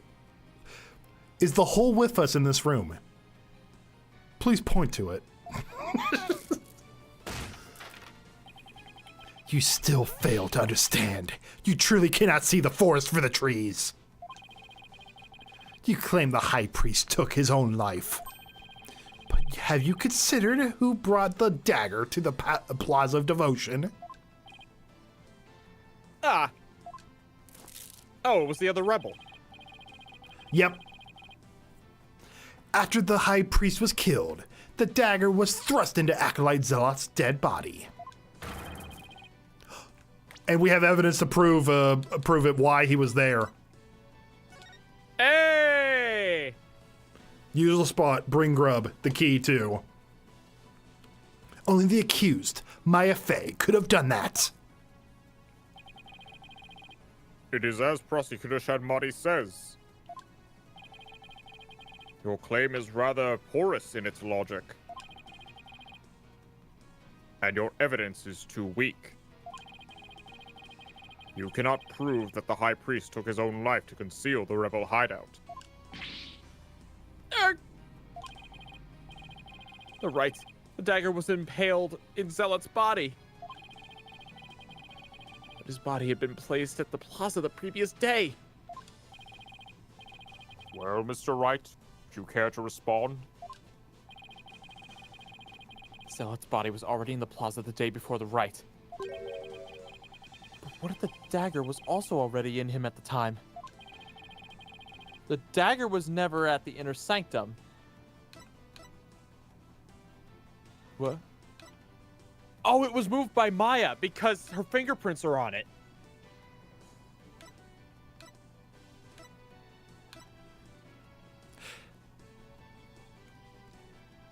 No, it wasn't the inner sanctum, though. I think the game's throwing that away. Okay, we can try it. Maya moved the dagger? No, that's not it. She had no reason to do that. The dagger was already in Zealot's body on the day before the rite. That means... He died by a different weapon. Okay. Of course. That's it! What is it? There was no need to move the dagger. It had already been stabbed into Acolyte Zealot's body the day before the rite. What? So that means... What does that mean? It means the dagger wasn't the weapon that took the High Priest's life. Objection. But no weapon was ever found in the inner sanctum. If you would not listen to reason, then I insist you prove your assertion. Show us what you believe the real murder weapon to be. The real weapon? Got nothing, but I know there had to be a... I got nothing, but I know there had to have been a weapon there. Maybe if I think back on the trial thus far, I'll spot the clue I need. The only other thing that could have killed anybody was the sharp statue. The statue takes 2 lives. So much for war bad. War good, Well. according to the statue. Well, would the defense care to tell us what the real murder weapon is? This is what really killed the High Priest. The war bad statue. What really killed him has been at the inner sanctum all this time. And its lethality has already been demonstrated by the late Acolyte Zealot. That's right. It was the war bad statue.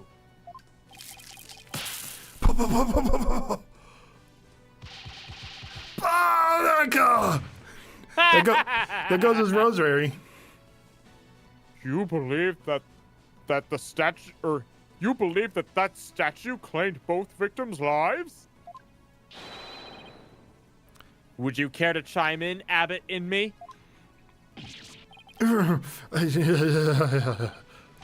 No, he lies. Pay him no mind. Why, it's...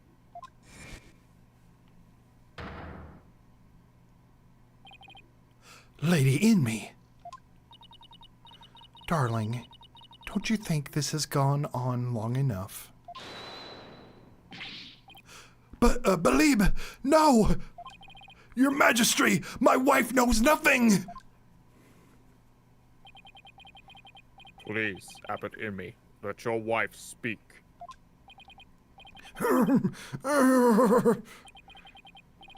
Lady Immi, please continue if you would.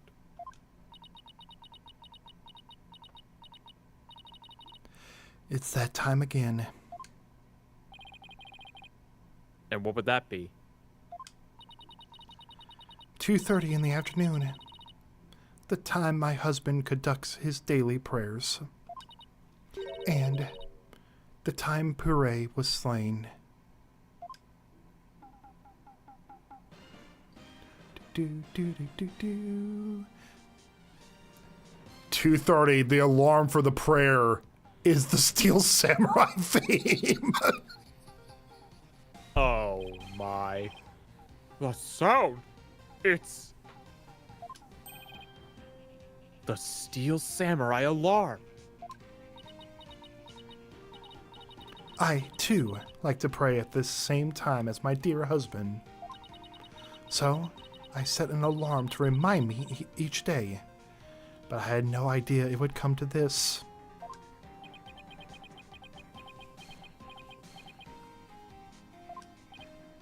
No, stop! She knows not what she speaks!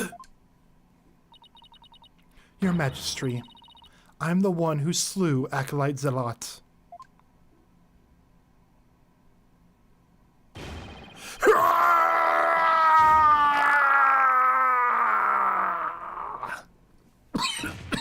Oh.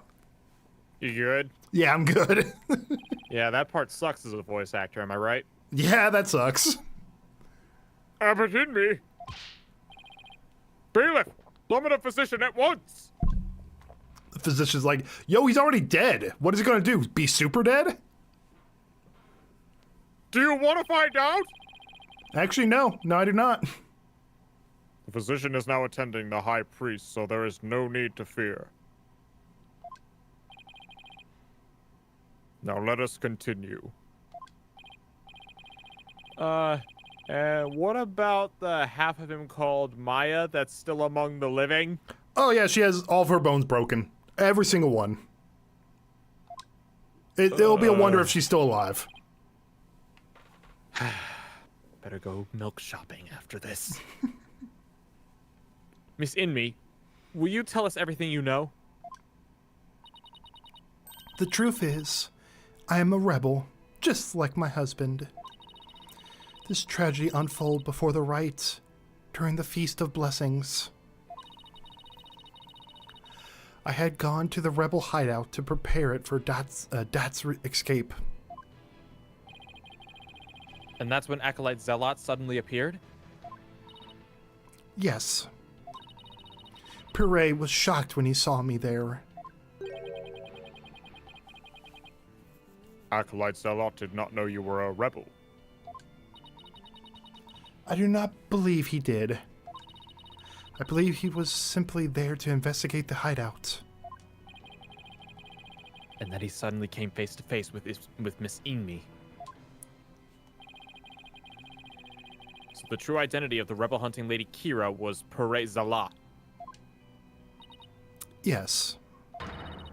He was a member of the secret police, serving directly under the Minister of Justice. The secret police? And this is what he said to me. I can kill rebels with impunity. The Justice Minister has my back. He was using his position within the secret police to deal us rebels a heavy blow. But murder sanctioned by the crown is still murder. Even without the DC Act, Dirk and his insurgent scum buddies' days are numbered. What's that supposed to mean? Let's just say, I got a little trick up my sleeve, so I'd watch it if I were you. 'Cause you got a defiant attitude, like one of them old dragon dupes.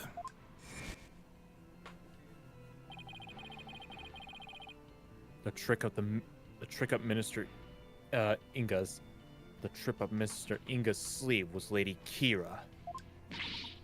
No, this can't be. My father would never. Your father did. This must be a bolt out of the blue for Rafa. That explains why Acolyte Zealot abandoned his real name. Yes.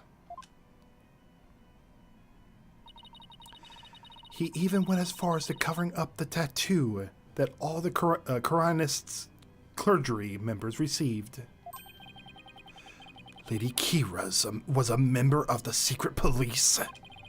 That explains why no order was given to investigate her attacks. I guess I'm not alone in hearing this for the first time. But, this cannot be! Is this true? The Justice Minister is sanctioning state-sponsored murders? Peace! Now, Lady Inmi, please continue. Puree suddenly lunged at me. That is when I pushed the stone slab towards him with all my might. But I never meant for what happened next to occur.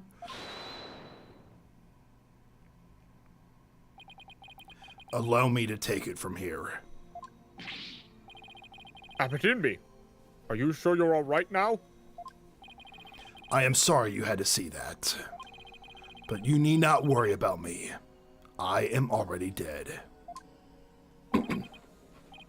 Please, we need to know what was so. We need to know what was so important that you would take your own life. After I learned that my wife has accidentally slain Zealot, I chilled his body with snow to make it seem as if he died more recently than he did. Then, I later moved it to the Plaza of Devotion and inserted the dagger into his wound. The plaza was empty at that time, for it was before prayer time had started. Finally, I had placed his body in the prayer pose. Knowing that no one would notice anything was wrong until the rite has concluded. It is perfectly plausible that no one would disturb him if he seemed to be praying. We do treasure our prayer time, after all. So you admit you tried to pin this crime on Maya Fey? Yes, that was all my doing. I never told my wife of my plan, for surely she would have tried to stop me.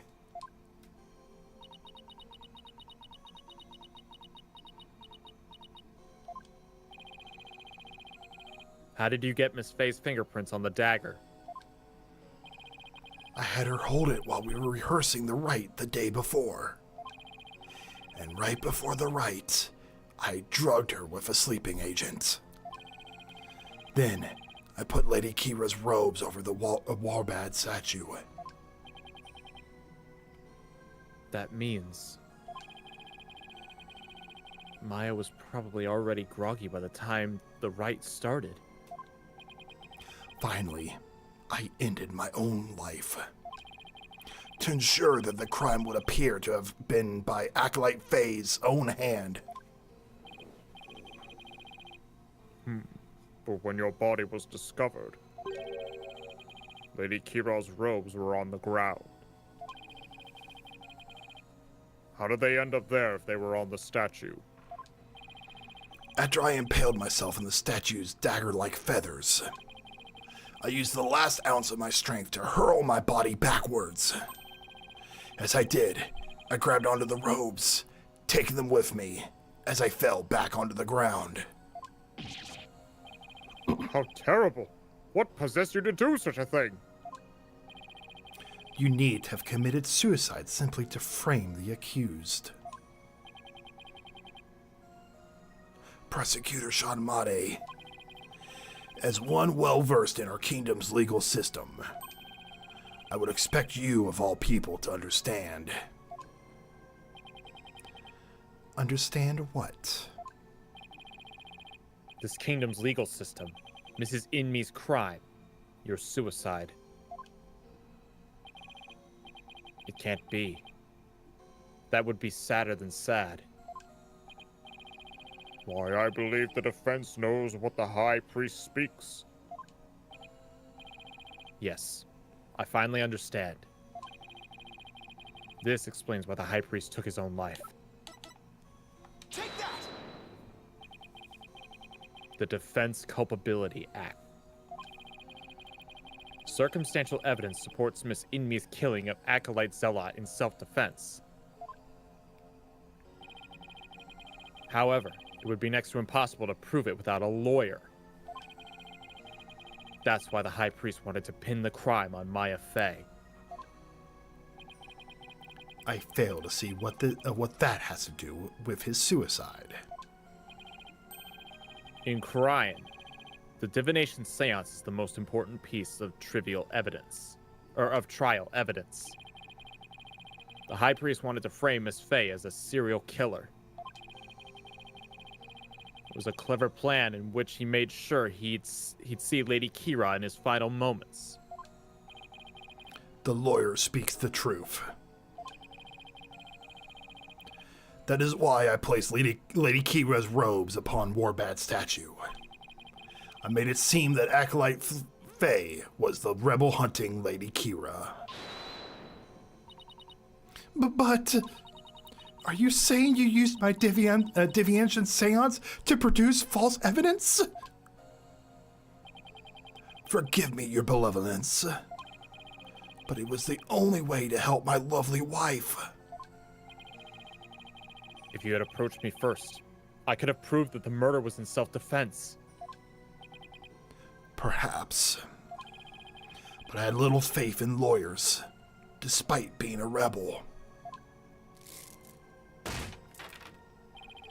How utterly foolish to cast away one's life for such a reason! There must have been another way to cover up the crime. Yet, had I done so, my wife would rush to my defense. When the case went to trial, she would suffer the same fate as I under the Defense Culpability Act. I could not have lived with myself had she had been convicted because of that fiendish man. This cannot be.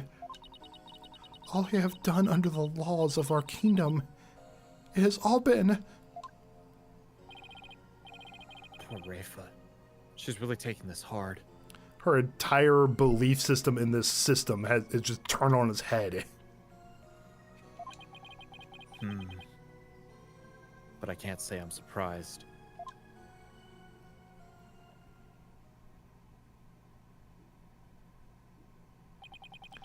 Mr. Phoenix Wright, it is time to show the might of your legal prowess. You mustn't allow another innocent soul to be charged under under that despicable law. Of course. I'll do whatever I can. What I have done to you and Acolyte Faye is unforgivable. I can only offer my most humble of apologies. Your Majesty. Yes? I ask that you please look after my wife. You have my word. Your benevolence, it is time that I return to the Twilight Realm. The Magatama of Parting, if you please.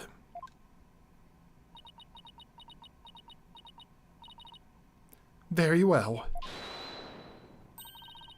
Your benevolence, please allow me the honor.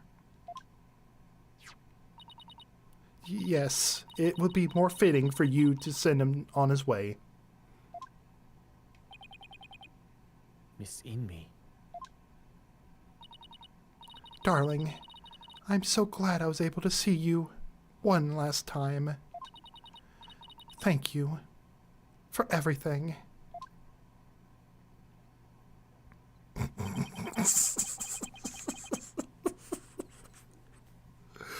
I'm sorry to leave you like this, my love.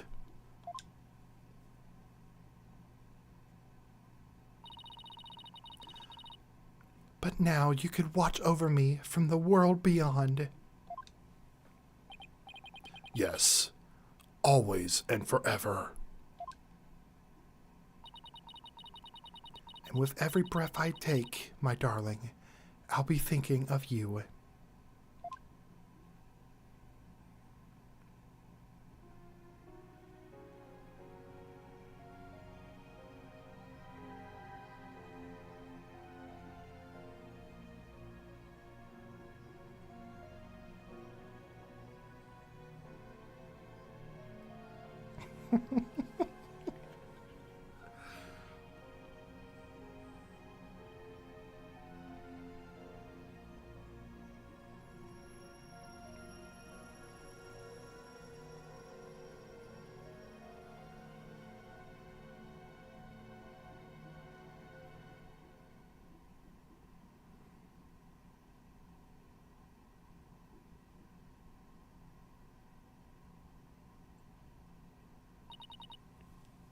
Farewell, my darling.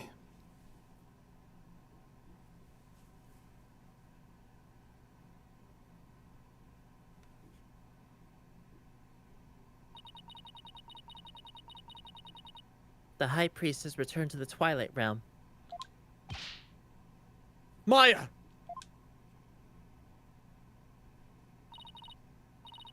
I feel great. I guess that means he didn't leave any regrets behind. Oh! But what about the trial, Nick? It's over. It was a sad reality born of love, and a great tragedy born of the Defense Culpability Act. Well, I see no need to continue this trial. Does the prosecution have anything to say? Mr. Phoenix Wright, I owe a debt to you, one that I will pay back in court someday. Now, to deliver today's verdict and overturn that of yesterday's trial. With respect to all current and previous charges against them,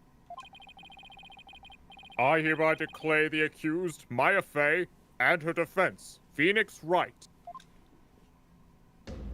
not guilty.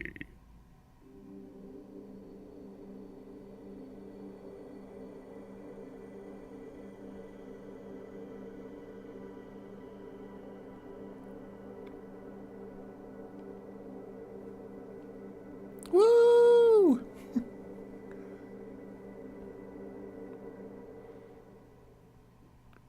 Must be one of those new eco-friendly confetti. It's gotta be expensive to maintain. I mean, look at all those butterflies. They had to breed those. Think of all the worms, all the caterpillars. So I was thinking, Nick. The legal system here is really stacked against the defense. It's totally unfair! Yeah. It even forced the High Priest to make the ultimate sacrifice just to protect his wife. It's just so sad. Protect the status quo or join the revolution. If the real Lady Kira were here, I would I wonder which side she would take. That rebellion's gonna be looking good to a lot of people right about now.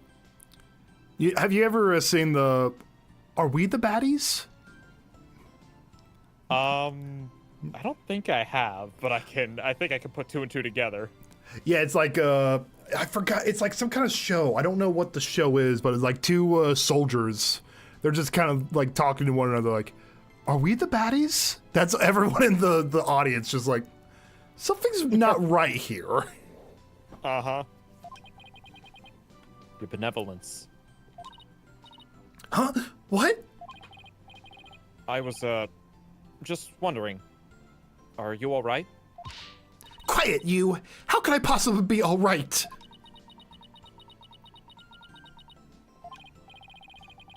Yeah. She's not doing well at all. Who do you think you are, suddenly appearing before me? Trampling my insight underfoot and plunging the whole of justice into utter chaos. You even desecrated my mother and father's teachings, you soulless infidel! Oh, that was a bit more extreme than usual.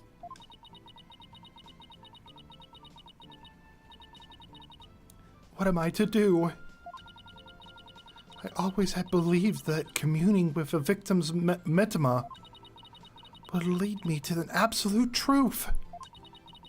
But each time you overturned my insights, it revealed that they served to support false charges rather than the truth. I am left now with that heavy truth in my heart. Sorry, Rafa. Perhaps I am not worthy of hearing the voices of the Mitama.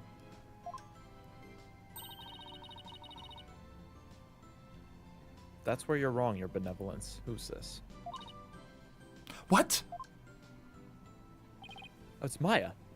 Maya? That's where you're wrong, your benevolence. How dare you! Your role is to bring forth the voices of the Mitama into our world.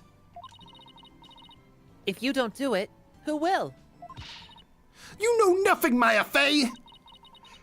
It was the spirit channeling, not the divination seance that brought the truth to light. How dare an outsider like you employ the Queen's secret art? But what can I do? My spiritual power does not even approach yours. This is not a cruel joke. The royal priestess, bested by a lowly outsider. Be so hard on yourself. Why not? Is it not at least worth a laugh or two? I mean, she might have a point. Yeah. You shouldn't talk like that. Then again, maybe don't kick her while she's down. Yeah, She just found out I might have gotten hundreds of innocent people locked up. and or killed. Yikes. That's a lot. That's a lot of burden for a 14-year-old. You shouldn't talk like that! Huh? Listen, your benevolence. You were just fulfilling your duty, weren't you? And you're the only one capable of performing the divination seance, right? The station of royal priestess is not something to abandon lightly. The station of royal priestess? The people of your kingdom believe in you. But if you really mean all that you just said, then what are they supposed to believe in? You know not of what you speak! Actually, I kinda do. After all, I'm only here training so I can become the master of my village back home. A village master, you say? I did not know. It seems I owe you an apology. For even today, I called you a neophyte practitioner. It's alright, your benevolence. Thank you for finally acknowledging me. A future queen and a future village master. I guess it shouldn't be a surprise, considering they may have had a common ancestor. Maya's right, your benevolence. Barbed head? Your insights were a crucial piece of evidence in this last trial. It doesn't matter if they weren't always 100% accurate. You should be proud of what you did. You played an important role in assuring that justice was served.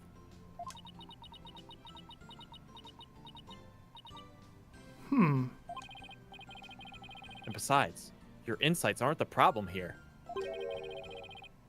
It's your kingdom's legal system. Without lawyers, your insights have come to be accepted as the sole truth. And the Defense Culpability Act, which gave rise to that, is the root of it all. But that's a dangerous thinking of a rebel. Your benevolence. As crown princess, you are destined to rule this kingdom one day. That means there will be many things that you alone must determine. Things like how to keep your people happy, and what is true and what is false. And most importantly, what role you must play therein.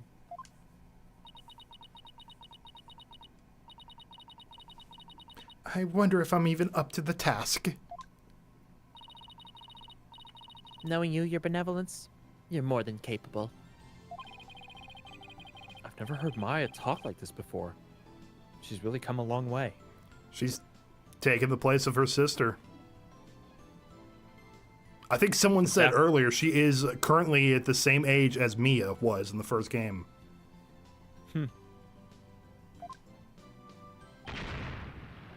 Oh, Huh? Uh-oh. What was that? I think the rebels are attacking. It came from the hallway! Smoke! We better go check it out! Hurry! Mrs. Inme. Mr. Wright, Acolyte Faye, I'm so sorry for what transpired. You were almost sentenced to death because of me.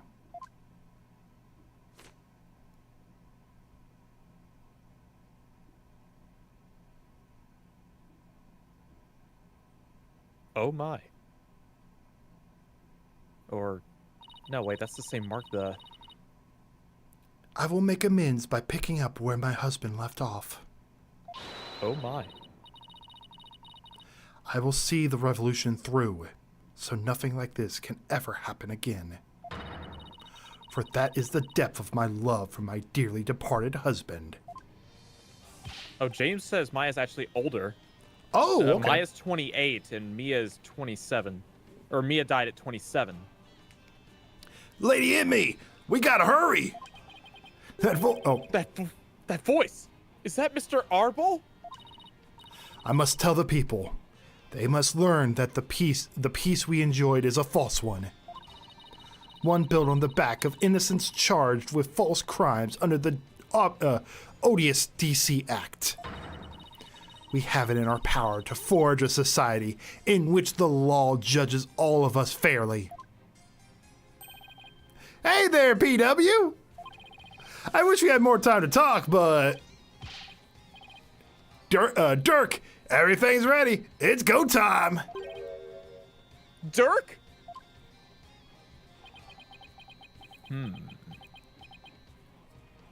I think I can get this. Okay. Wait, was that the rebel leader, Dirk? Oh, cool. I don't need to do any lines. It gives you a little bit more time to figure something out. After him! Don't let him get away!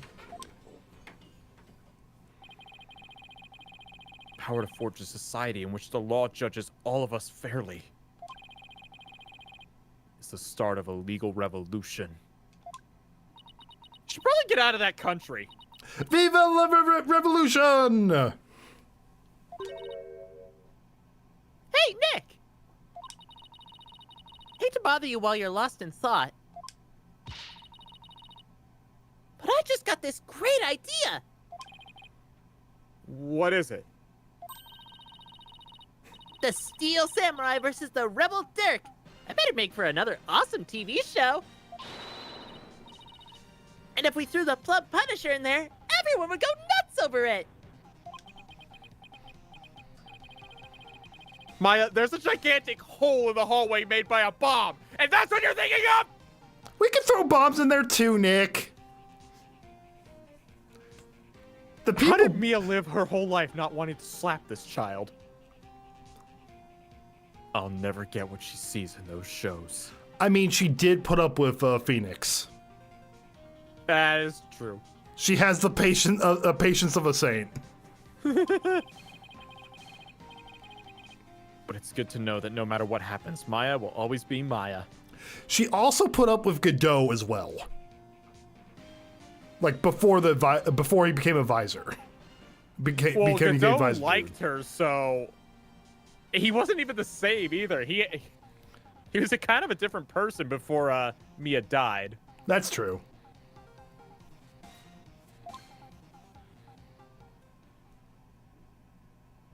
I miss Godot. He's one of my favorite characters in this entire franchise. Yeah, it's sad. But no, that was a really good case. That was something.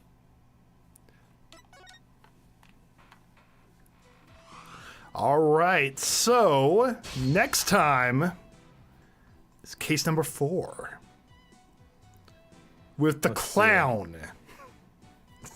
A clown? It's the clown chick.